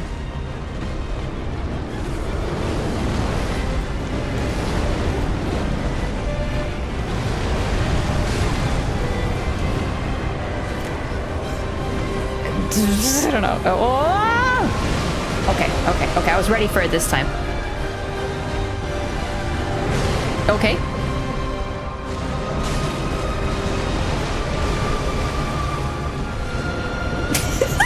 He's so big.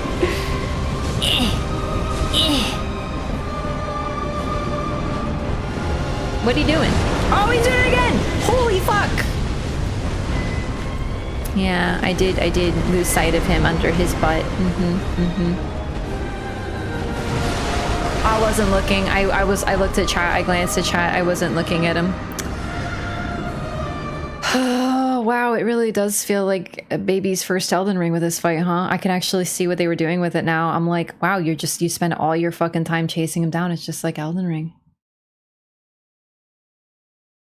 Blaming chat for her mistakes? Yeah, my mistake of playing Dark Souls 3. I'm kidding. I just like... I really want to just like be done with Dark Souls 3. Like I feel like I want to not play it for another 3 years. Oh my god.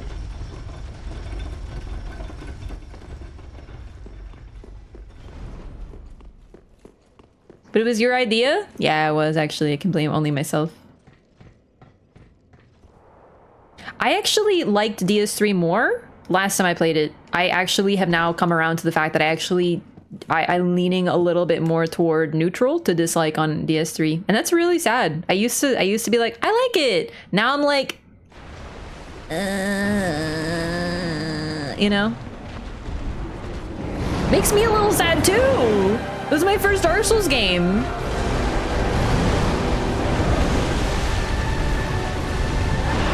It just doesn't feel good anymore. I don't know. I played too much Dark Souls 1 and 2, and now I'm like, oh, dude, peak gaming.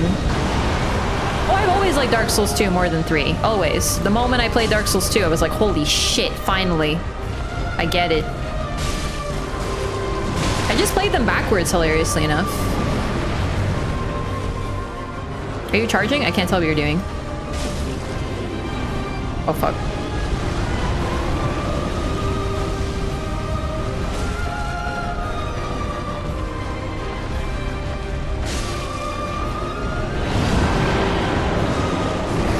Oh, that's a grab, is what that is.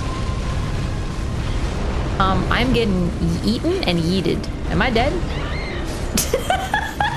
Oh yeah, I'm like super dead, dude. Cool.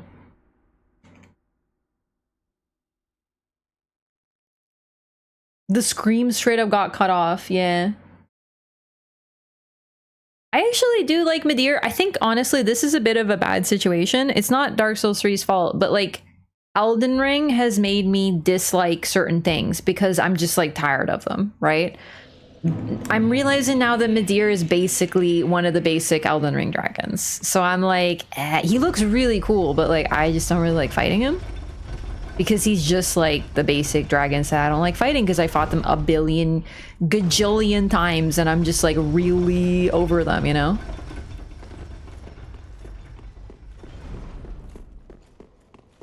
You know, okay, just imagine to the folks who were like, oh, you know, I can't connect with Dark Souls 2. I want to like it, but I can't. That just take that. That's how I feel about 3 now. It's a real bummer. It actually is. I'm really sad about it. I used to like think, wow, this game's really good and it was fun to play. No, dude, I'm like really over it now.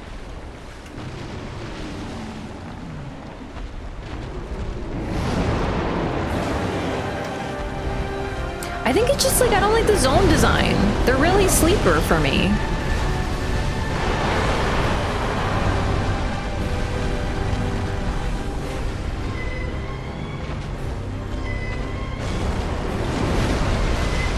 All right, can I see? Head? Nope. Oh god.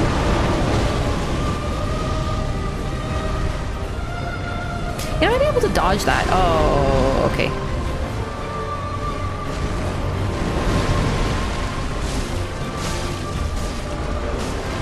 Oh, really quick. This will be really slow.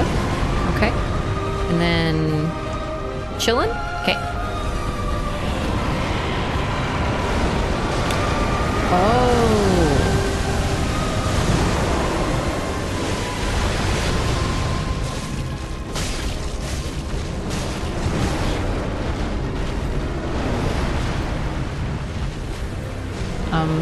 Okay.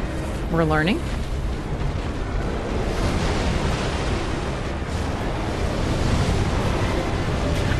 Pseudosax either. He just wastes my fucking time. He spends all his time flying around and I'm like, bitch, can you land? Really sick design. Love his like whoosh, like kill the sound attack, but I'm like, bitch, can you land? He wastes all my time flying around and shit.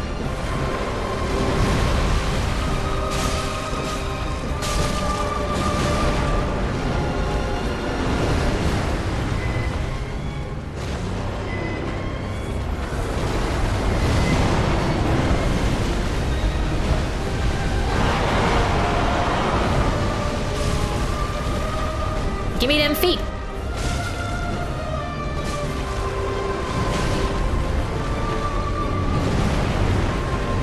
Oh, not an attack. Okay.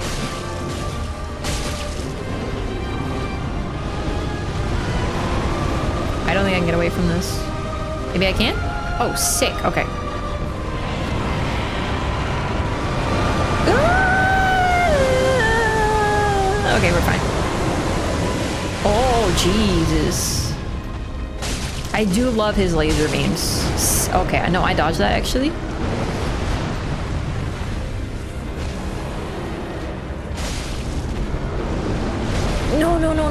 No, come on, no. I shouldn't have been in front of him. I always regret it when I'm in front of him. Okay, we almost made it to his phase transition at least. We're making progress. I feel like his second phase is actually, other than it being like, wow, crazy shit is happening, relatively fine. Calamite, Ancient Dragon, or Midir? Which one you like most? Midir.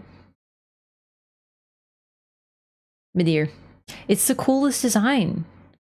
His arms kind of look like chicken legs. He reminds me of an alligator or a crocodile. I don't really know the difference, but yeah, like his legs are like really splayed out. He looks like he's good at running on land. This is really making me want to play DS3. I feel like DS3 is such a great game to watch. Like really, really good to watch. I love watching DS3. I like playing DS2 or 1.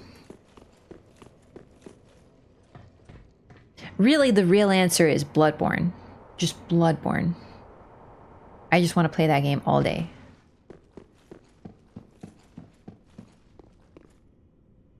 But we're talking about the Souls trilogy. Oh, I just want to play Bloodborne right now. Oh, that'd be so sick. Sorry, Dark Souls 3. I'm kind of cheating on you right now. I'm thinking about other games. I'm mentally elsewhere, you know?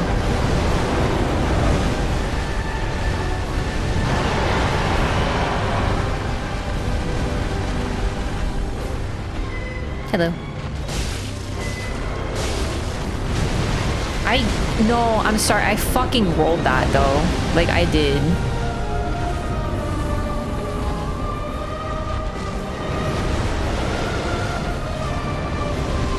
Favorite Bloodborne boss? Like all of them. Like actually, there's not a boss I don't like. But probably Orphan, maybe Lawrence, maybe Maria. It depends on my mood. Ludwig, Gehrman, Gascoigne, Cleric. Cleric Beast is the only cleric I like, haha.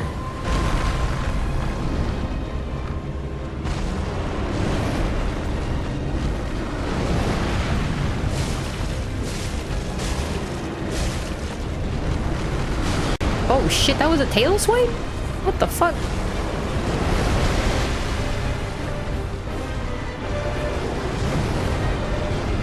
I can't see. Ah. Oh, ready for it this time, baby.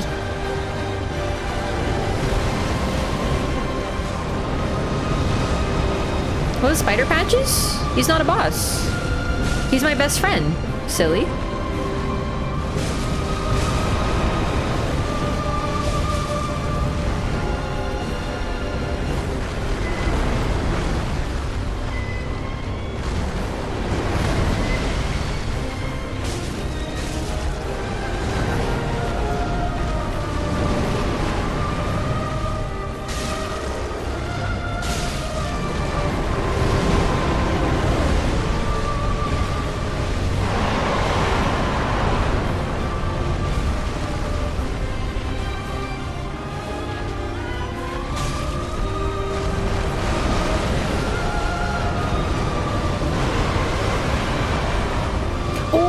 Canehurst guy. Martyr Ligarius. Sick fight. Oh, dude, I love Rom. I actually love Rom so much. Clerics that you like? Oh, right. I totally forgot. Yeah, Spider Patch is something of a cleric. You're right.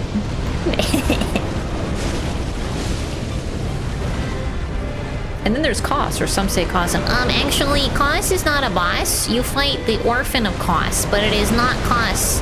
In fact, Kos does take part in the fight via lightning attacks summoned when the Orphan screams, but Kos is not present except for as a corpse on the beach.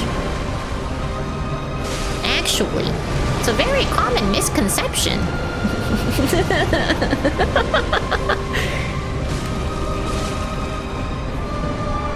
I'm gaming now? Oh shit! Run! Oh, I'm fucking dead! Oh, god damn it. I couldn't see the health bar. My mic's in the way. Like, I actually couldn't see it. Fucking shit. Rom. You're not Rom. Sorry, Midir. Midir.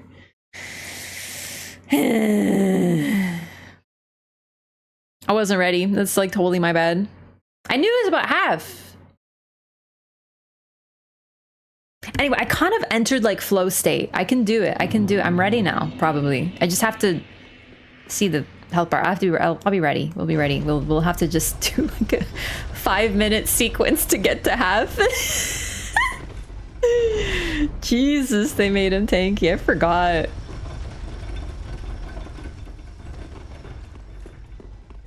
Tonitris versus Midir. Are you telling me to use wallpaper right now? Can I get the Raph Bolt shakes in chat, please?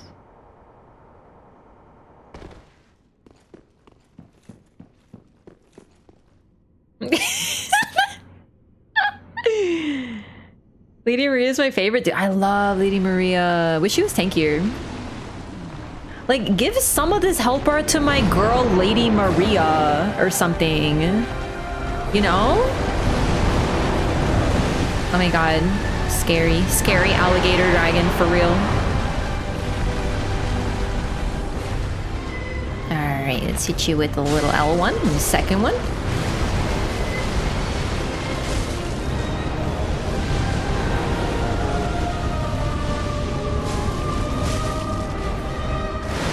Oh my god, he flying?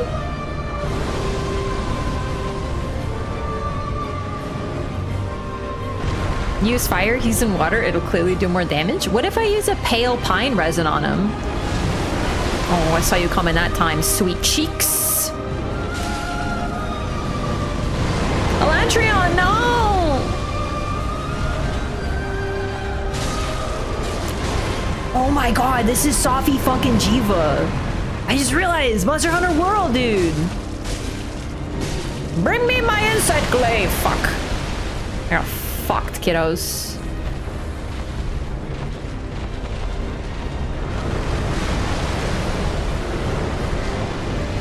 I don't know what's happening. I'm cooked. I'm cooked, gamers. Too small to be Safi? Nah, dude, Safi's friggin'... Okay, you're kind of right. But like, whatever, it's Safi. Safi Jiva. Elatron isn't that bad. Elatron, you just need like people who know what the fuck is going on, which admittedly might be a little hard in a multiplayer environment.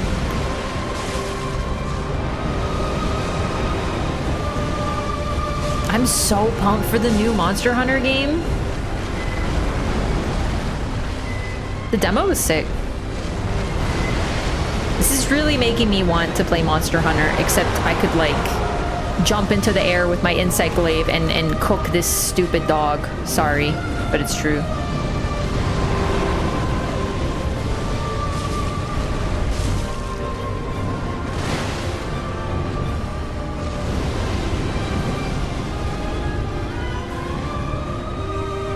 Is he blind? I cannot see his eyes, but dragons just have tiny little baby eyes usually. Holy fuck, like, what?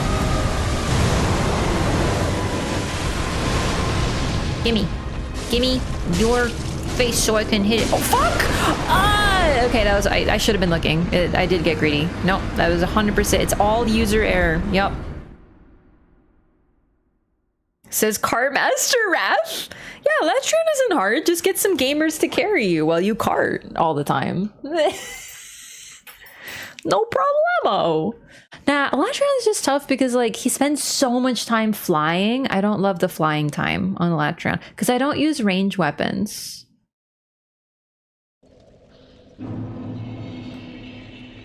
I actually kind of liked Elatron for the elemental requirement. So for context, all right, I'm gonna explain world, the Monster Hunter World. So Monster Hunter World was like, okay, basically. Okay, it might have been different when I played, but like the meta was use exploding weapons. Explosive was the best damage type because it just hit harder than anything else. So like you wouldn't even use elemental types, except I think like dual blades would use elements or something. But basically there were all these weapons and all people would use is explosive, explosive, explosive. Even monster weaknesses didn't matter. It was just explosive was that good. So they eventually added a boss and they were like, okay, let's make it so you have to use element. Because the boss has an elemental damage threshold that you need to hit. And if you don't, it'll just kill you. But people didn't really know.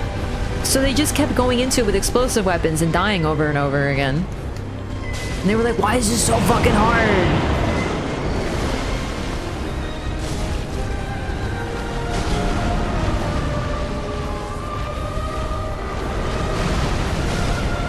Basically, the entire meta was just like use explosive weapons, forehead. This is what I'm talking about. Be in front of him, except when he jumps away and then uses a fire thing and cooks you. What is the, what is going on, Midir? What the heck?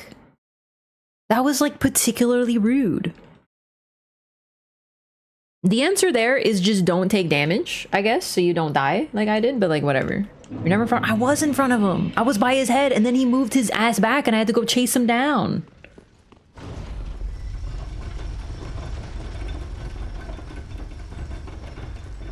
That's exactly what I'm talking about. It's nonsense.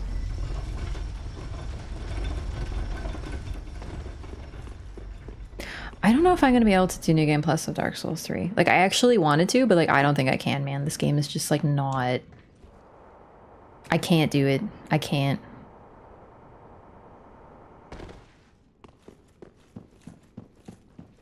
I have done the route to the Yharnam Queen 3 times. I have done the farm for 50 Lois Souls in Dark Souls 3 times. I have fought the cats in Aleum Lois like 4 times. And Dark Souls 3 is gonna kill me.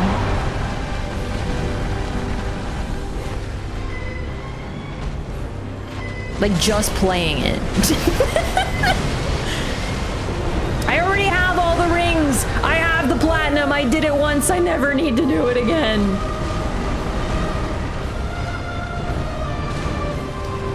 Get back here, you weenie! Oh no, he's gonna cook me, dude. He's gonna cook me. Run.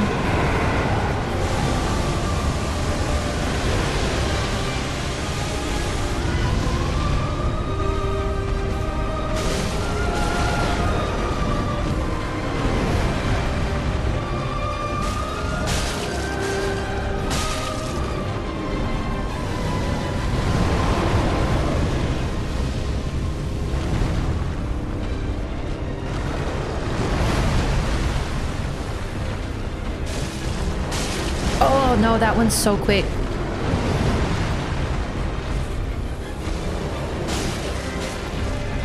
Gone this far, don't lose hope. No, I'm gonna beat the game. It's just like I'm like actually suffering so much that I don't want to do New Game Plus.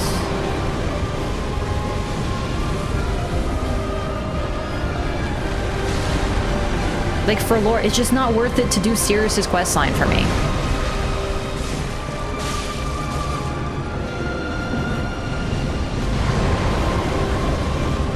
I don't care how cool you look, and you do look really cool actually, but like, my god.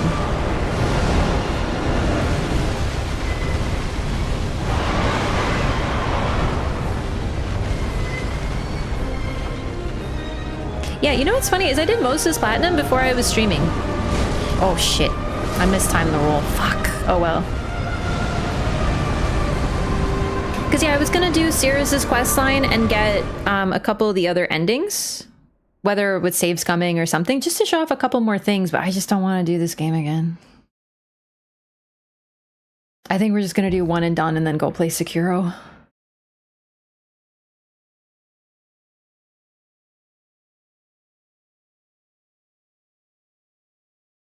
Platinum's crazy. This one's a bit tough because of all the PvP grinding you need to do, for sure.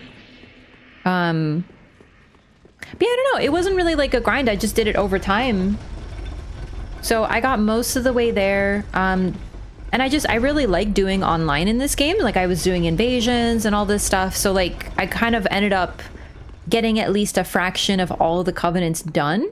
And then when I was actually grinding for PvP, it wasn't as much as, you know. I've done the gauntlet? No, I've only done the first one. I haven't done the others. I kind of want to try that, but I don't know if I'm going to do it. We'll see.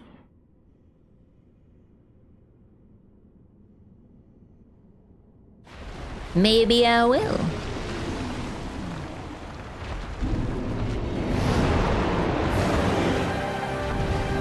You mean a remaster? I don't think any of these games need remasters. I really don't.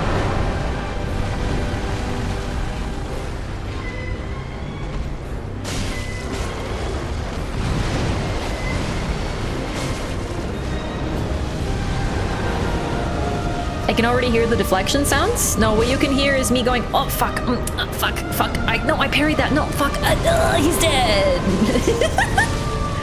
Whoop, oops, oops, oops. The sound of me playing Sekiro.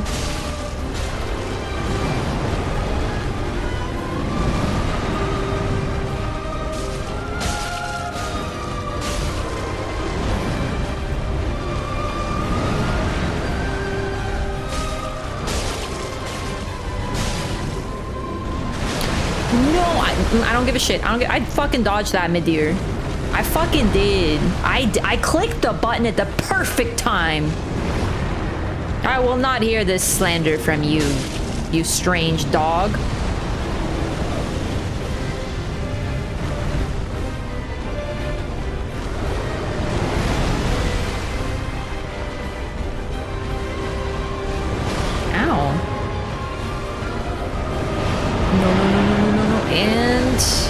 Dodge toward him. Okay, we're fine. We're fine.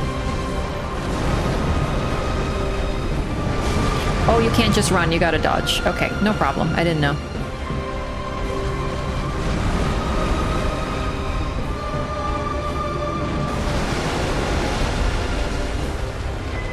My turn?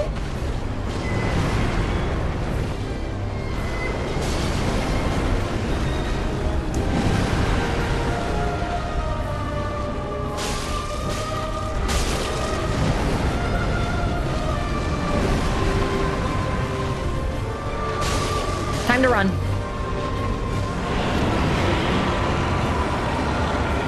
I was ready this time, gamers.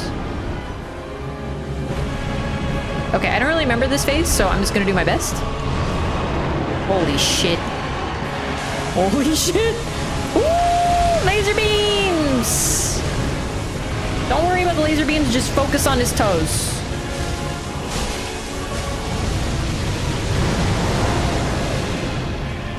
And then he's so tired because he's a eepy sleepy little baby dragon. Oh fuck. No, no, no, no, no, no, no, no, no, no, not the fire. Okay, okay.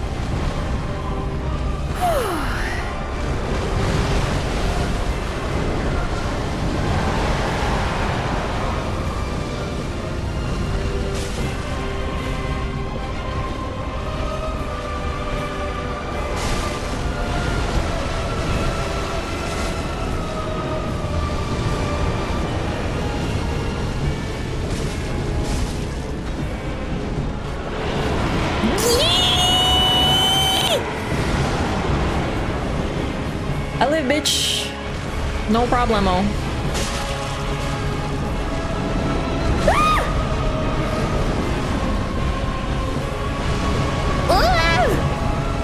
Flawless, intentional, totally perfect dodges. I wasn't scared at all. When you edit up that for a clip, make sure to cut out the yelping, okay? Because that was totally like calm, cool, collected gamer behavior right there.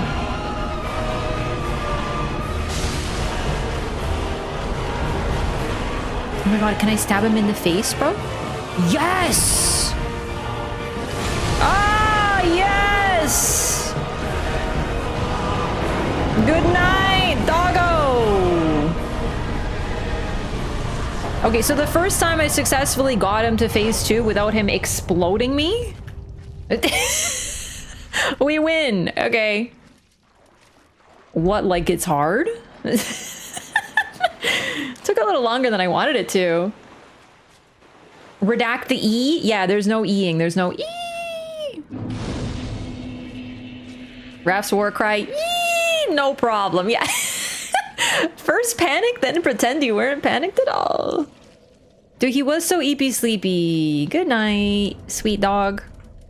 Honestly, Midir is a really good dog, is the thing. That's why it's so sad what happened. Like, oh, look, there's a little humanity in there. You seeing that?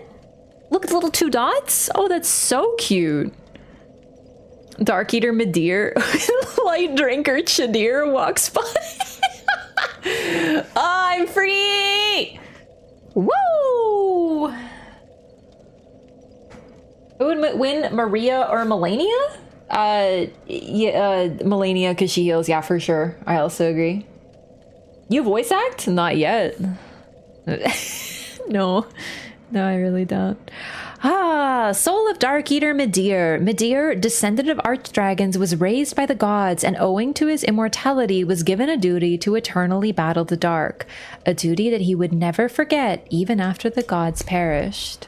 So basically, he is really a good dog. I'm not just making fun of him by calling him a good dog, because when his masters are long gone, he still fulfills what they wanted him to do in the first place.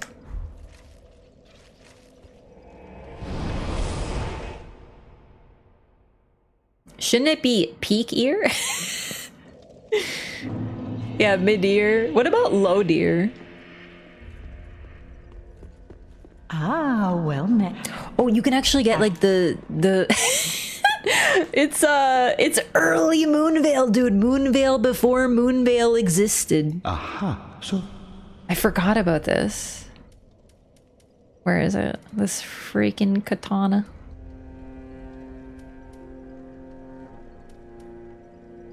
Ah, right, okay.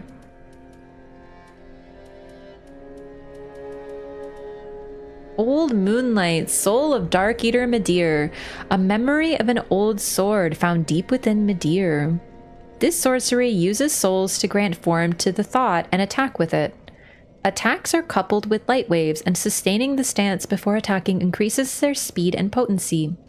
The sword is named after Moonlight, but it is slightly different than the one fashioned of the Pale Drake's seat. Perhaps it is rooted in an older memory from not long after the beginning. Suggesting that the Moonlight Sword is inherently linked to dragons and always has been. Pretty neat. You can get that implication from Seath in the first place, but the fact that the Moonlight Sword comes from him, but still. And where is this sword? I'm not seeing it, but I honestly don't know what it looks like. I'm just gonna have to try to find it. Oh, here it is, the Frayed Blade. A dragon weapon symbolizing Dark Eater Midir. The once exquisite blade is now stained black and frayed at the hilt. Without its sheath, it will soon crumble into nothing. Yeah, it's not exactly like Moonveil, but you get like a shockwave attack and stuff like that.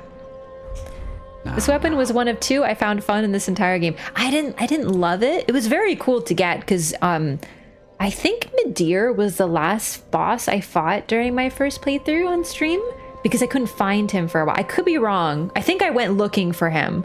But he was hard to find because the whole invisible wall and the secret on the shortcut, elevator, all that stuff. Ah, nope. One. Well, very well. Then take no. Kingsfield version of Moonlight? Yeah, for the Dark Souls series. I don't know. I know it appears in other games as well, like Kingsfield, Demon Souls, of course, but like, you know, it's sort of like patches. It's even an Armored Core. You know, it's just there. Maybe... I don't think I should get more dexterity. I think it's 40. Well, then I'll just get it so I can get quality. Farewell, Ash of May the... Nice. What now?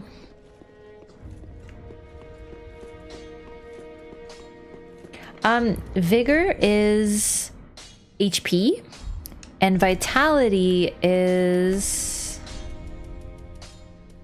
Physical defense, those affected by other attributes, also governs maximum equip load and poison resistance. So it relates to just like general defensiveness and like other stats.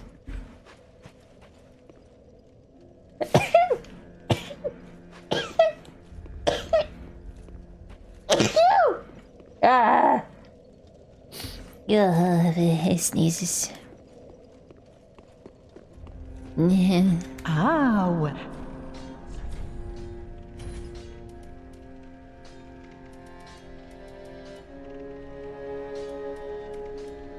So we can go talk to Shira now.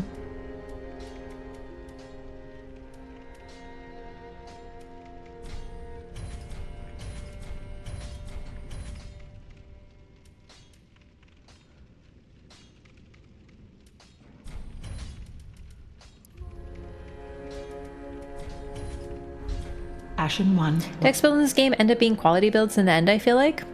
I honestly have no idea how to build properly in this game. So I'm just messing around. All right, so we have to get to... I think this is the best path. So we'll go talk to her. Yes. We are going to have to kill a couple of Herald Knights.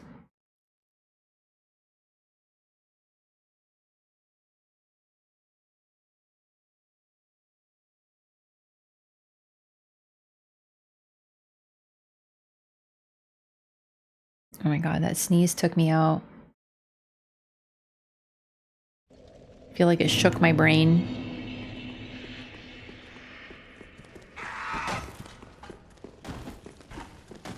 We have like the best parts of Dark Souls 3 left, thank god. Because we're out of the swamp, we're out of the Midir laser, we're out of the turtle town with the clerics.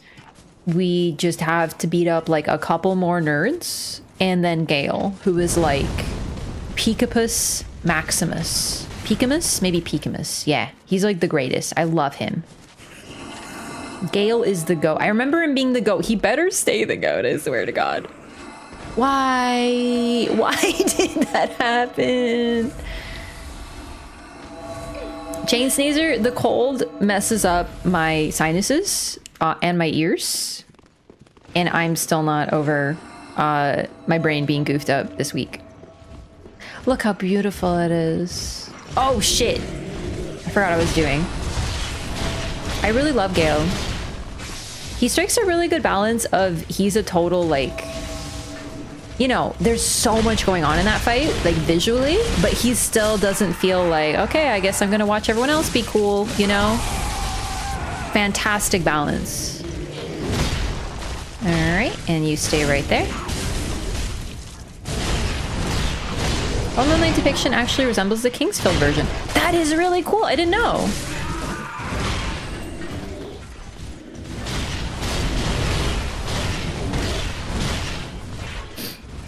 Yeah.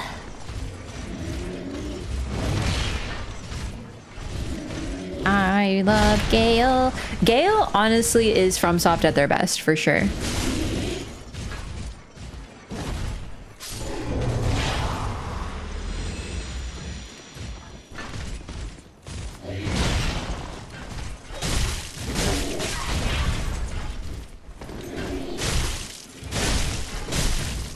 An epic boss fight to close out a 3-game trilogy, and it's just some loser. And we are also some loser. Like, it's literally loser v loser. It's the sickest shit. I dodged it, I swear I did, I promise! Some nobody? Yeah, it's actually so sick. I mean it so positively. They took a character who we were like, this is just some weird nerd in a red hood, looking like some Santa type nerd. And they made him like the coolest fucking fight. They built it up throughout the trilogy. I love it. Or not the trilogy, the DLC. Love it. Wrong way.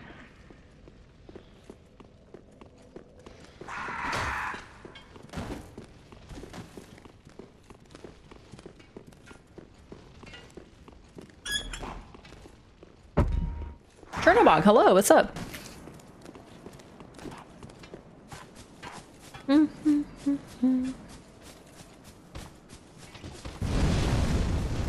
And Filianor. Honestly, the Filianor section, as short as it is absolutely one of my favorites.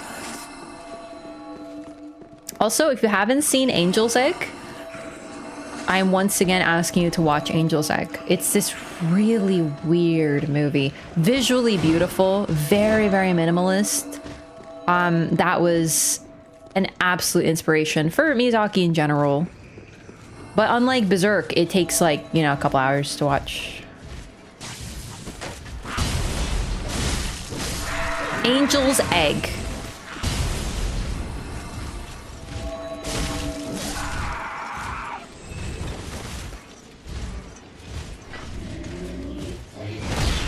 Only wish Gael was more relevant in the actual story DS3 and not just DLC. I don't, because then we get fucking Mikola.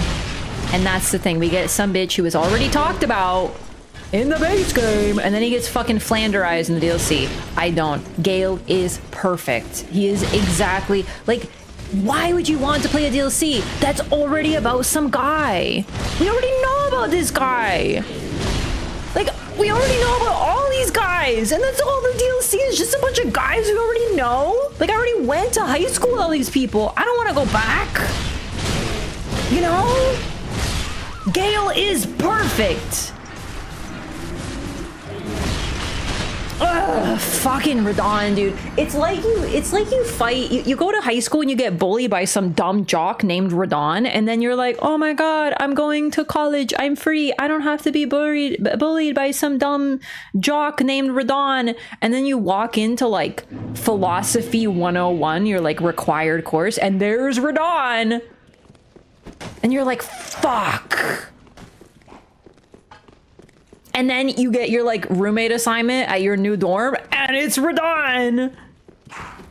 And you're like, fuck. And then you're like, college, just high school 2.0, isn't it? And then he just fucking, I don't know what bullies do. Cyberbully you now, and then swirlies you or something? I don't know. And then he's like, yup. Huh? And then of course he has his hot girlfriend Mikola there too, and you're like, ugh.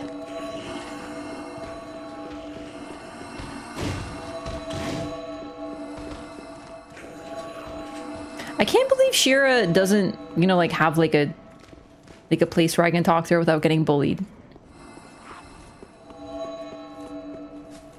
Shira, hurry up. My most humble thanks. Yep.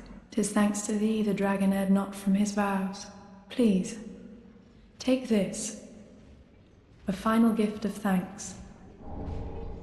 Now, hasten on thy journey, but wake not the slumbering princess, as the fire waneth to woman by the dark, all for the sake of man. Okay, stop talking so slowly and dramatically. We need more dialogue. We need to double check. There's something there. Oh fuck, there's curse boys here. Oh fuck, things are bad.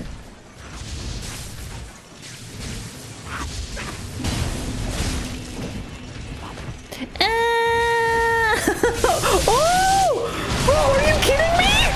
I can't get up. What? You're really gonna make me sit through the, ow, that hurt. I'm gonna get up slowly. Animation when I'm getting like harassed by 4 guys. All right, well, that's okay. We can just make the run back up and talk to Shira again. She'll probably be gone though. I think she's still there. I remember her leaving. Soul Cinder is a much better final boss than Radon. Oh, for sure. Soul Cinder, like, Radon is not even on a tier list of best final bosses. Radon doesn't even get an honorable mention. I'm sorry, he does not. He is an absolute beautiful fight in base game. He's perfect. No notes. No notes. It's a festival. It's phenomenal. It's perfect. He is not final boss material. He never was. He never has been. He's perfect in base game. Absolutely perfect. Doesn't overstay his welcome despite being, you know, the archetype for a Kevin. Anyway, what was I talking about?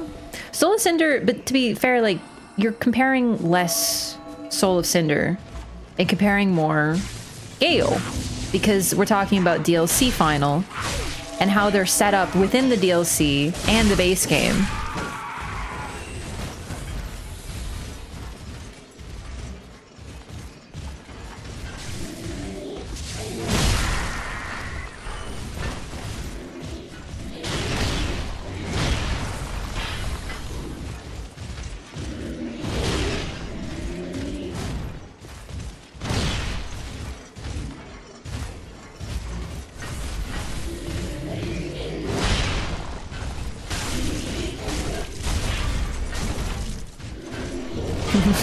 And there's another one.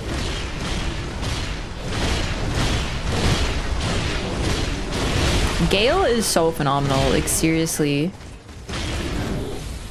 Because it's the definition of why should I care about this guy? And then you're like, oh dude, that's pretty fucking cool. And then you care about that guy. That's so neat. Building something up from absolutely nothing. And if you want to talk about someone that we were introduced to in base game, then we have Frida. We had hints of Frida and the sisters of the Londor Sable Church in base game. Seriously? Like, why 3 Herald Knights? And who chain hit you? I want to talk to Shira. Just let me talk to Shira. Maybe the other bonfire would be better, but then I'm going to run past all of them. Yeah, I don't know. Any Lari who's bigger in the DLC? Gael? Well, he's been eating. He's been eating good. You abuse cutouts to lose aggro? Yeah, but I don't really do that. I prefer to like just show what Miyazaki intended.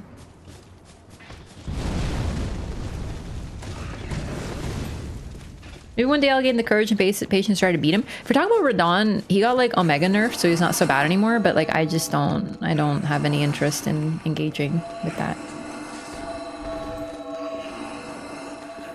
Yeah, because like, you know, Miyazaki didn't want you to quit out. He wants you to experience his game, and I respect that. And if his game is getting bonked by 4 heralds, then I want to show, by God, I'm showing it. My humblest thanks. Now. All right. Peace as the fire waning. Okay. Is that it? My humblest thank now. Okay. Okay. So it's just a repeat. That's fine.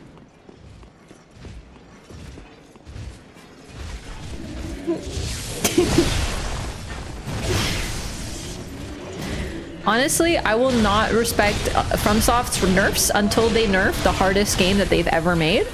Cookies and Cream.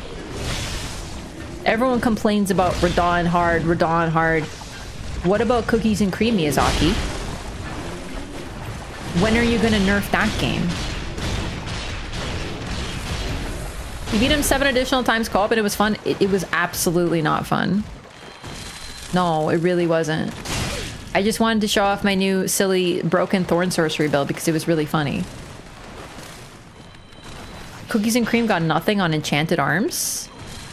You're right, maybe Enchanted Arms.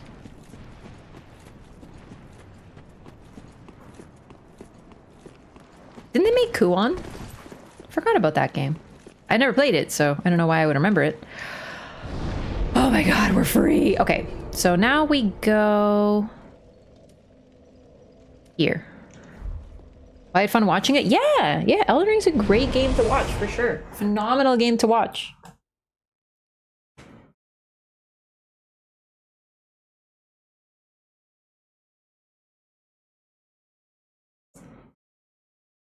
I still remember that comment I got when I uploaded a short of the like breaking Radon because I thought it was funny, and someone was clearly like watching like Radon videos or something like in a row, and they commented, "How can you say this is an easy fight when you cheesed him?" And it's like, what? I didn't say that.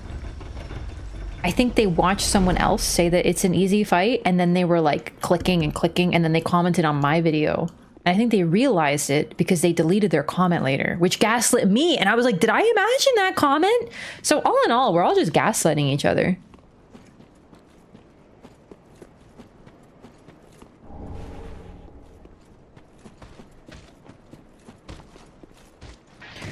Oh, Jesus. I forgot about this individual. Oh, Jesus Christ. Whew. Nice. This fucking gamer. It wasn't you. I remember someone. What do you mean delete the comment? I hope you wouldn't delete the comment. I want to see them. It was just a very confusing situation.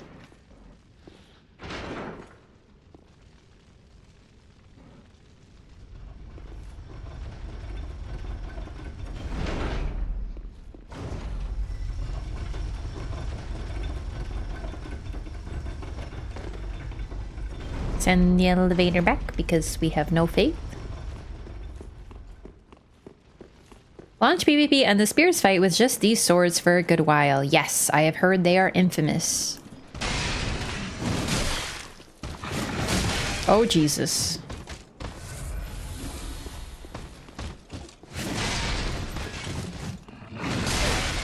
It just, he spins so much, I'm trying to backstab fish, which I shouldn't, admittedly, maybe. Oh god, hyper armor. I'm scared of hyper armor.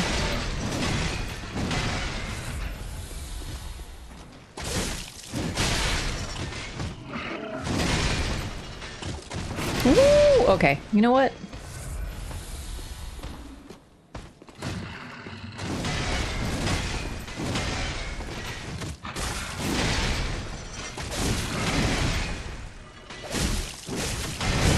Oh shit.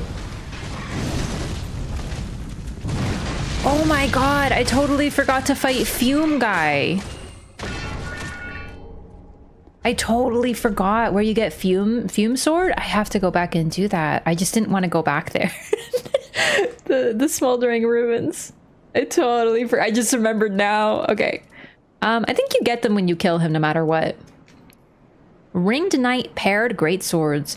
Paired black greatswords wielded by the Ringed Knights. The arms of early men were forged in the abyss and betray a smidgen of life.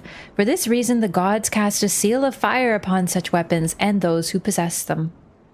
Cross the twin time-worn greatswords to reignite a short-lived flame. A lightning quick upward heave slices the very air and transitions into normal or strong attacks.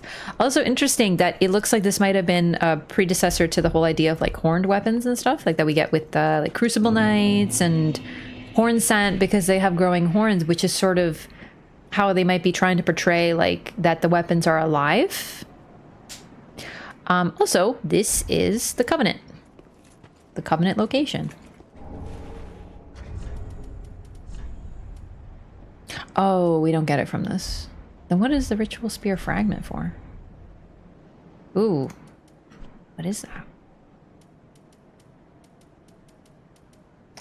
Where? Here it is. Okay.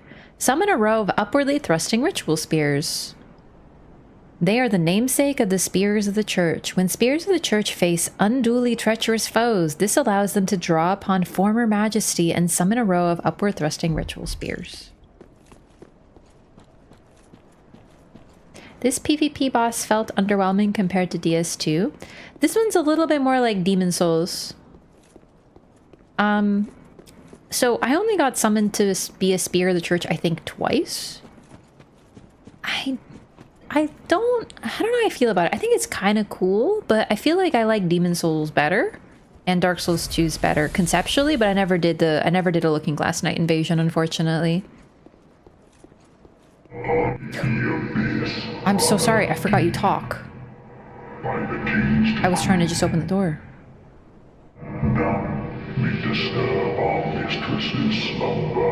Well, I didn't mean to skip that. I'm sorry. I forgot he talks to you.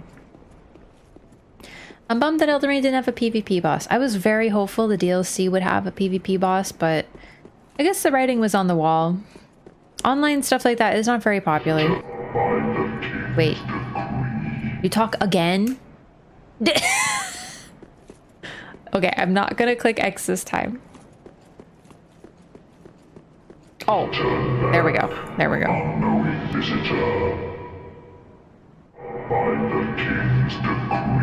Dude, he's got his voice changer on.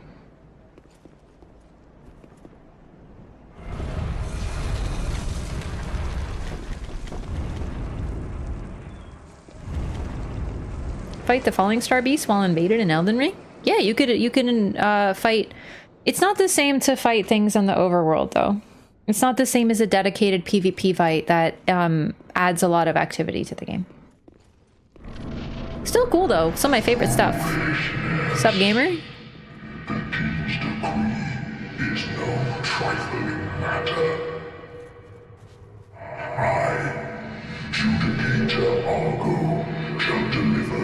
Justice. Spear of the Church. Sworn defender of our Princess Filianor. Hearken to the call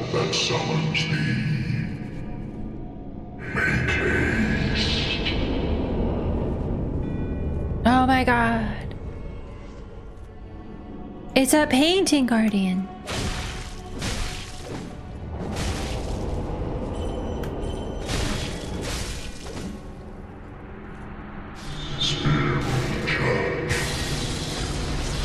And then the real gamer has arrived. Ow!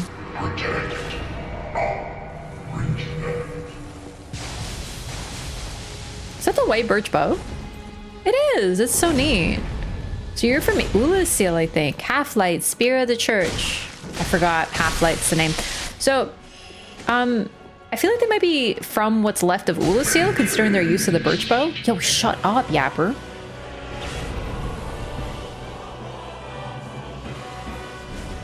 And their use of what looked like light sorceries. But, you know, magic ain't my forte. That sure looks like light to me, though, dog. That Timothy? No, this is before Timothy existed.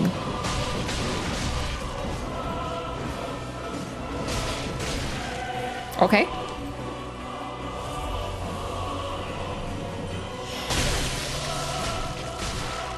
Yeah, so the Painting Guardians will heal Half-Light. And Half-Light, like I said, will be replaced by a person.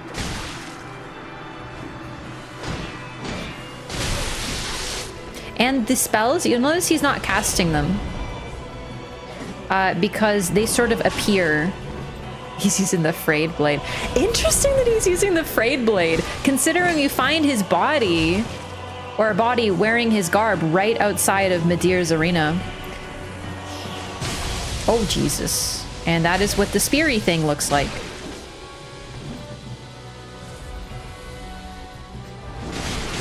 Holy shit, brother.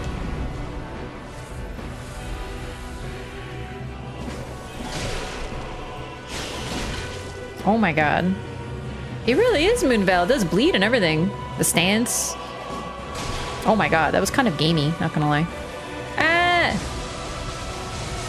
Wow. I actually used all my healing. Oh, I might die to Half-Light. That would be slightly hilarious. That's okay, I don't mind this fight. Except for the fact that, like, I don't really love, like, Dark Souls 3 PvP feel. But that's okay.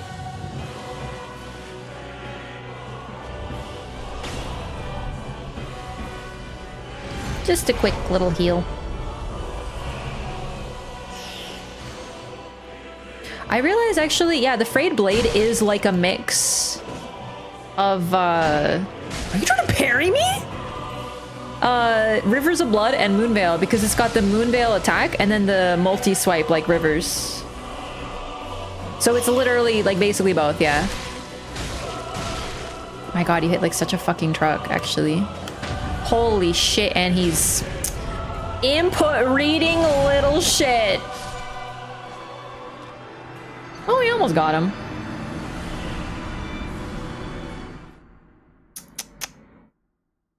Listen, it'd be more impressive if it was a human being. I'm gonna be real with you.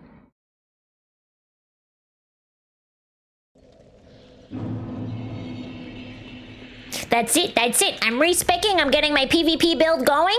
Alright, we're going sweaty, gamers. We're going sweaty. I'm pulling out my crossbow glitch. I'm gonna S's cancel. What else is sweaty? I don't really know this game. I'm pulling out my Murky Scythe. I'm gonna summon 2 friends to help me. That's it. Tears of Denial. I'm equipping Tears of Denial at this time.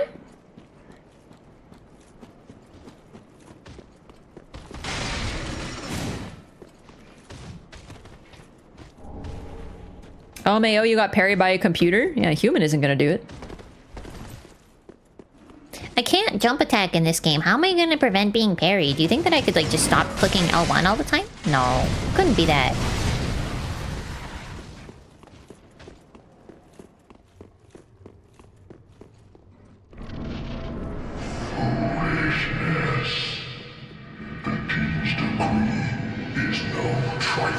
Hey, can I just hit you? Like, what happens?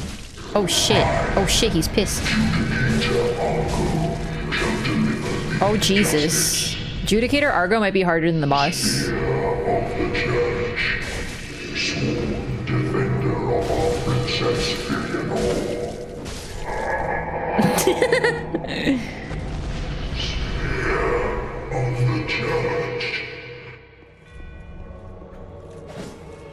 Okay, listen, I am being a little rude. I know. Come back.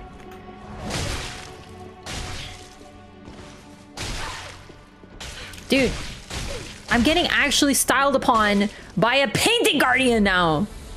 Let me do it. No. Why is my thing no hyper armor? Oh my god. Oh my god. Ah! Help me!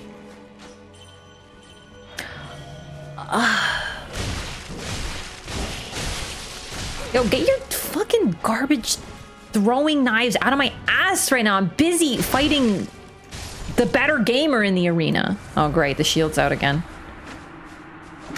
That's it. You're getting jump attacked. But then he just dodges.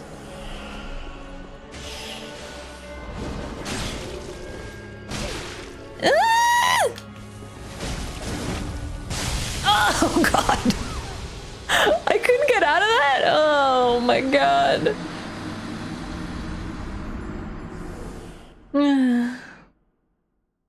How did I do so much Dark Souls 3 PvP? I honestly feel like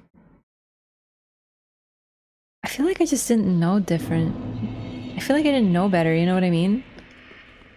Like, man, I can't believe I'm gonna say this, but I'm actually so grateful to Elden Ring PvP right now.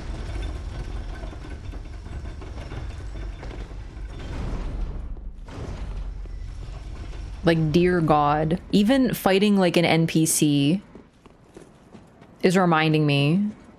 And Dark Souls 2 PvP, man. Even fighting NPCs in that game is so much fun.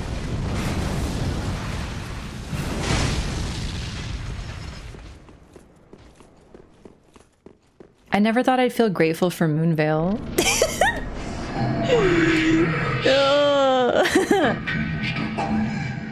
no trifling matter.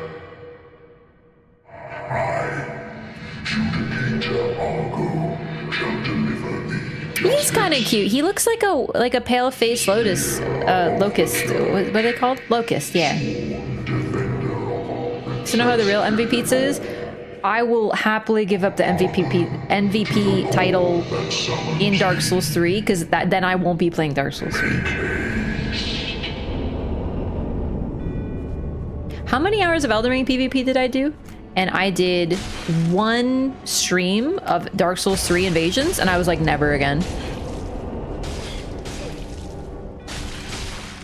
I had people come to my chat, and they were like, I hate bonfire duelists after I had fought them at a bonfire because I was trying to invade people. Dark Souls 3, you would be invaded while you were trying to invade people, and it was really annoying because you're just like trying to invade people.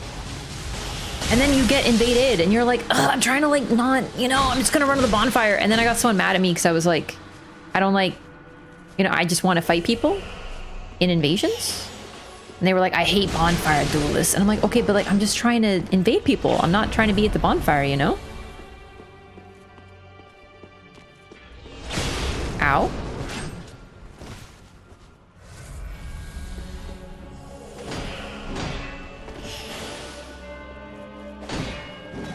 Oh, fuck, it happened again. I'm trying to break his stance.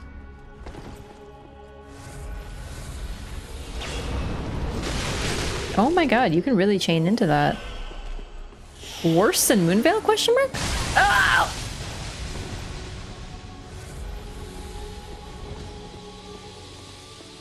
I was hoping to get to Gael today, but like honestly, I might have to die. Like I might have to kill myself because I'm like so done with Dark Souls 3 right now. Like I'm afraid that I don't know if I'm gonna make it to Gael. Try kicking the shield. I don't have kick! You backseaters, at least be correct! I don't fucking have kick! I'm a dex dingus!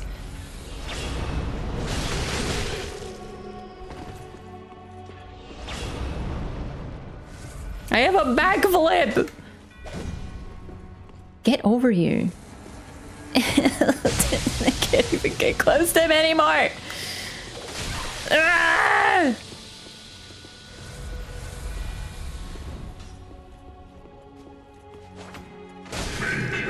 Shut up with your make haste.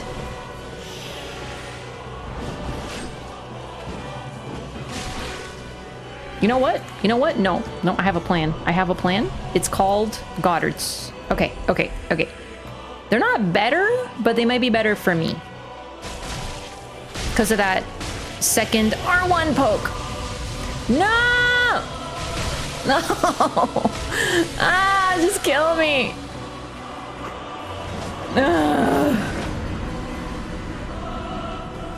I don't know why I hate this game so much right now. All right, I'm afraid that you've caught me. There you go. Okay, there we go. I never want to play Dark Souls 3 again. Sorry, not Dark Souls 2. I'm sorry, Dark Souls 3 gamers. I can't do it.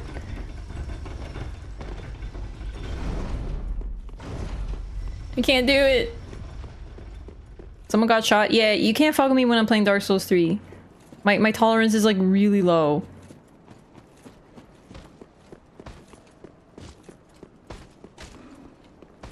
Like, I'll ban people just because it'll make me feel just like 2% better. I'll do it. Foolishness. The king's decree is no trifling matter. I shouldn't have done that, but like... Oh my god, he's coming. Dude, he chases you? Oh, dude, he gets so pissed.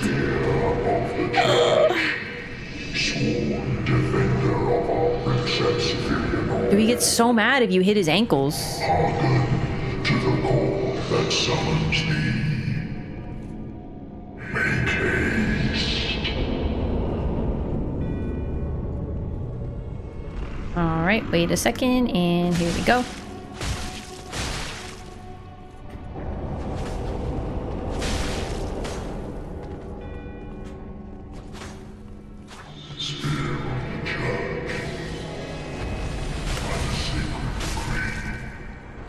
Half-Light! Oh my god! I'm gonna need you to just like die for me, okay? What does this do?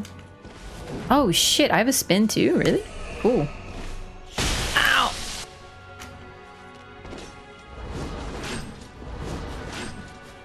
Another one? Oh my god, truly a river's of blood game. Oh, 4!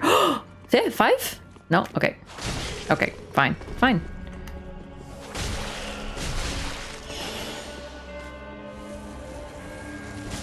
No! I shouldn't have greeted. These things stun you so you can't get out of them. I did greed. I just wanted to poke them a little bit. I think I can get them with the Goddards though. The range is better for me. I like the second poke. I can get him. I'm just like, I just want to get to Gael. I just really want to see Gael, and I want to talk to the painter. I just like want to be done with the Ring City. So, you know, time's a ticking DS3. Come on. Oh my god, I haven't defeated Soul of Cinder yet. I was saving him for last. We have so much more to do. No.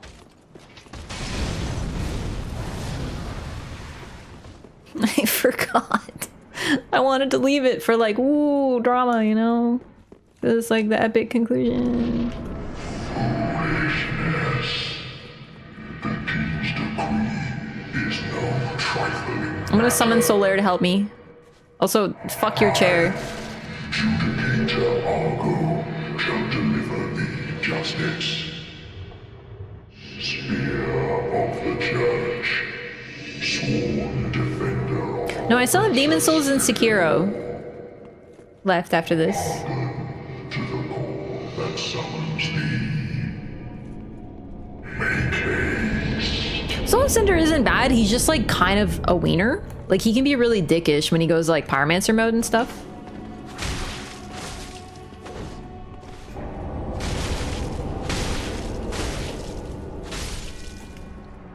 Goddard, Twin Swords, gamers. Take an Alan Wake break? Oh, dude, Alan Wake, man. I love Alan Wake. Don't go into those. They hurt way more than you think they do. Okay, just walk into them, actually. Just kidding. Manual save and do all endings? Yeah, I thought about it. I did, actually. The endings are not really the big deal, though, believe it or not. It's like quest lines that I wanted to do, mainly. And boom. Oh, I missed? Really? Shit. Sucks. Okay, get away from those. Bow time. No okay, slight problem.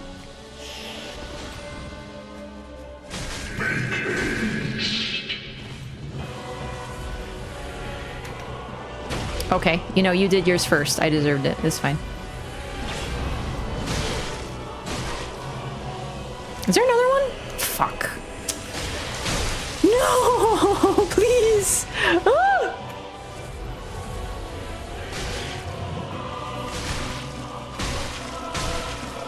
So this is what you painting guardians do now, huh? Hmm?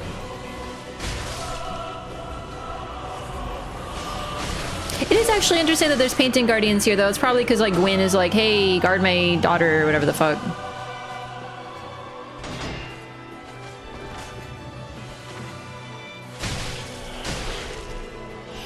Ah! Ooh, don't get hit by those. He will murder you. They are actually princess guardians. Really, it's just confirmation that they serve Gwyn. Most likely, right? Which isn't surprising, considering where we see them as guarding the painting, which has effectively become his little prison, right? Goddard's baby. Okay, fine. I greeted. Fine. Okay, yeah, just all your shit. Okay. I just needed one R1 to go off. Just one R1. But he did all this. Do you see that? Oh my god, his stupid spears and his little thingies and his... It's just one little R1. It would have been enough. I'm never getting free of Dark Souls 3. We're trapped here forever. We're here forever, gamers. I'm trapped. I'm never gonna finish this game ever.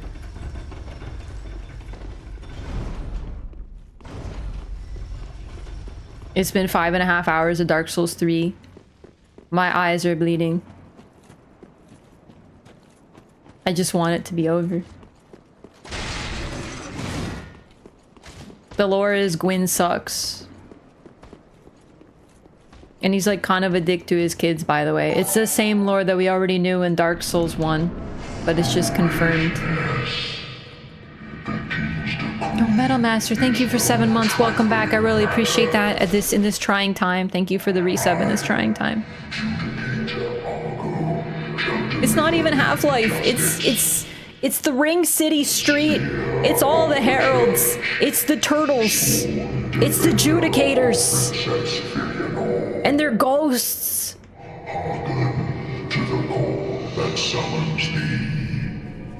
It's Midir. It's all of it. I did the fun part of Ring City already. I did the freaking Dark Souls 2 section. It's my favorite part, as it turns out, right at the start. Oh, shit. Oh, you're not dead? Oh, great. Gael is fun. I remember Gael being very fun. It's true, but now I'm scared because I also used to think that Midir was fun, and now I'm terrified. And I used to like Half-Life, so now I'm scared. Did I say Half-Life, by the way? I probably said it like 3 times. Half-Life. Ow. Oh, my God.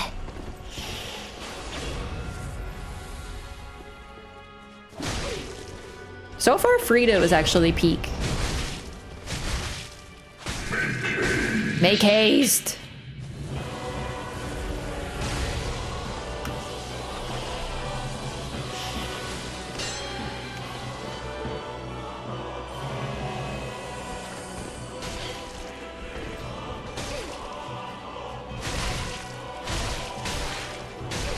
Ow. How come you can do your kick so fast and my kick is so slow?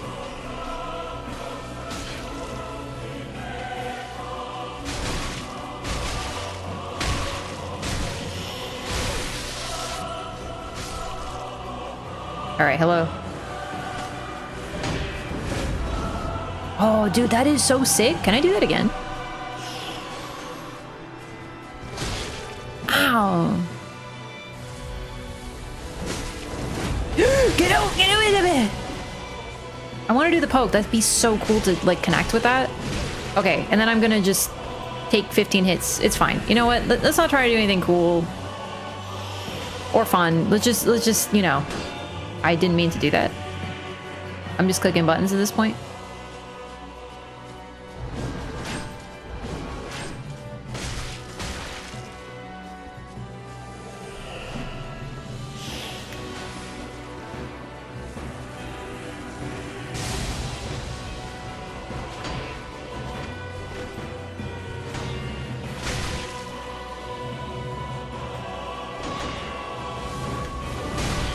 It's too slow. No.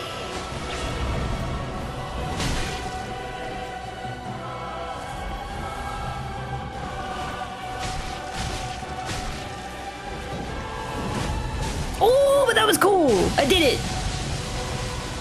I connected it.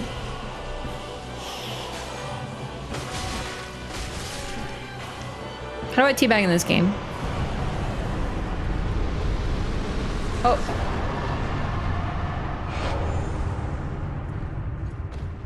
How I feel right now. Okay. It's over, you're free. No, it's not over yet. It's not over yet. Not over, gamers. Right, I think it's up here. Hang on.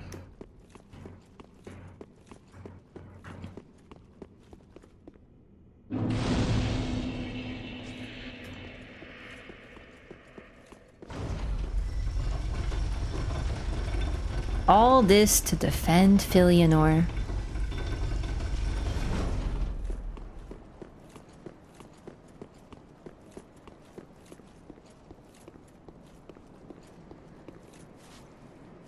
So pretty.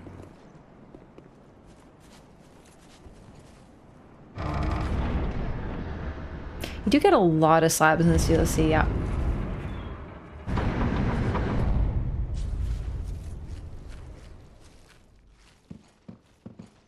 Touch the embraced shell. Yeah, this is exactly what we do. As gamers, we walk in, we touch things, and we break everything.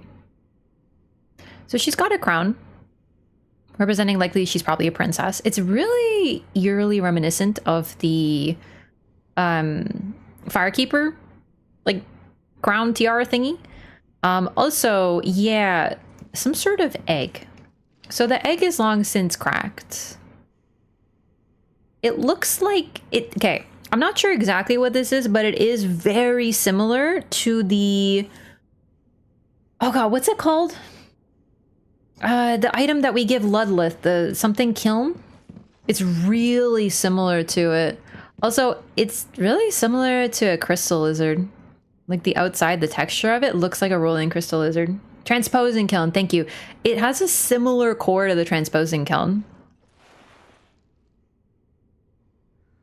She's sleeping, you can still see her breathing. She is wearing this pure white. Everything about her is very pure, but the edge of her dress is not only dirty, but rotting. Like it appears to be, you know, that creepy, like the holes. It's not looking good. It really makes you wonder like what's going on with her.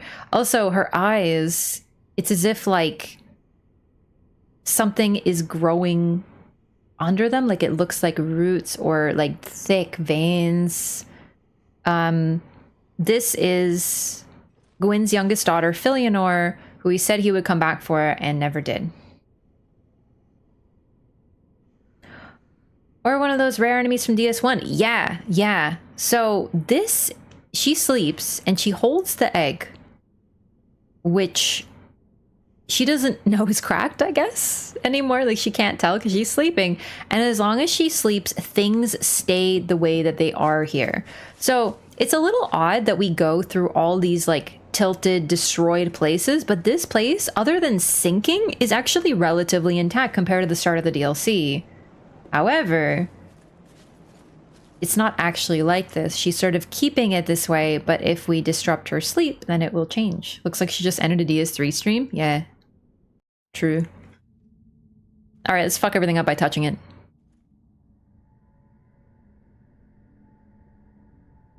Also dark hair like Velka. Could be related. Oh, oops. Oops. Like, I love how we back away like, oops. Gwyn left her here promising he would come back for her. He never did. He likely intended never to return. Because he's all about stagnation, so he doesn't really care about anyone else. Her eyelashes look like tree trunks. Or tree roots, I should say.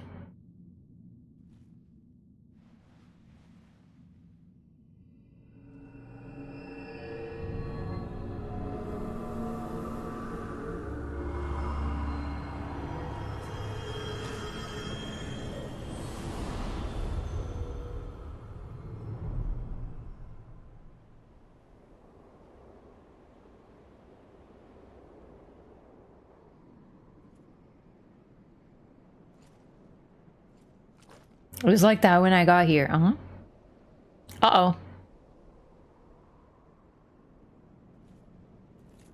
So this isn't an illusion. Like, it's not something like Gwendolyn does.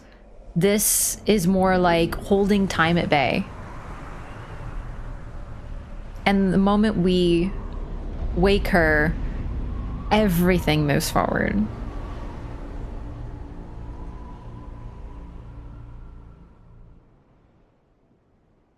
That's Filianor.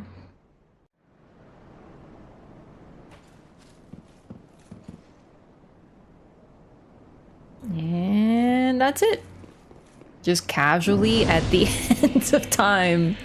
When you go to sleep without water. Yeah, so we make it here sort of instantly because of Filianor and being close to the event.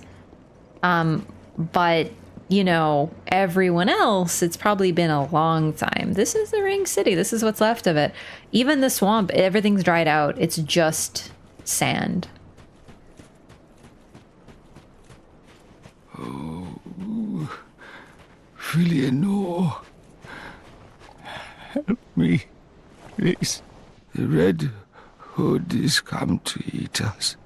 To eat our dark soul. They said the name of the game. This DLC is pretty much like the only time we hear a lot of Dark Soul mentions. So he's wearing robes, a crown. This is one of the rulers of the place, the Pygmies. He's crawling to Filianor, does he know? And he's bleeding. Black blood.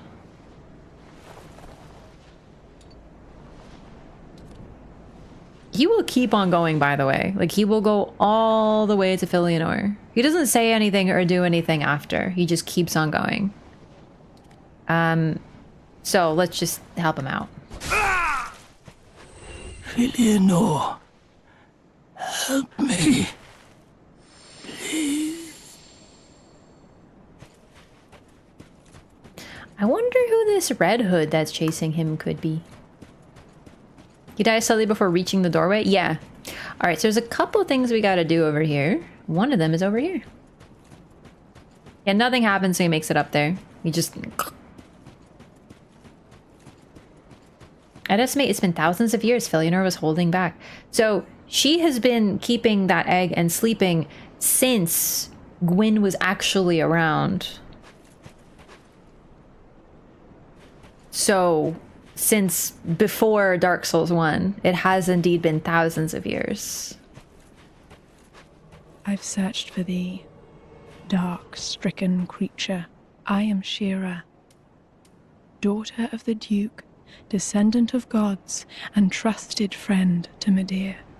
At once, I am the honor of the gods, the glory of fire, and the fear of the dark. Oh boy, she Thou yapping. shalt not go unpunished for thy treachery, thy profanity, and thy shameless yearning. I mean, like, weren't you imprisoned? Like, you're welcome. She uses a weapon that straight up has, like, a living dude on it, by the way. It's interesting she calls herself Daughter of the Duke. Shira, Knight of Filianor. And she's friends with Midir. Could be a reference to straight up Sif, but honestly, we don't know. So use your cool weapon, I want to see it.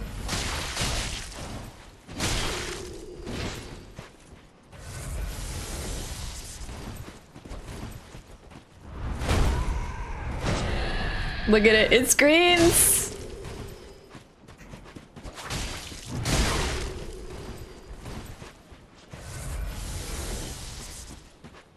Duke's Archives? Yeah, so the Duke is...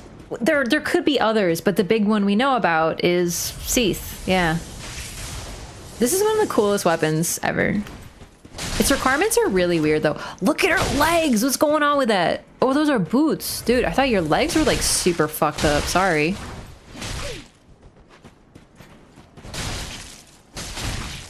The only thing she cares about is that you keep Filianor sleeping. She's basically, like...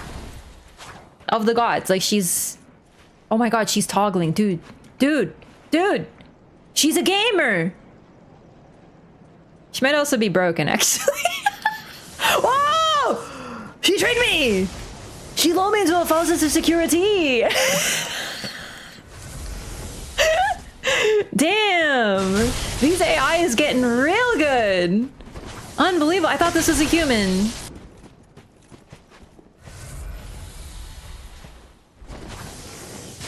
Dude, can you, like, stop blasting me?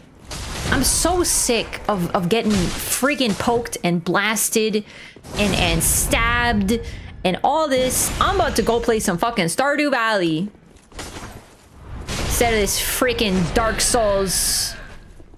Oh no, actually, I'm gonna go play some Bloodborne, actually. I fucking hate hyper armor. Remember this. Oh, we needed that dialogue. Ne'er will I forgive thy kind.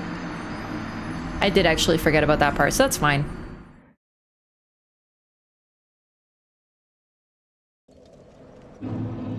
Yep, that was totally... I needed that dialogue, so it's actually fine.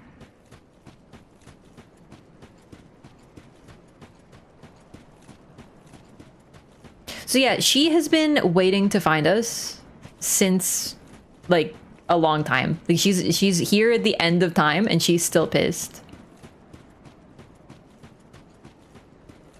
I might need to be embered for her, I don't remember. Oh, and this is probably where she was imprisoned, by the way, because it's like the same door and everything. Looks like a church or an amphitheater. I've searched for thee, dark, stricken creature. I am Shira, daughter of the Duke, descendant of gods, and trusted friend. Yeah, descendant of gods is actually really interesting. I am the honor of the gods, the glory of fire, and the fear of the dark. Because thou shalt not go unpunished for thy treachery, thy profanity, and thy shameless yearning. So if she's a child of Seath somehow, which wouldn't actually be that unusual considering his strange proclivities, well, Seath had Gwyn's soul, so maybe that means she's actually related to Gwyn in a way. Dude, she's just chugging. Seath Gwyn love child? I actually theorized previously that Priscilla is a Seath Gwyn love child. Like, unironically, yes. And Shira might be confirmation that it happened. Just maybe a different child. More drinking? Woman!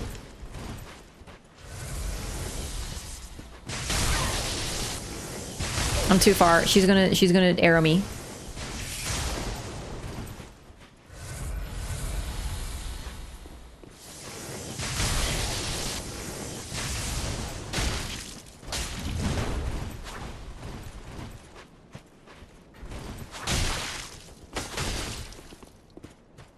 She's out.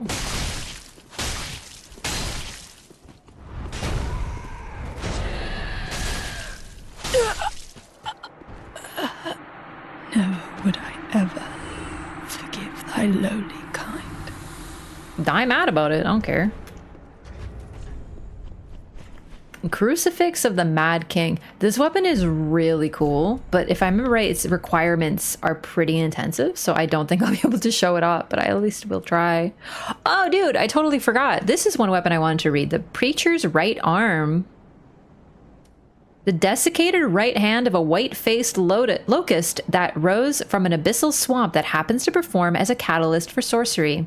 The white-faced locusts were meant to beckon men to the dark with sermons, but most of them are unable to think past their stomachs, the unruly mob.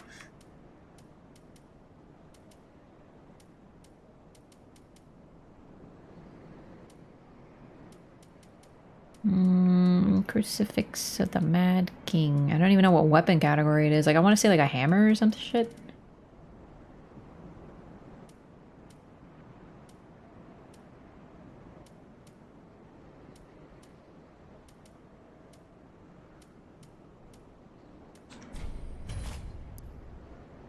Yeah, so it requires 14 faith, 10 int, and 19 strength, so I don't have the faith. A cross spear hung with a malformed corpse.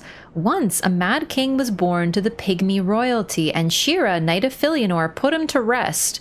But Shira's cross spear, unable to kill the undying king, only pinned itself to him. Shira delivered them together to a dark room where she stayed and held them close. So that's why she's in prison, because she killed the king and he doesn't die? That's kind of fucked up. Cool.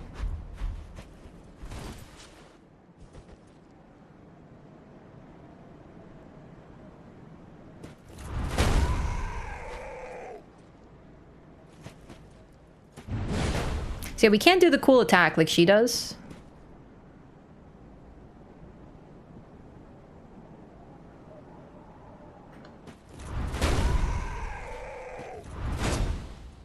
Yeah, like this should like buff it, but I don't have the skills.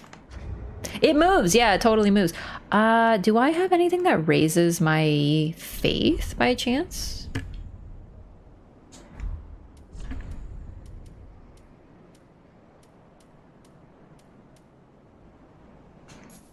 Ooh, this should be enough, actually. It fucking works!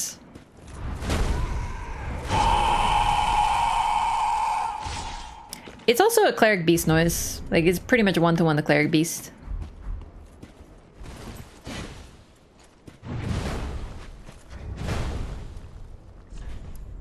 Mad King's Folly. Slam malformed corpse into the ground to briefly awaken it, then fillet with strong attack to trigger a roar, a blessing, or vexation. So basically, like, you wake him up by bashing him to the ground and then make him scream. A little fucked up.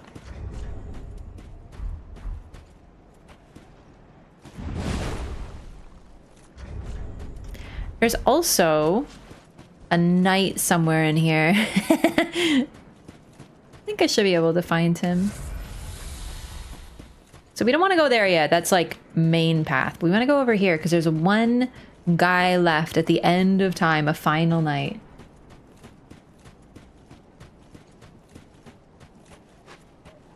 I think a black knight. Yes? No, a Ring City Knight. Oh, God. It's one of the double wielding ones. Go home.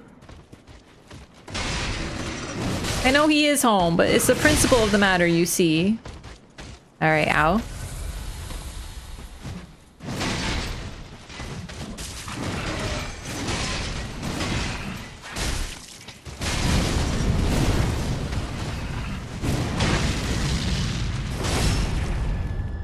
This one drops a Titanite slab, I believe. They give you a lot of slabs in the DLC.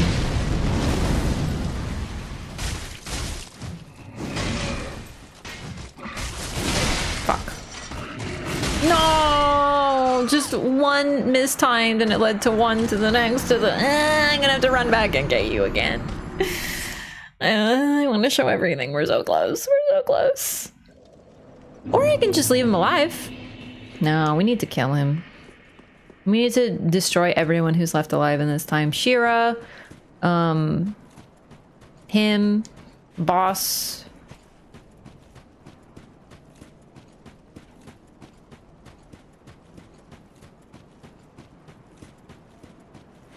Yep.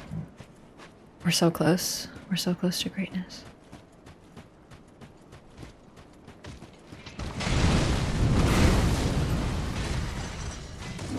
Oh, he fell a little. Did you see that?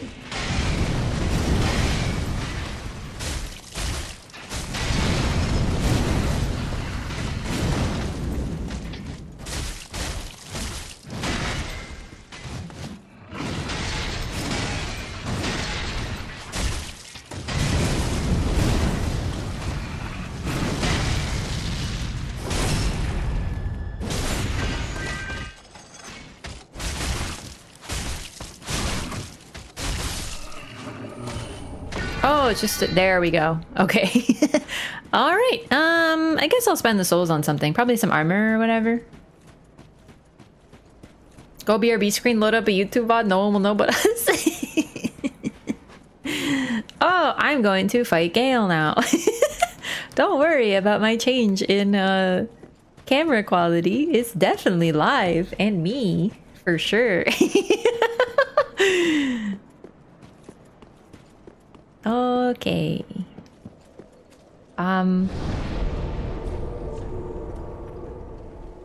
What did I get for Half-Life? Half-Light? Did I get his... I don't really get anything for him. He's just a PvP fight. You just get like the Covenant or something.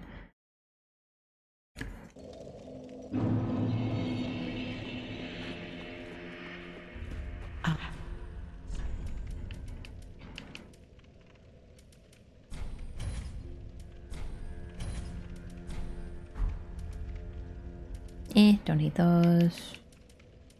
Armor, like, I don't know. Something cute.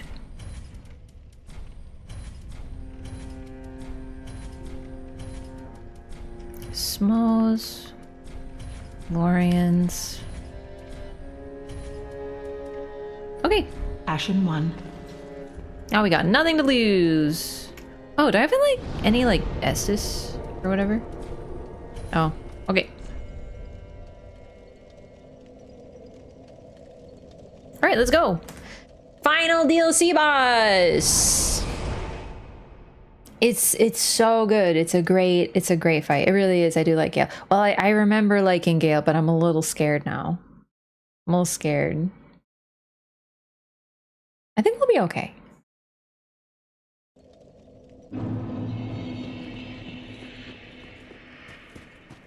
Go, go, go.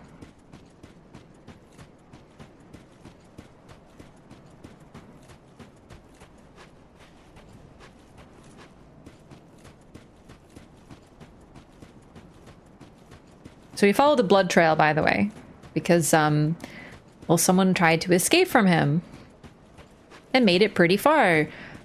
But why is he bleeding? As if he's been wounded or something.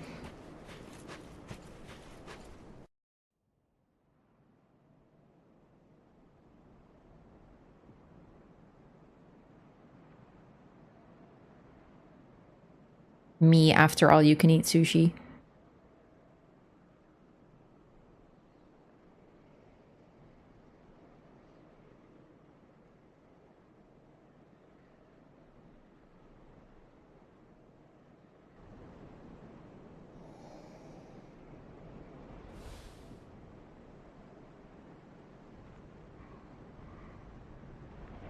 Me during all you can eat sushi.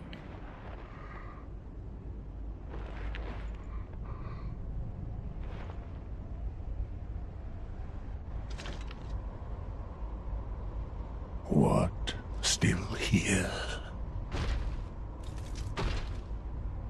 Hand it over, that thing, your dark soul. For my lady's painting. Dude, I too would be backing away if I just saw that.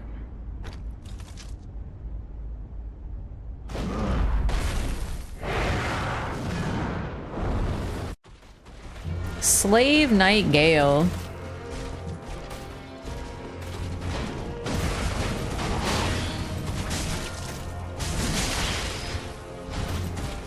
Oh, really delayed. My bad. Okay. Okay, that was really cute input, but we're good. Oh man, he's so much like Logarius. So we've been seeing it while we've even been following him, but even his signs let out these like weird ghosty skulls as if he's so full with souls that they're like exploding out of him. His cloak has been warped by it. It even makes the same sound as in Bloodborne, so it makes me think it's fulfilling a similar idea.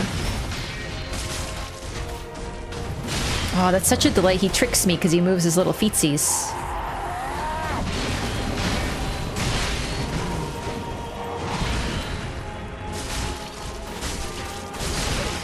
Ow.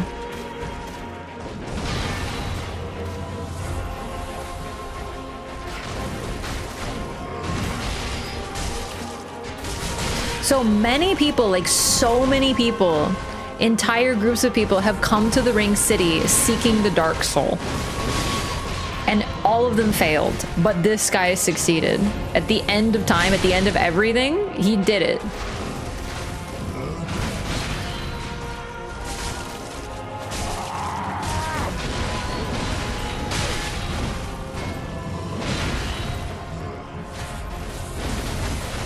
These are a little slow. Might switch back to Sellsword Twin Blades. Especially since he's fucking tanky, I forgot.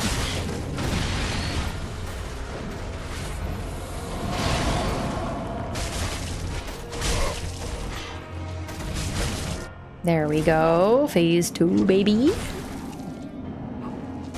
So he's like half beast at this point. Like Ludwig, though, he realizes it. He sort of gets more cool later. Is this the blood?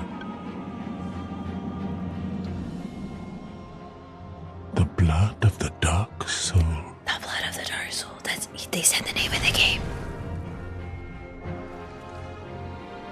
And it has 3 phases because it's Dark Souls 3.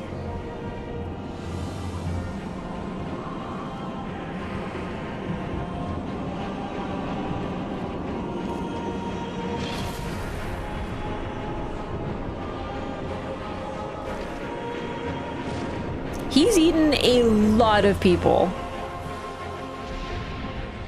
The Dark Soul 3. Dude,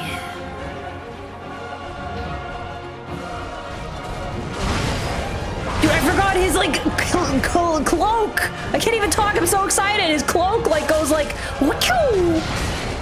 Friggin' swipes you. It's the coolest shit. I wish my cloak. It's like Doctor Strange. You know, like his cloak. His cloak. It also leads to some double hits, so it's like a little terrifying. Woo! Oh my god, is that the discus of Mikola? Mikola's ruining everything! No, seriously though, Taylor Swift was in town this week? Because, you know, she had like a week-long fucking concert? It was a nightmare. Shut down everything. Mikola is literally ruining my life.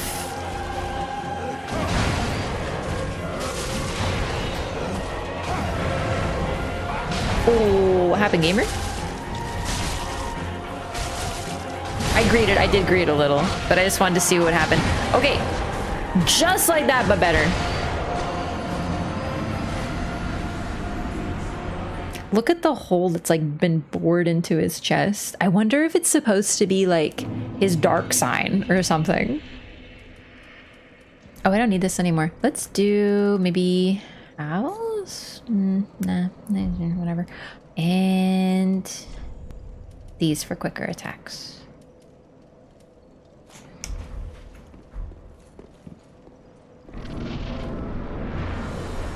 Got my friends went to a concert tonight. Yeah, it's just like, you know when you don't care about an event, but it completely shuts down like all infrastructure? And you're like, ugh, it's annoying. But if like you won't care about the event, you're like, yay, event! I'm in the former camp because I don't care about the event. So I was like, ugh, event is so annoying. I feel the same way about like sports events when I'm like trying to go to Toronto and stuff. He is actually very reminiscent of Artorias, yeah. He's not really making me think of anybody in Elden Ring, which is an absolutely good thing. So far, I like him a lot, from what I remember, which is good. Ah, mistimed it. Wow. It's almost like a giant ulcer. Very much so. But I wonder if it's supposed to be like his dark sign has gotten so advanced because he's consumed so much of the Dark Soul. His body's become malformed and misshapen. His cloak is alive because of it's full of souls. Dark souls?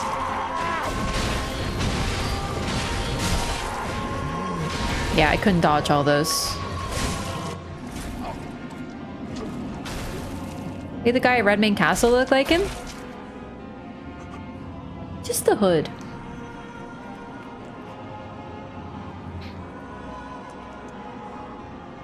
The furtive pygmy spreading the dark soul amongst humanity, and Gael basically ate every fragment and put it back together. Yeah, so that's the thing. The blood.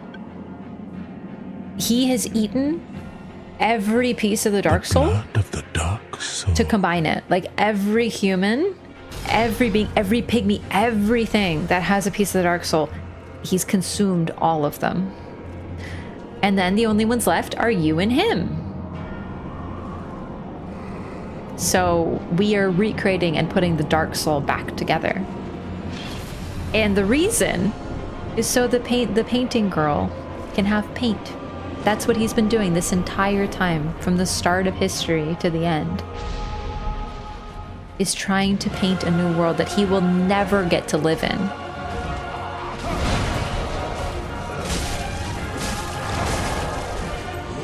I don't remember this move. Fuck.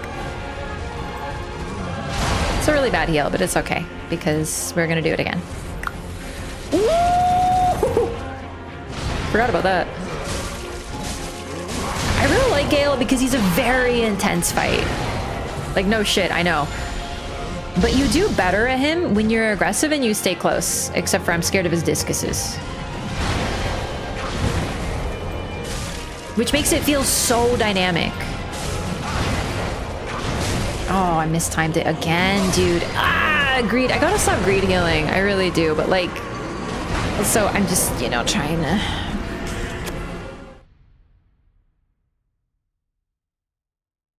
Did he consume Bloodborne too? No, Bloodborne's a different game. Oh, right. And someone mentioned this before, but it's really cool. This entire arena, this entire place is his boss arena. So he meets us here. There's no run back. He wants us as much as we want him.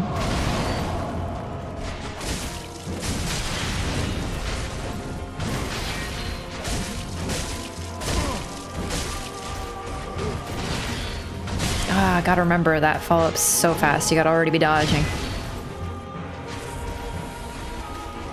Gael or Ishin? I don't know. I guess I'll fight Ishin again and see.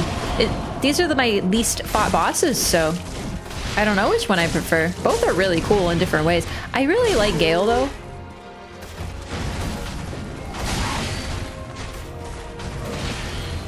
Oh my god, that's so fast. Okay.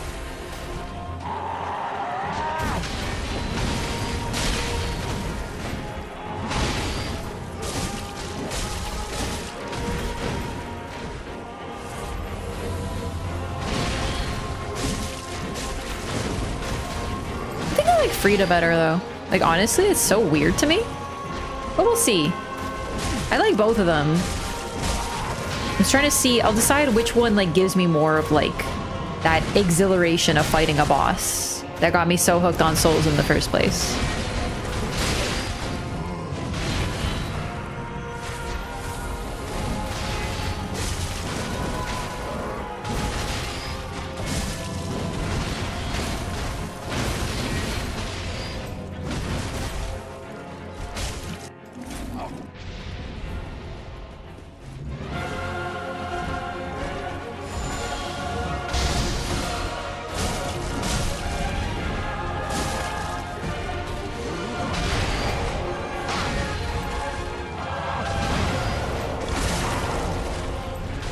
Oh my god, I couldn't see.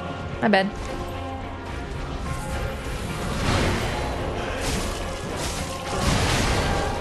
Is that Plin Plin fucking Plon? That was kind of Plin Plin Plonny back there. I don't think I didn't hear that Plin Plin Plon. I know it's not Plin Plin Plon, but it's kind of ew. Okay, that was a little rude. I didn't like the crossbow there. But that's okay. It's okay. I just gotta stay closer. You won't use it. I heard a little like tickling the piano there. Oh, okay, back to it. We're getting quicker. I want to at least see phase 3 because I remember phase 3 being my absolute favorite.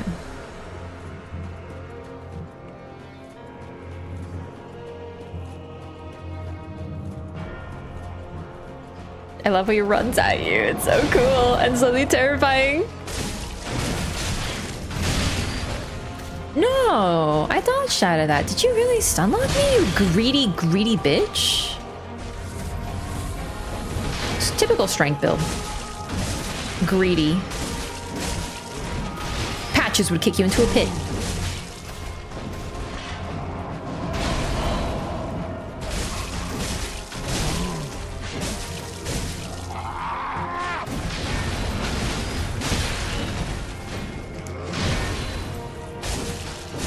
Patches would kick me into a pit too, but like, whatever.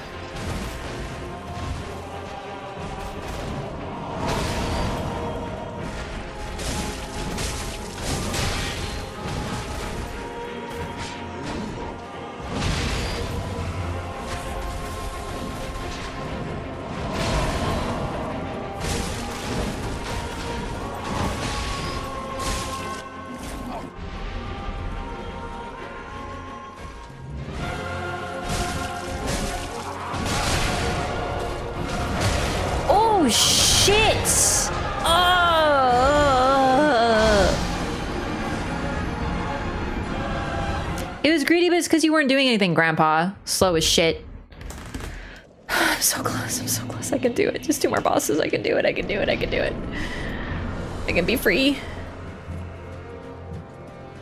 I can play Sekiro, which I'm actually really bad at, but it'll be fun. So close. Free me.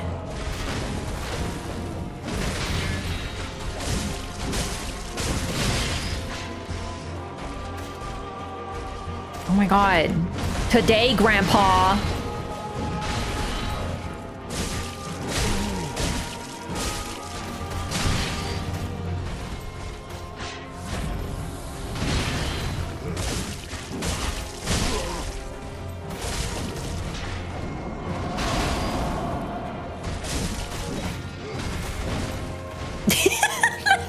Get back here.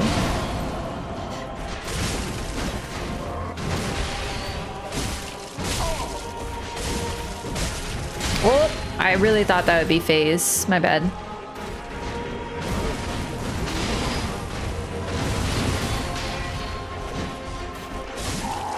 Well, I thought that would be phase.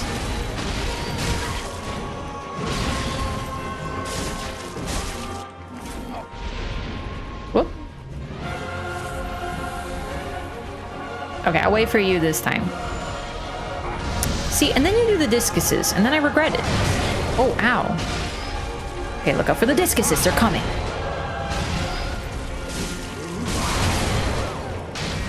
Wait, really? Oh, I didn't realize. Okay, we have to be a little bit more aggressive. Just a little bit. Not like Bloodborne level. It's not like Bloodborne, but just like a little bit more so we can actually get some hits in.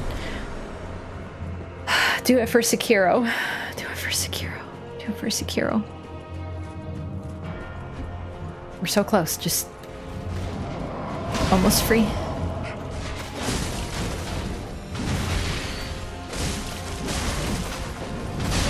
What the fuck in the teleporting bullshit was that, brother?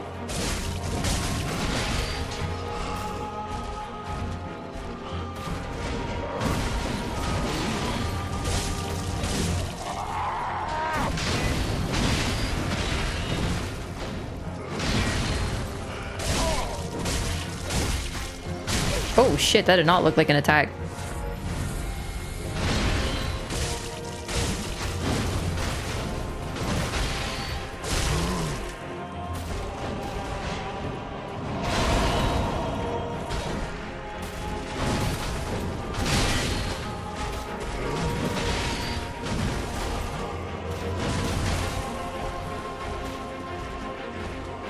Give me something, come on. Hurry up.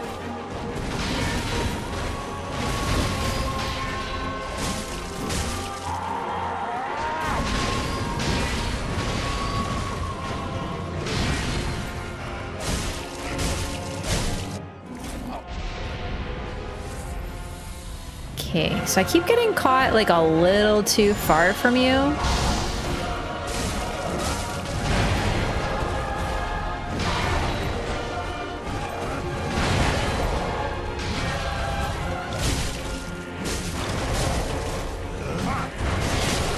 shit. Okay.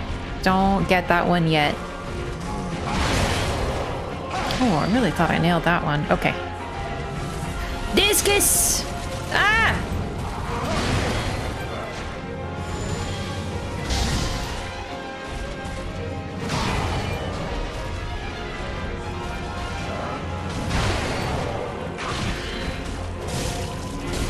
No, come on, Gael. No! Ah! Alright. Try not to spam roll, but like, it feels like it's better if I do. So. Fuck, see now I'm just with the discuses and shit. Ah, God, alright.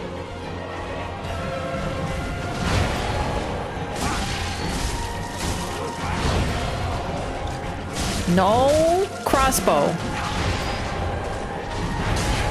Fuck. Oh. Oh shit. It's happening. It's happening. He's too full. He ate too much at all you can eat. I've never felt more relatable. Like a more relatable boss. I don't know what to do. Whee! Holy shit. Okay, we're good. Right, and then there's lightning as well for some reason. Okay, just smoked by everything. We're fine.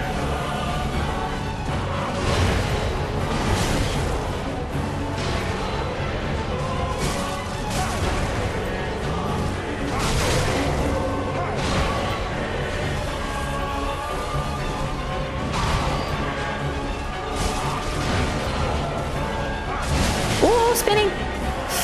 Oh no.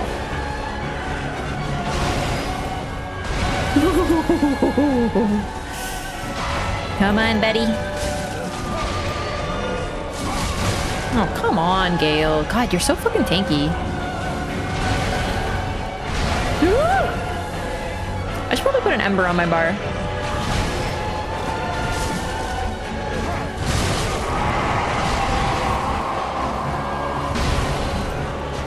Ooh.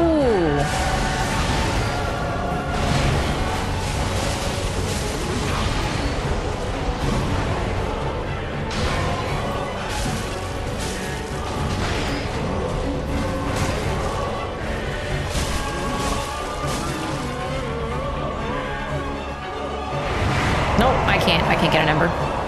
Ooh, you know what? I'll be over here. I don't remember how to open my menu. I've forgotten all my buttons. I've forgotten all my what the ah! I forgot he does that! Ah! Fastest ember in the west!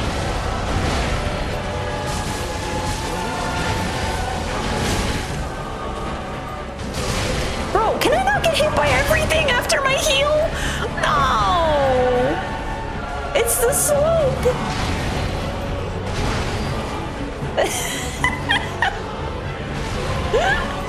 No, I'm doing okay!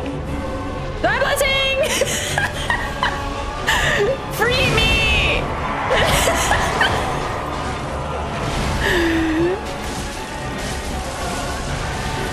I've never used more consumables in my life! Ah! I just want to be free! I love you! I really like this fight! I'm so glad! I was scared that it would be like a Midir where I'd be like, I don't like it anymore, but I really like it! But I need you to die! Thank you so much! I love you, Gael! Bye! Ah! I have never in all of my games of Dark Souls used a Divine Blessing ever! I wanted to be free so bad. Oh, baby. That's a really epic fight. I wanted to do it on the first time that I saw phase 3 too, because it's like spicier because you don't know what's going on. Oh boy. Ah, I'm free. I've never used Divine Blessing. Yo, menuing and everything. Gaming. A really sick boss fight. It's incredible. Like, I love how it's like he can't contain everything that he's consumed anymore. And yet he uses a soapstone to teleport. I'm glad I showed that off, even if it did scare the living daylights out of me. Soul of Slave Knight Gael. The red-hooded wandering slave knight Gael sought the blood of the dark soul as pigment for the painted world. But Gael knew he was no champion, that the dark soul would likely ruin him, and that he had little hope of a safe return. So he says, you know, give me that, your dark soul. But once he starts to bleed, he realizes he's not going to make it. He already knows from the very get-go that a champion of Ash is probably going to be the one to kill him. In fact, doesn't he call you a champion of Ash the very first time you see him? So what I really like is that at first you just think, okay, there's just like some weird guy. He wants me to do the DLC. Who cares? Whatever. But then you realize that all along, from that moment in the Cathedral of the Deep, he was setting up this exact moment. And that's the epicness of Gael. Is at first you're like, okay, there's just like some dumb NPC at the start of the DLC, so I can enter the DLC. Who cares? Whatever his name is. He just got some stupid hood, blah, blah, blah, Santa. And by the end, you realize that he was setting all of this up to help the painting girl to create a new world. She wants to create a home for people that she's not going to see. It's this message of like creating something fresh and new that you will not get to benefit from. It's planting a tree that you know you will not experience its shade, like doing something for the future, for the people to come. And it's a beautiful, it's really beautiful. He does this. He has been a slave knight since the start of the very first war, the first flame. Hang on. Long ago, only the undead served as slave knights. Warriors used as fodder in the bleakest of battles. They grew decrepit, their skin charred black, and their bones twisted. Eventually, they went outright mad, but were never relieved from duty. So it doesn't necessarily say that it was like the original war, but still, they have been doing this for a long time. Oh, and of course, the blood of the dark soul.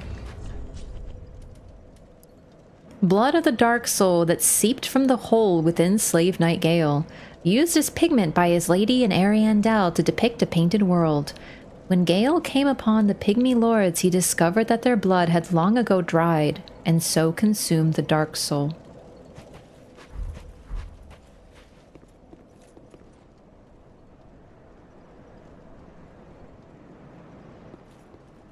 Because this is likely what it actually looked like. You gotta wonder, the pygmies were like alive, but if this is the true state of the world, then yeah, they had nothing left. Just completely dried lords sitting on their ruined thrones. And we got the dark soul, yeah. And that's it. There's literally nothing left to do. We are at the end of time and everyone is dead but us. Good thing we can go back in time. All right, so let's go give the Lady of Ariandel the paint, and then we have our final boss to defeat of the base game.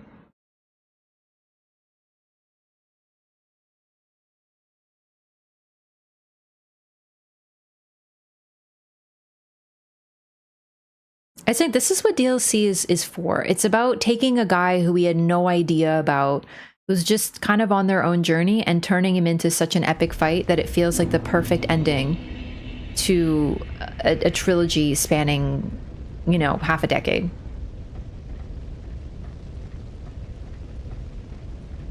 And as you can see, the flame has spread, so she is going to see flame soon.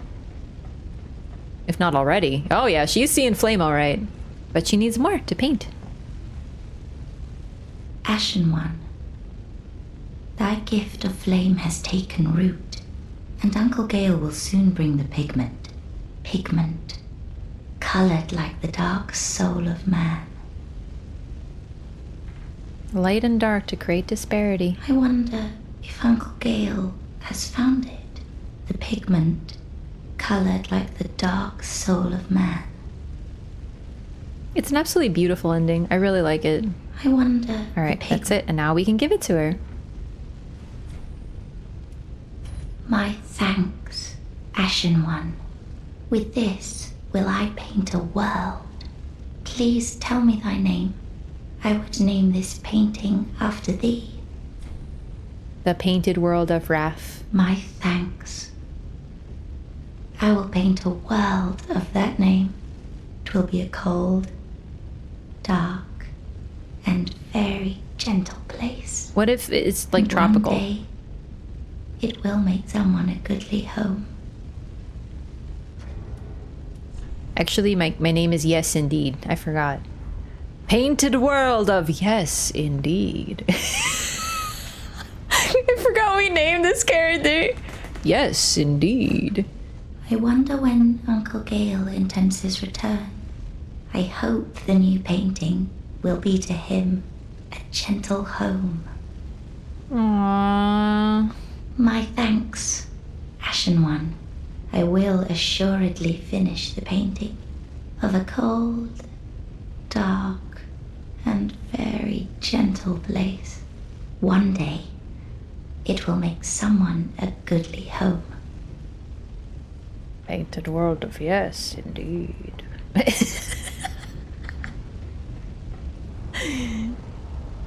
That's very rare footage. That's a rare meme. Like the better of Shadow of the Earth Tree, found a boss of one of our companions instead. Nah, at this point, I think that like what they've done with Shadow of the Earth Tree is just like so not what I'm into that like there isn't really any fixing it. If I were to change that DLC, I would cut everything to do with Mikola, everything to do with any of that shit. I'm okay with Trina. Trina makes sense. Trina's fine. And then just Mesmer and, you know, Bale, Egon, Midra, like all that stuff. Basically, if there's a crucifix, cut it. And then that would be my Shadow of the Earth Tree. Welcome home, Ashen. It's not Ansbach's fault. It's not his fault. It's just unfortunately, very well. He's a Mikola dingus. Then touch the darkness within me. Take nourishment from these sovereignless souls. Cold, dark, and gentle place, very similar to what Mikola says at the end of Elden Ring DLC. It's also what friggin' Priscilla says in Dark Souls 1. They just like their phrasing. Mikola can eat my ass. Farewell, Ashen One. I don't care what he wants. Him and his cold, gentle bullshit. Age of compassion. Dumbass. I have to buy one because I used it. And I buy another one just in case I ever use it again. Although the whole Moog is actually not a creeper was like a pleasant surprise, I would say.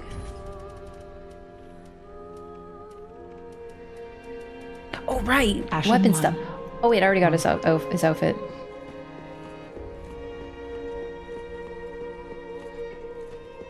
Mikola's entire thing. Listen, here's how we can narrow down to Mikola's entire plan. Oh my god, my mom sure did mess everything up by doing everything wrong. It would be really bad. I'm gonna do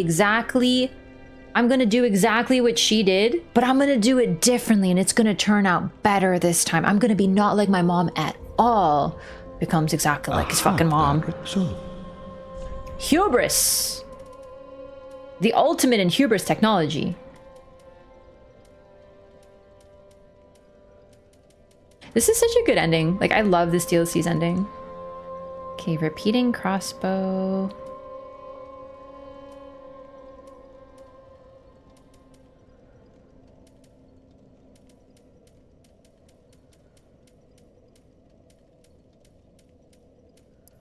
Gael's greatsword of Slave Knight Gael, the only weapon that he kept with him from beginning to end.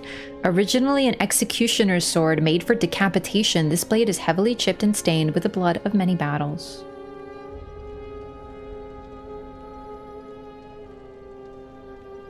The thing is, even I actually think this is like the best ending to a DLC, except Dark Souls 1 is pretty neat because it's all like, yeah, everything happened exactly like it was supposed to. We won't talk about you though. Dark Souls 2 is really neat because you kind of put everything together and then you get special dialogue and a cool item.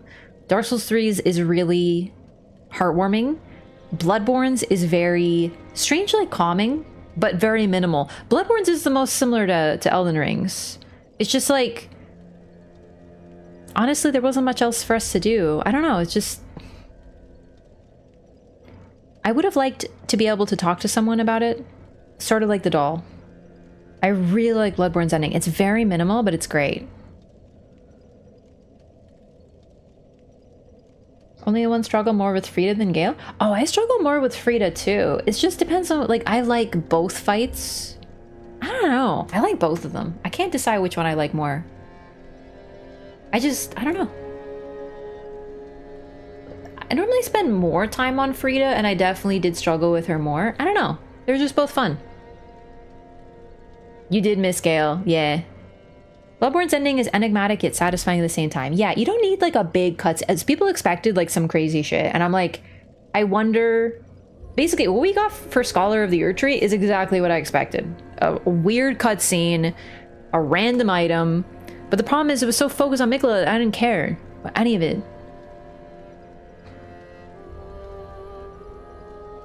All right, and then his crossbow. This crossbow, customized for repeat firing to face mobs alone, was wielded by Slave Knight Gael.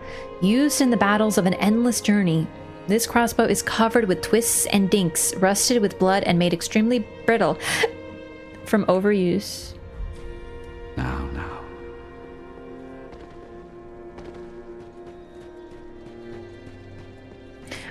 I don't know if I'm gonna actually take advantage of this, but I think I'm gonna do it. Hang on.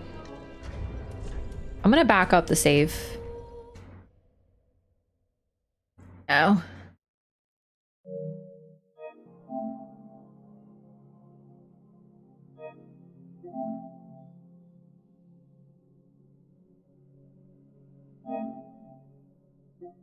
Just like select, I guess? Yeah, that's fine.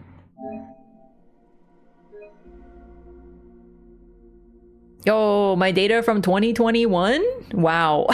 Wait.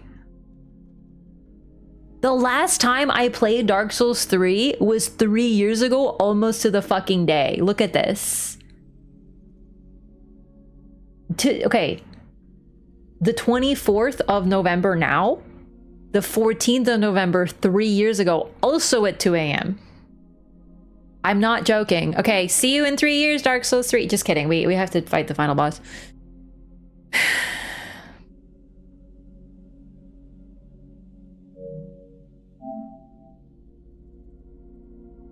Cinder. No, I liked it 3 years ago. I did. Now I don't like it. Now that's true. 3 years ago. They call it Dark Souls 3 because I last played it 3 years ago. Yeah, this may be the last Dark Souls 3 playthrough I ever do. Maybe. Follow it just broken now because Twitch changed its potato things. I don't know why I said potato. Not relevant. How the fuck do I end the game? I don't remember. Do I have to like talk to you? Home, speak. Hi, can I like fuck everything up? Farewell, Ashen One. May the... Okay, hang on. Oh, I remember. I was waiting to do this. I remember.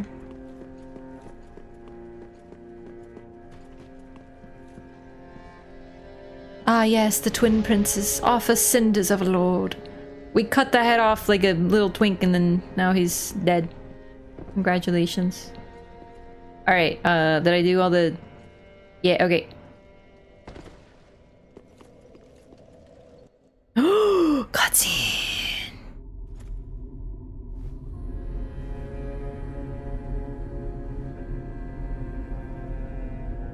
DS2 doesn't seem to be aging as well as 1 and 2. Like, I'm just trying to talk about my subjective experience of it. Noble I'm just not of Cinder. loving the game anymore. Bye, Ludlet. I kind of forgot to talk to you. My bad, it's fine. And the lords go without thrones.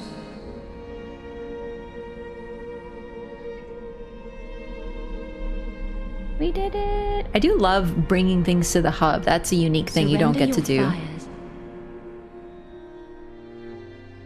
To the true heir.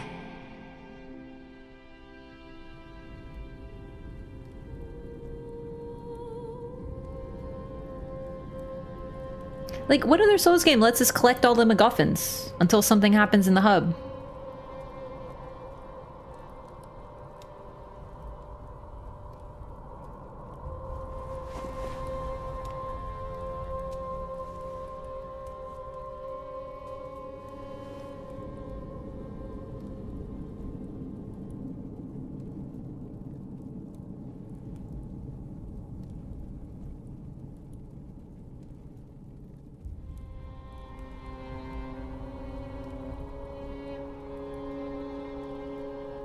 So I saved the thing so I can give her all of the things if I want to, like the Firekeeper soul and the eyes. Let her grant death.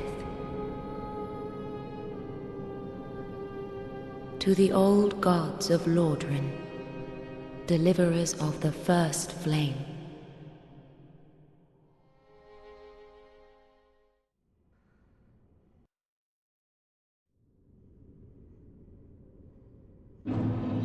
Kiln of the first flame. We did it, gamers.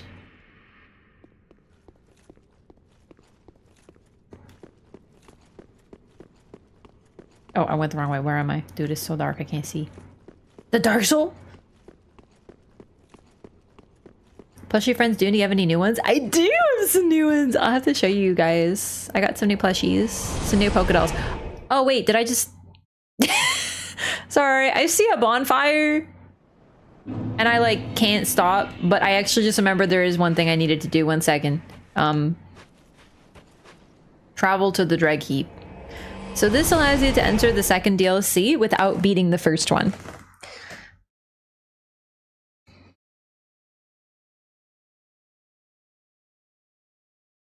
Yeah, I got some new polka dolls like Totodile. He looks so silly. I can't wait to show you. You're gonna be like, what the fuck?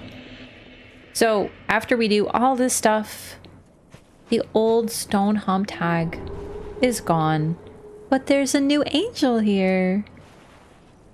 That doesn't hurt you for once.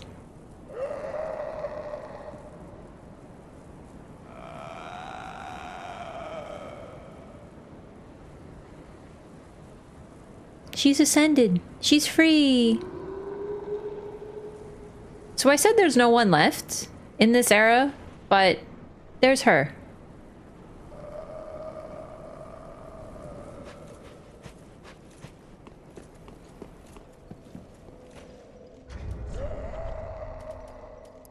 Umbral Ash of the Old Stone-Humped Woman. With this, the Shrine Handmaid will prepare new items. Things that have dreadfully run their course accrue at the Great Dreg Heap. This old woman was once the wet nurse of royalty. Oh my god! Is that Emma? I never put that together. This might very well be what became of Emma. Considering she was also the wet nurse of royalty. And we're still in Lothric. There was no rulers or princes after Lothric and Lorien. Run their course, my bad. Fume Night Sword, was that picked up?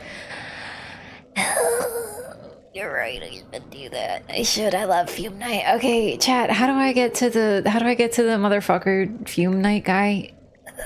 I'm doing this for Fume Night. I'm doing it for Fume Night. You're right, I have to. But I don't want to go down there.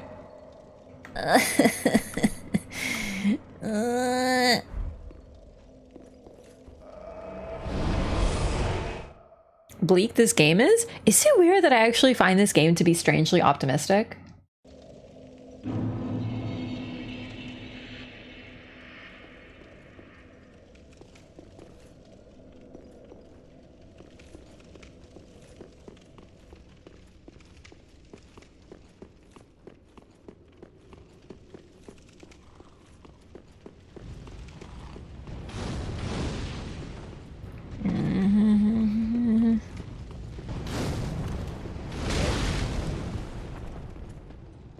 Can I go over here? I think I may have just said, like, actually, fuck this room.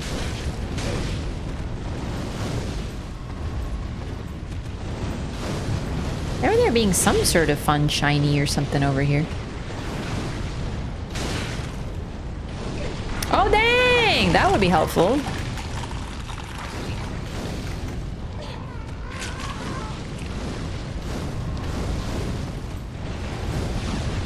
Not the Beanos! This is not the time to get a closer look at the situation.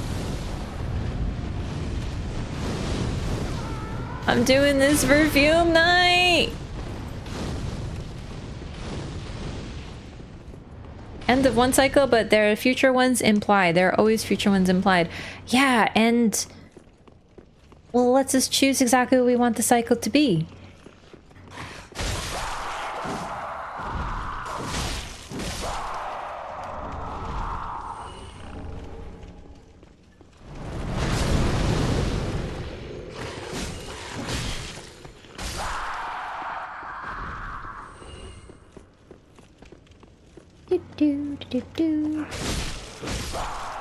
I think I should have teleported to a better bonfire, because I can actually think of one that would be a little better, but whatever.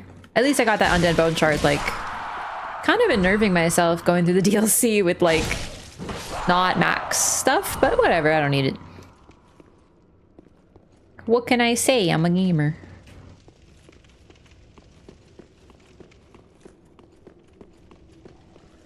Yeah, I'm not the largest fan of... What the heck is this? Demon Ruins?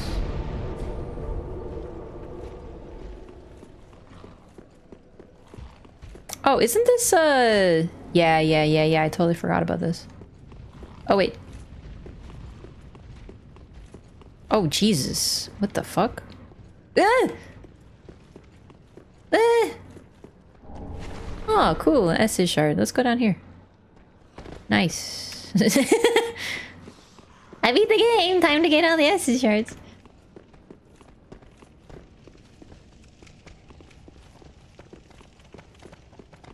I'm so fucking lost. I'm hoping Fume Nighty Boy won't be so mean now.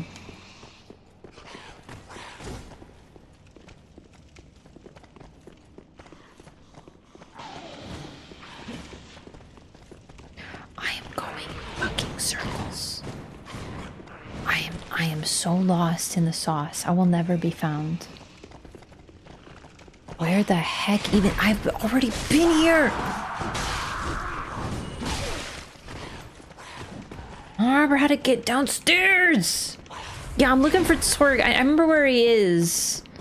But like, I was like, actually, fuck that. And I just sort of like ignored him. And then I forgot to say unfuck that.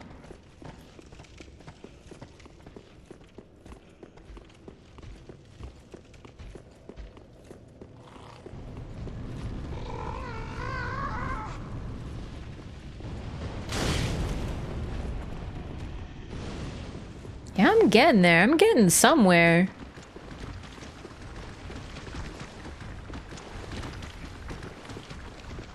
Is this a dead end? No shot. Really? What?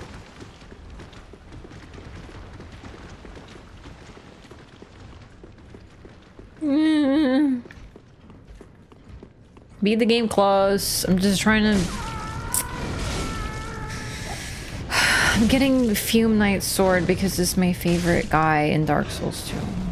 I'm doing it for Dark Souls 2. Do it for her. Do it for... What the heck is the point of this stupid room? Just a bunch of dorks? There's gotta be a better bonfire, right? No, I might not.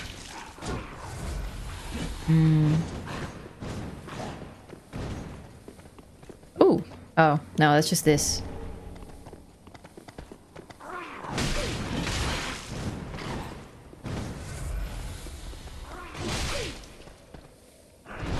Hi. Alright, let's try that again. Oh, probably down the staircase. That would be promising if I'm trying to get down. Because you gotta get down to get up.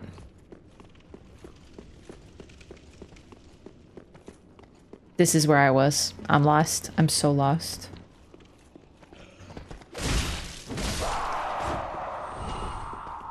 Oh, wait.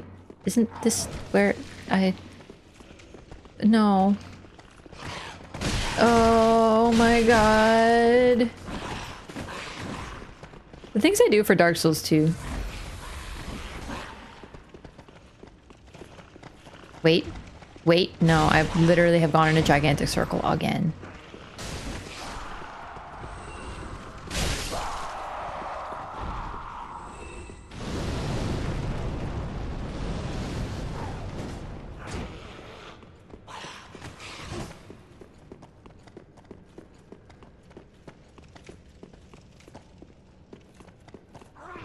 Remember that least favorite part of the game? Wait, what part of the game do you mean?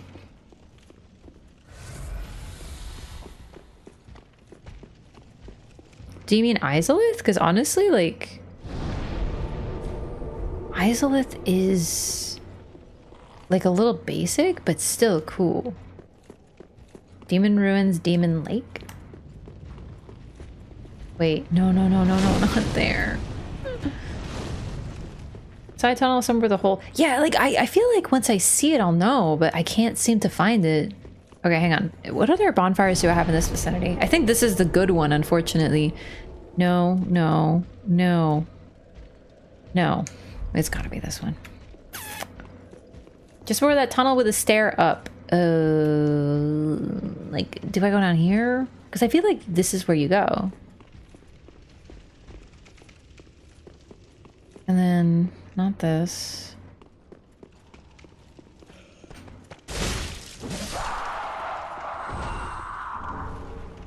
Near where the rats are? The problem is, I haven't found the rats. Like, honestly, if I'm seeing rats, then I feel like I'll know where to go. But, I haven't even seen them. I know it's near where the rats are in basilisks, chat. I haven't seen the rats in the basilisks. Once I found them, I know where to go. That's what I'm saying. Like, I can't find the rats. I'm looking for the rats. Rats and basilisks. I know, but I can't find them. It's just like a big circle on top of another big circle.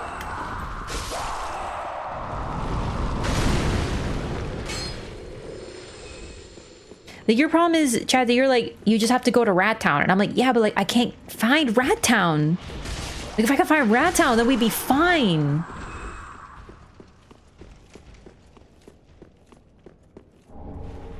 Just make a left at the Rat Town when I get my Rat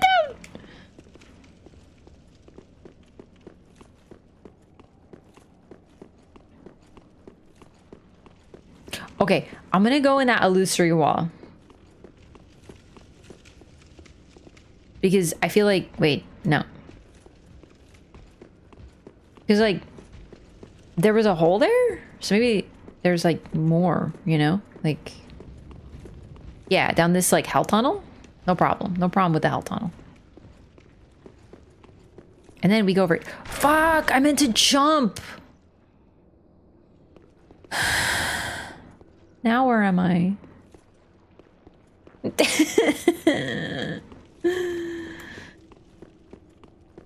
Head down and keep right with all the fire dudes. Wait, hang on. First bonfire, head down and keep right. But like, which first bonfire?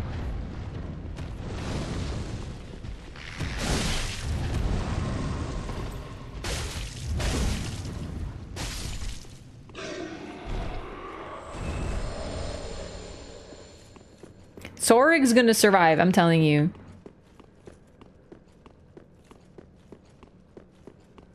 Wait, near the entrance? But like, isn't this further in? Like, I can hear lots of footsteps. Are those the rats? They kind of sound like giant rats to me. But how do I get to the rats?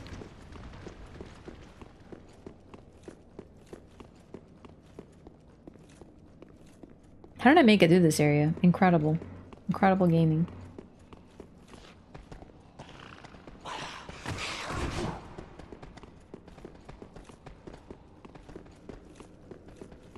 But now I can't even make it to the bonfire. I don't know where it is.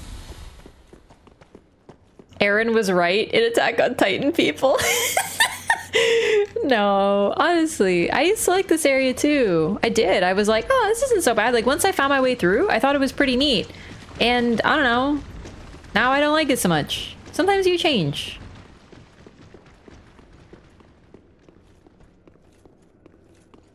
Like, sometimes you play Bloodborne first and you realize it's the greatest game of all time, and then no game will ever approach its majesty, and you're just like, wow, I sure am lucky that I played Dark Souls or Bloodborne first. And then you play all the other games and you're like, wow, nothing has touched, you know, how good Bloodborne is. And then you play Dark Souls 3 and you're like, wow, this is great. And then you play the other games and you're like, oh, I like them more. And sometimes you like them first.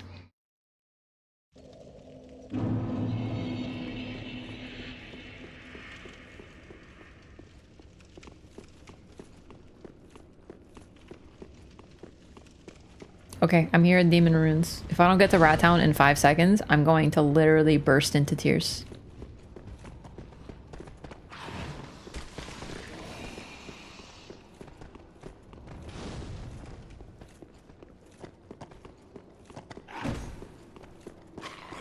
Wait a second. Isn't this... chat! He's taking me into the ether! He's showing me things I'm not supposed to see! Okay, so this would have led to the thing. Rat Town was to the right? Who's right? Like, do you know how fast I'm running? I'm like Sonic the freaking Hedgehog. I'm too fast. Like, you're like, turn right. And I'm like, I was there 10 seconds. Rats? Oh my god, the rats. Hang on. I might have found the Rat Town. Oh my god, no, don't cook me. Rat Town. We've done it.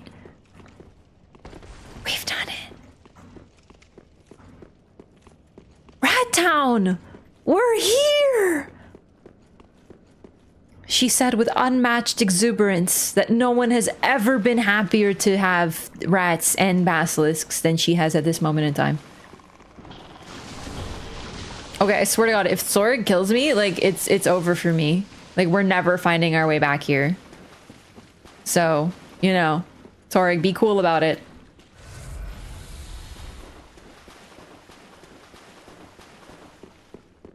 Holy shit, he's already gaming! While you were looking for Rat Town, I was studying the blade. While you were lost as shit in the demon ruins running in circles, I was swinging my big old sword. Give that back. You don't deserve to stand where he stood using his weapon. Gimme.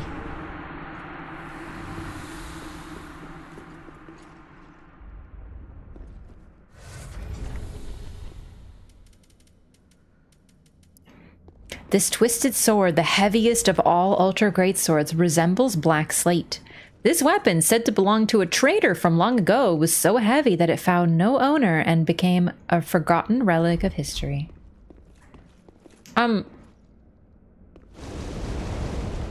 Gaming? Holy fucking shit! Jesus Christ, it's so hot. I'm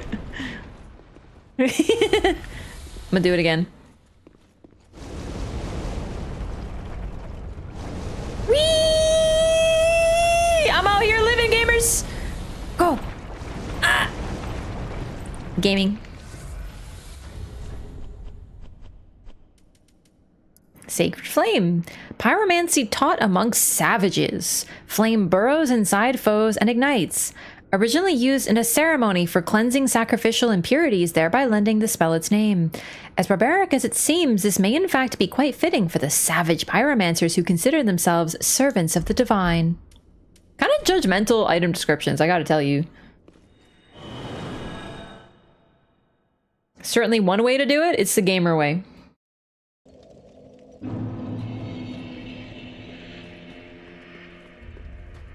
Oh. It's like Dark Souls 1 level. Well, what warm umbral ash have we here? It's as if thy fate were with death entwined. But take no note of me, thy business is thine own. Dude, I didn't kill her. As by now thou surely knowest, there is little I love more than a gratuity of souls.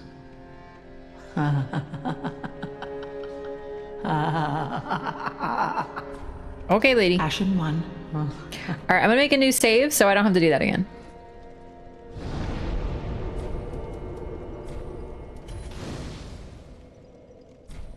Neat. So I leveled up my Estus class to +10 after beating the hardest fights in the game already, so Just wasn't neat. a little late.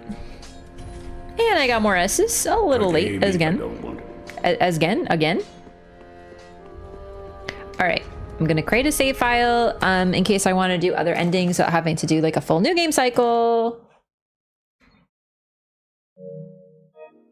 I like the old lady because she's basically like, I know what you did, but I don't really care. And that's pretty base of her.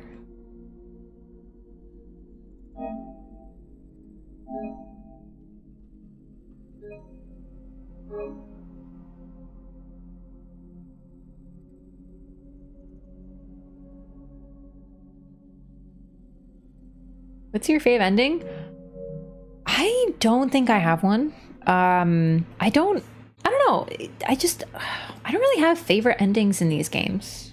I know that's a bit weird, but like I don't really care too much about endings. For me, it's about everything else that leads up to them.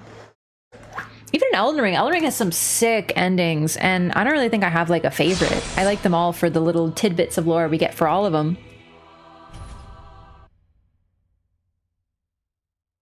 That said, I feel like the DLC ending is the best. I know it's not an ending really, but just how it concludes. I love that the DLC doesn't have choices. I think that's a big thing.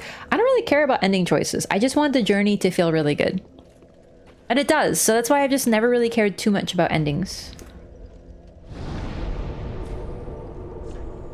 Lord of Hollows is pretty neat, which is why I chose to do it. And hang on, how do I how do I get to the super cool bonfire again? There it is. Wait. Yeah. Yeah, right? This map is so confusing.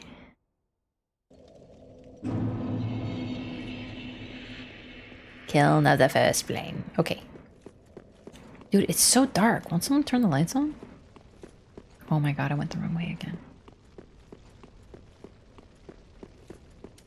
Lord of Hollows is pretty neat. I actually like how complicated it is to do and how specific. Yeah, so this looks kind of similar to the Drag Heap, doesn't it? Like right here. So we don't get to actually explore this. The Ring City DLC is kind of like, hey, what if you could kind of check out what this actually looks like, the remnants of what's left at the end of time. And we get to kind of actually check some out, which is really neat. Gotta go with Ronnie. Ronnie's a cool ending. I don't know, I just really like the endings. It's just me.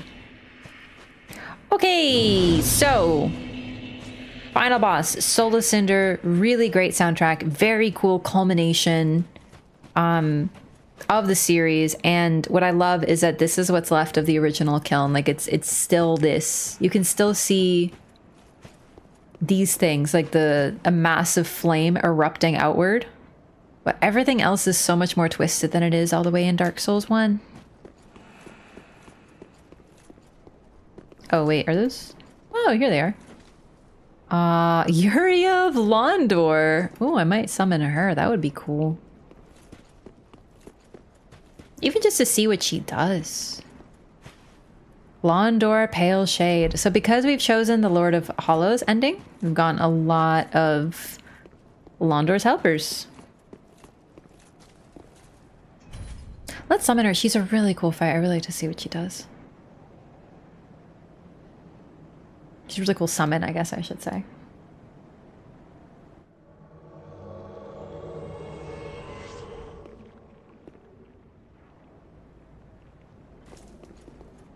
They wish to help their future lord? Yep.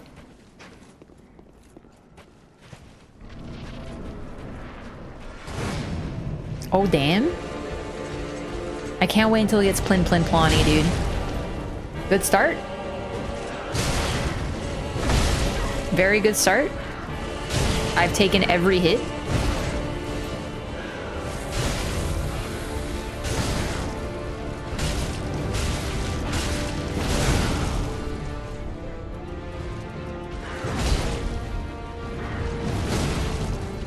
You're doing great, Yuria. Not really. Actually, you're getting your ass beat, but it's okay. So am I.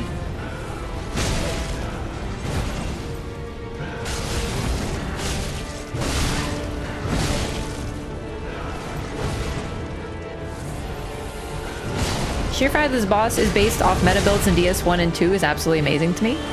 Oh, they're knowers, yeah. Casters! Soul of Cinder is everyone who has ever linked the flame combined. So if you ever link the flame, holy shit! Dude, I'm not even off the ground yet. Ooh, damn, Yuria, get him. If you've ever linked the flame in any of the games on your characters in one, this is you.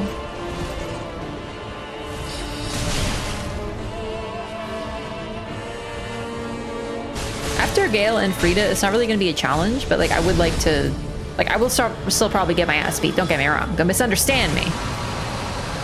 Oh my god, he can move that? I'm way too used to Elden Ring.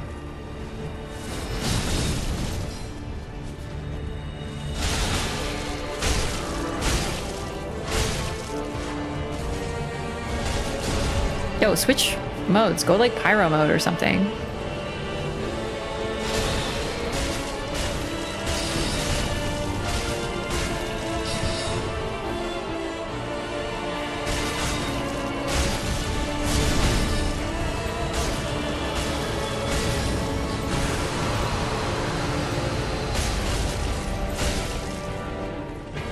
Here's that phase 2. Oh, damn. No one could have seen this coming.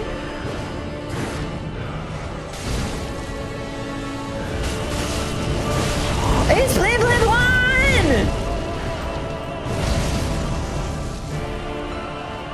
It's Blip 1!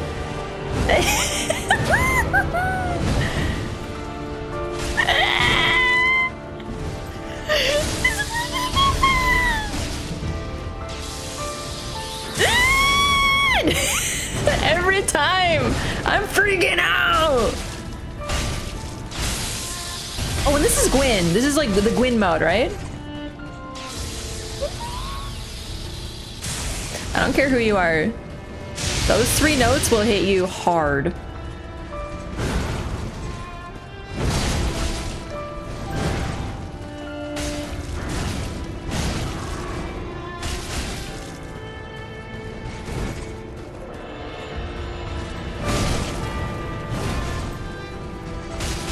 Oh shit. Oh, baby. Oh. It's like fighting Gwyn in his prime. Yeah. When did he heal? Just like end of phase 1. He gets like a whole new health bar. He just goes, damn, I'm cool. Oh, damn. Oh, damn. All right. I just wanted to have Uriah here for the first run, just for like, you know, whatever. We'll run it back all alone. 100% a callback to Gwyn. Oh yeah, no, it's Gwyn. He uses lightning. He has like the sword. He like jumps around. He's really cool. And then it plin plons.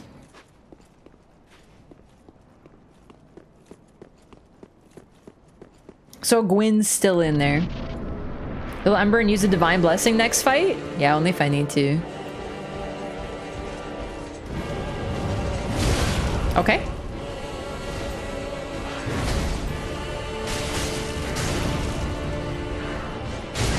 Why can't I get the timing? Freaking Dark Souls 3.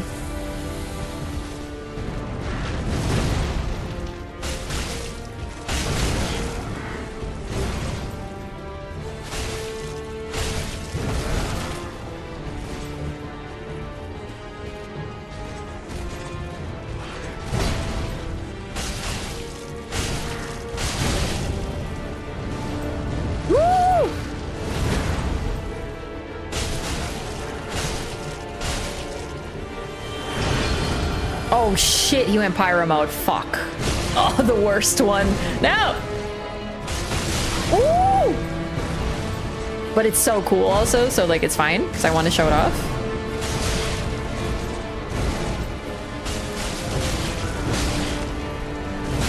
Pyro! Oh shit. Caster mode?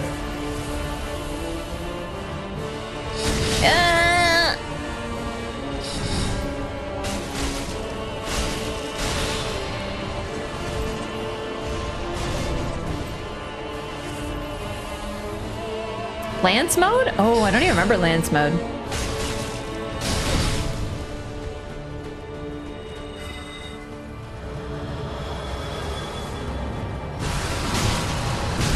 Where are you dragging me? What the fuck?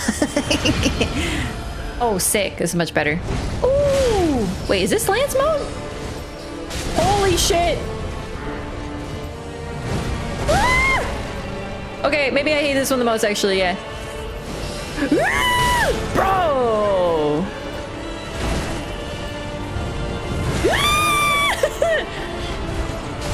Oh, damn, that's actually kind of hot. Sick. Ah! Yeah, I think Lance is my worst favorite, actually. I changed my mind. I take it back. I don't think I hit him fucking once. Damn, okay.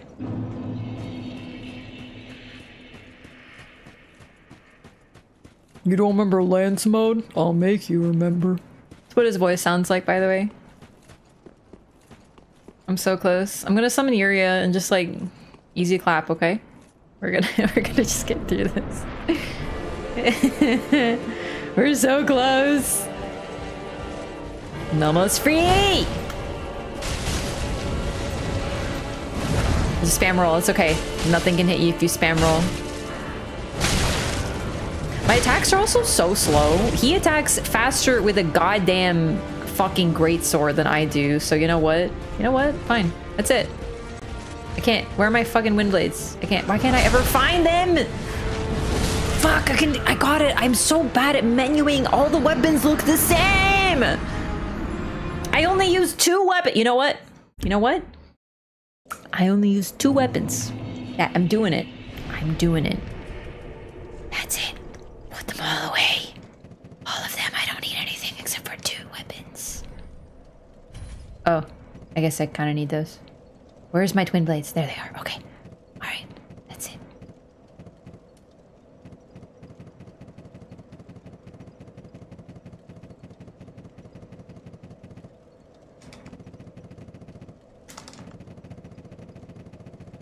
There we go.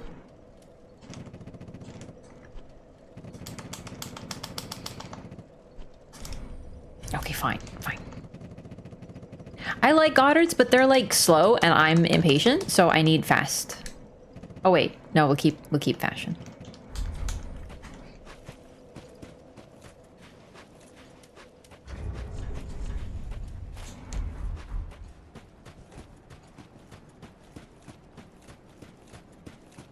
Never put away fashion. Never put away.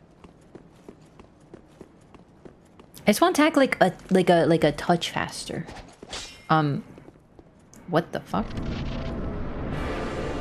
Co-op is fun in DS3 boss fights. It is. It is. It's also cool to get to see some of the NPCs and their movesets.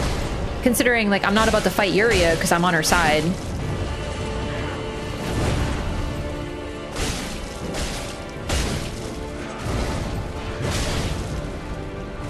That cute input almost fucked me.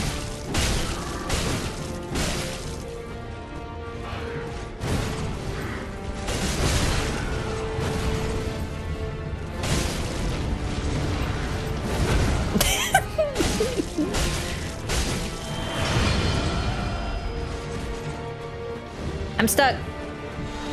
No, he's doing the thing.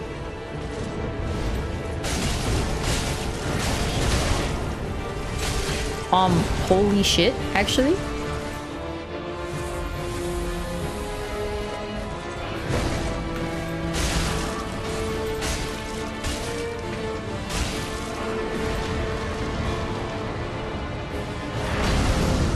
Whoops. A little too excited.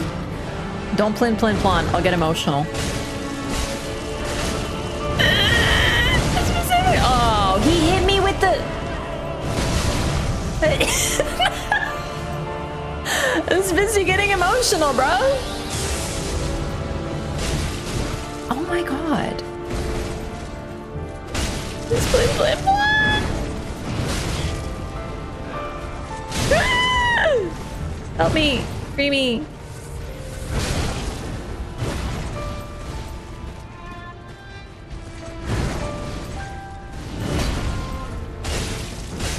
No, fuck, I'm dead. Oh no, I lived.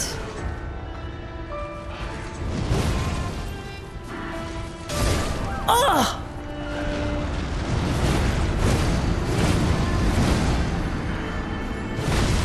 Man, I want to pull up my parry tool. I'm gonna parry you. We're gonna see. We're gonna see how you are compared to Gwyn. Actually, no, I can't parry in this game for shit. It's totally like...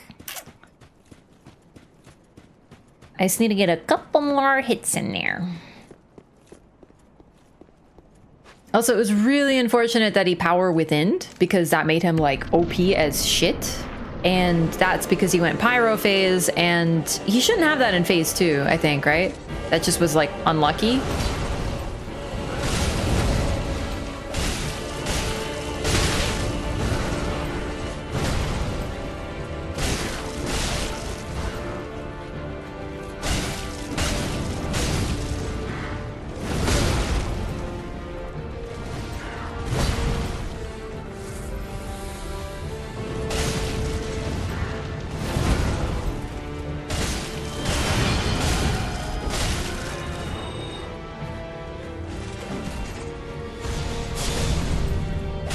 Yeah, that's what I mean. It carried over from phase 1, so we still had it up. Like, I'm assuming he still had the buff from it.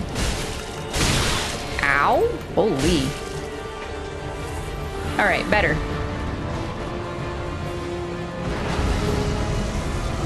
Gwyn's theme is called Eternal Fire? No, I think you're confused. It's actually called Plin Plin Plon.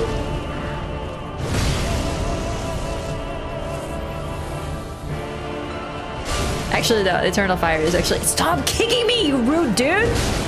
Like, imagine getting kicked literally in the face. The way that someone would kick, like, I don't know, like a footstool or something, because someone's so fucking tall.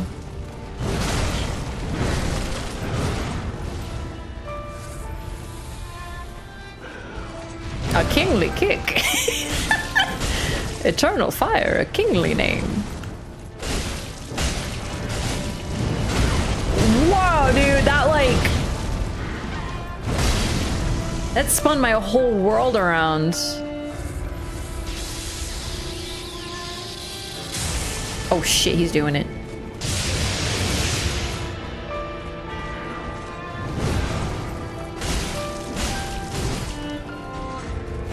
Truly a lordly kick.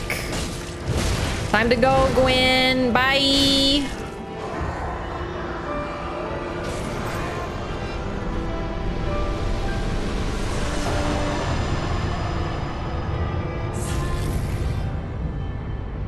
We freaking did it, gamers.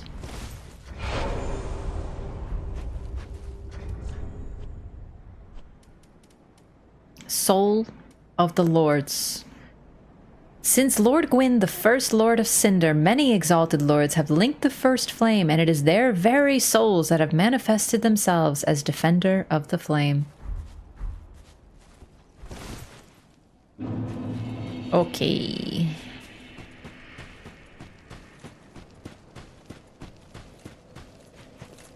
Wait, no. How the fuck do I get my usurper? Hang on. Oh wait, do I just link it and then it usurps? I actually don't remember how to do this ending. I think I've done each of the Dark Souls 3 endings like literally maybe once. I don't leave. Do I just link it? Like actually?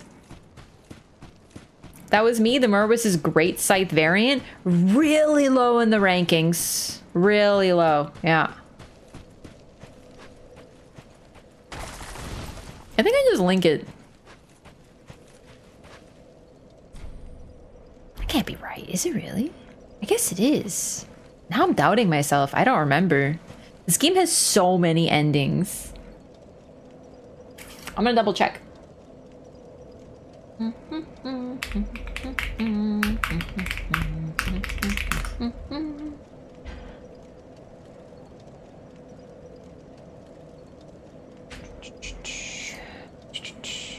You have your save game? Yeah, but then I have to fight Solo Cinder again, so...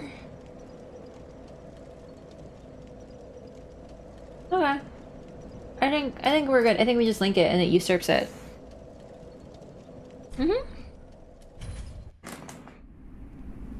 I just didn't want to give the Firekeeper any of her things, so I wanted it to be like really focused on this ending.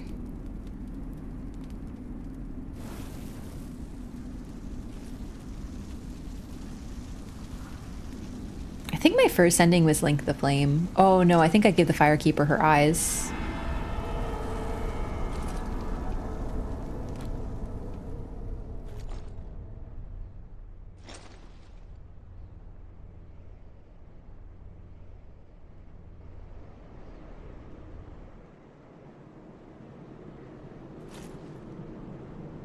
Heartburn. Look at that eclipse. Ooh. Spooky. I love it. It's beautiful, but it's eerie, isn't it? Are all my bitches here? Hell yeah. What's up, gamers?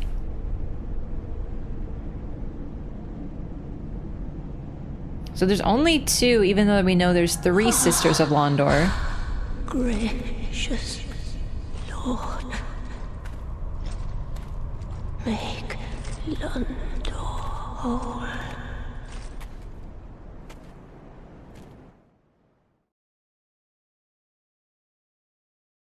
So Frida isn't there, obviously, because we know where she is. That is likely Liliane, the other sister of Yuria. You can see both, and we don't get to talk to her or anything, but the two sisters of the Sable, the two remaining sisters of the Sable Church. We did it! Woo!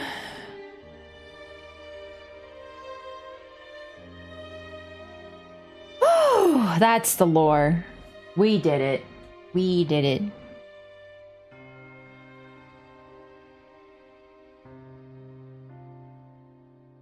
Really wish we got to see Londor somehow. Yeah, unfortunately, it will always remain mysterious.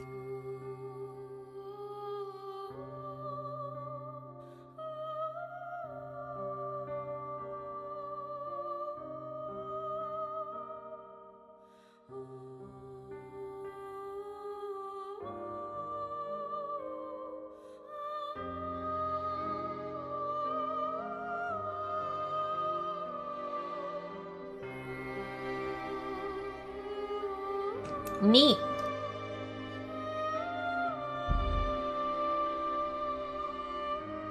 Make Londor location as well as Karthus? Probably not one I played. I don't know. Oh wait, Convergence or a different one? This is a great track. It really is. I'm a little worried because Dark Souls 3 has been getting me like copyright claimed on YouTube a lot. Yuko Kitamura! Woo!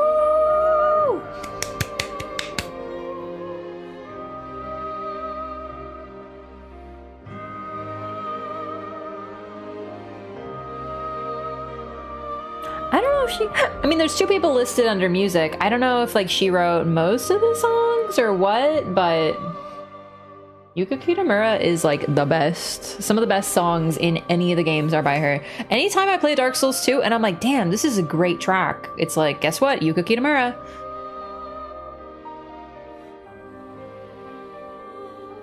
We did it. I do love how it's basically just like, you did it. Make Londor whole. Joined freelance recently? She sure did. Yeah.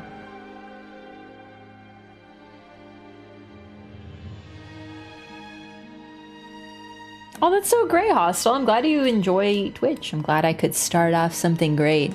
Although, is Twitch really that great? We have to hang out with all of these nerds. We're all nerds here. Karthus is an Archthrones? Right, Archthrones. I heard about that one. Didn't play that one, though. Yeah.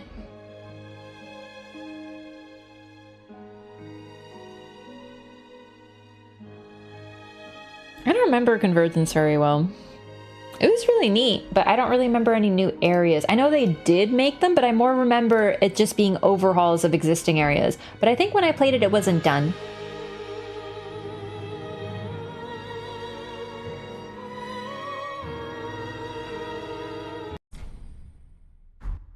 I'm skipping. I'm sorry. I'm really tired. I'm so tired. We're free! We did it! Dark Souls 3! Yeah! Let's go get our soul items for Soul Cinder and like read those and then we're like done. Also started Twitch because of Raph 10 years ago? Yeah, okay. Liar. Ooh. Skull ring! Ah, I also forgot about this very important lore. One of Corlin's transposed wonders derived from the soul of a soul feeder. The soul feeder was a beast that insatiably absorbed souls to feed its own power. Even after its accursed corpse was burned, it is said that the pungent stench of souls left the air permanently stained. So we don't know what a soul feeder was. A lot of people theorize it was Frampt or Koth, considering we don't see them in this age. And while it is a skull, it kind of has like the weird like jowl looking things, like the whiskers that they have. Also, in terms of insatiable creatures, yeah, Frampt, you can feed him anything and he'll just eat. So, could be that. I don't think they use the word soul in the description enough. How will they know? Derived from the soul of a soul feeder. The soul feeder was a beast, blah, blah, blah. Stench of souls. Yeah. Yeah, so this is his treasure. What we know about Ludlith is that he apparently was there during an age of dark, and he was so desperate to link the flame that he used the transposing kiln in order to strengthen his soul. So this might have been why he used something associated with a beast that did nothing but consume souls to strengthen himself artificially enough that he could link the flame. Just enough. But he was not a hero, he was not a champion, he was not any mighty figure. He just used what he was good at, which was soul transposing. You can find statues of this too in this game, so it's not out of the realm of possibility. Yeah, but like they're not exactly like they were. They're strange. They're really off. So I don't know, it's just they're these primordial ancient beings and they're not here. And yeah, could be another creature, but it's just this type of thing. Like everything in Dark Souls 3 is a reference to Dark Souls 1 or 2. So they wouldn't do this and just be like the soul feeder without it being like ooh, could this be France? At least it's my opinion. So anyway, we can still transpose though. Here we go. Oh wait, no, that's not it, sorry. Soul of the Lords, Sunlight Spear, Miracle of Gwyn, the First Lord. The tales of Gwyn's Archdragon hunts describe the inception of the Age of Fire. I love how it's like all these descriptions. The Great Sword of Pontiff Sullivan. It's like, this is Gwyn. He hunted dragons. But I actually do like it because it's like there's nothing else that needs to be said. Firelink Greatsword. The Lords of Cinder linked the first flame, and this greatsword was wielded by their deific manifestation. This coiled sword, found thrust in the bonfire, existed long before the throneless lords themselves.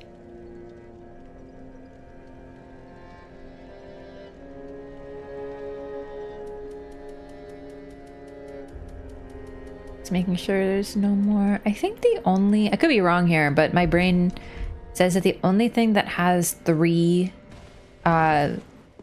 things associated with it is nameless. Could be wrong though.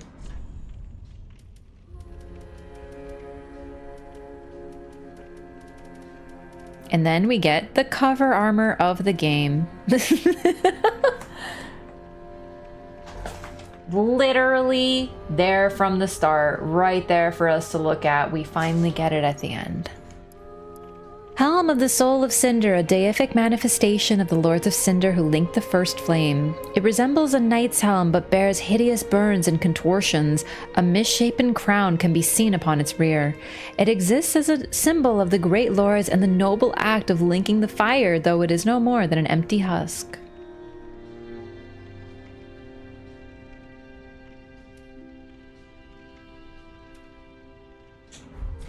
Ashen One, be sure to bring more souls. Frosted tips are so 90s, bro. What about like burnt tips? And that's it. We've done it.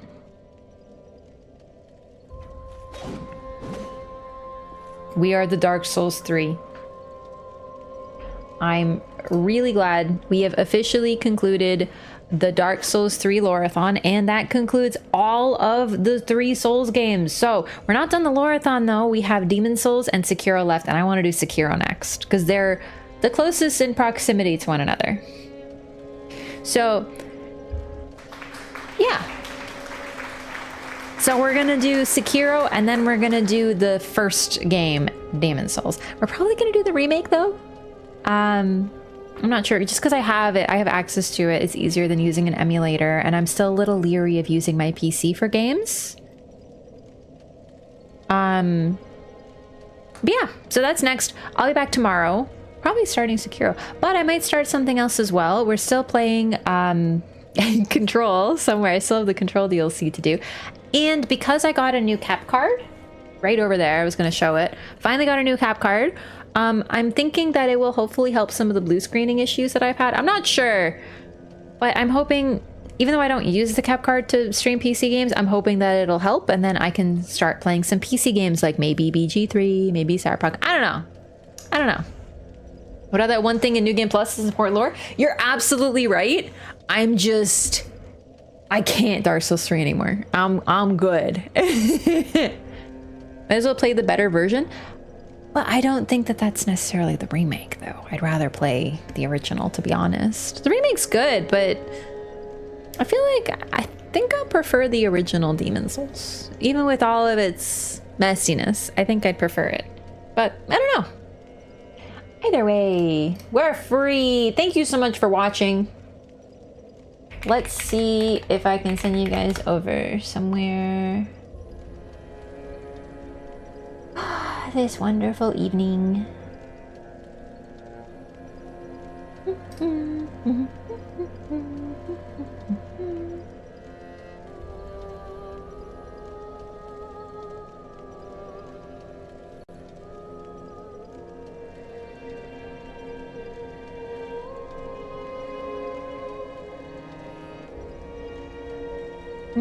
I'll send you over to Oro today. I'm not Stimky. Mean. All right. Good night, everybody. Good night, YouTube. Oh my god, that was a long one. 7 hours of Dark Souls 3. Whew, good to be back, though. I'm glad I'm feeling better. We'll continue tomorrow with something new. I don't know what. Probably Sekiro, though. Probably Sekiro. I'm really excited. I haven't played Sekiro in even longer than Dark Souls 3. More than 3 years. I can't wait. Oh my god. What if I'm really bad at it? Oh no. Well, I am. It's okay. You don't need to be good. You just need to be stubborn. I have taught myself that. I hope to share that with all of you. You don't need to be good. You just need to be really, really stubborn. You can do anything with sheer stubbornness. Whee! I'm so glad I'm done! Yay! I love finishing games. 7 hours to Sekiro tomorrow? We'll see. We'll see. Good night, YouTube. Bye, everybody. Don't need to be good to play FromSoft games. It's so true. Like, I'm not joking. I actually really mean that. You don't need to be good at these games. You just need to, like, have fun with them. If you have fun with them, then play them. Good night, Master MPS, Rob, Blue, Lyco, Jake, Sunrun, Longcat, Hostile, Roman. Oh shit, bye.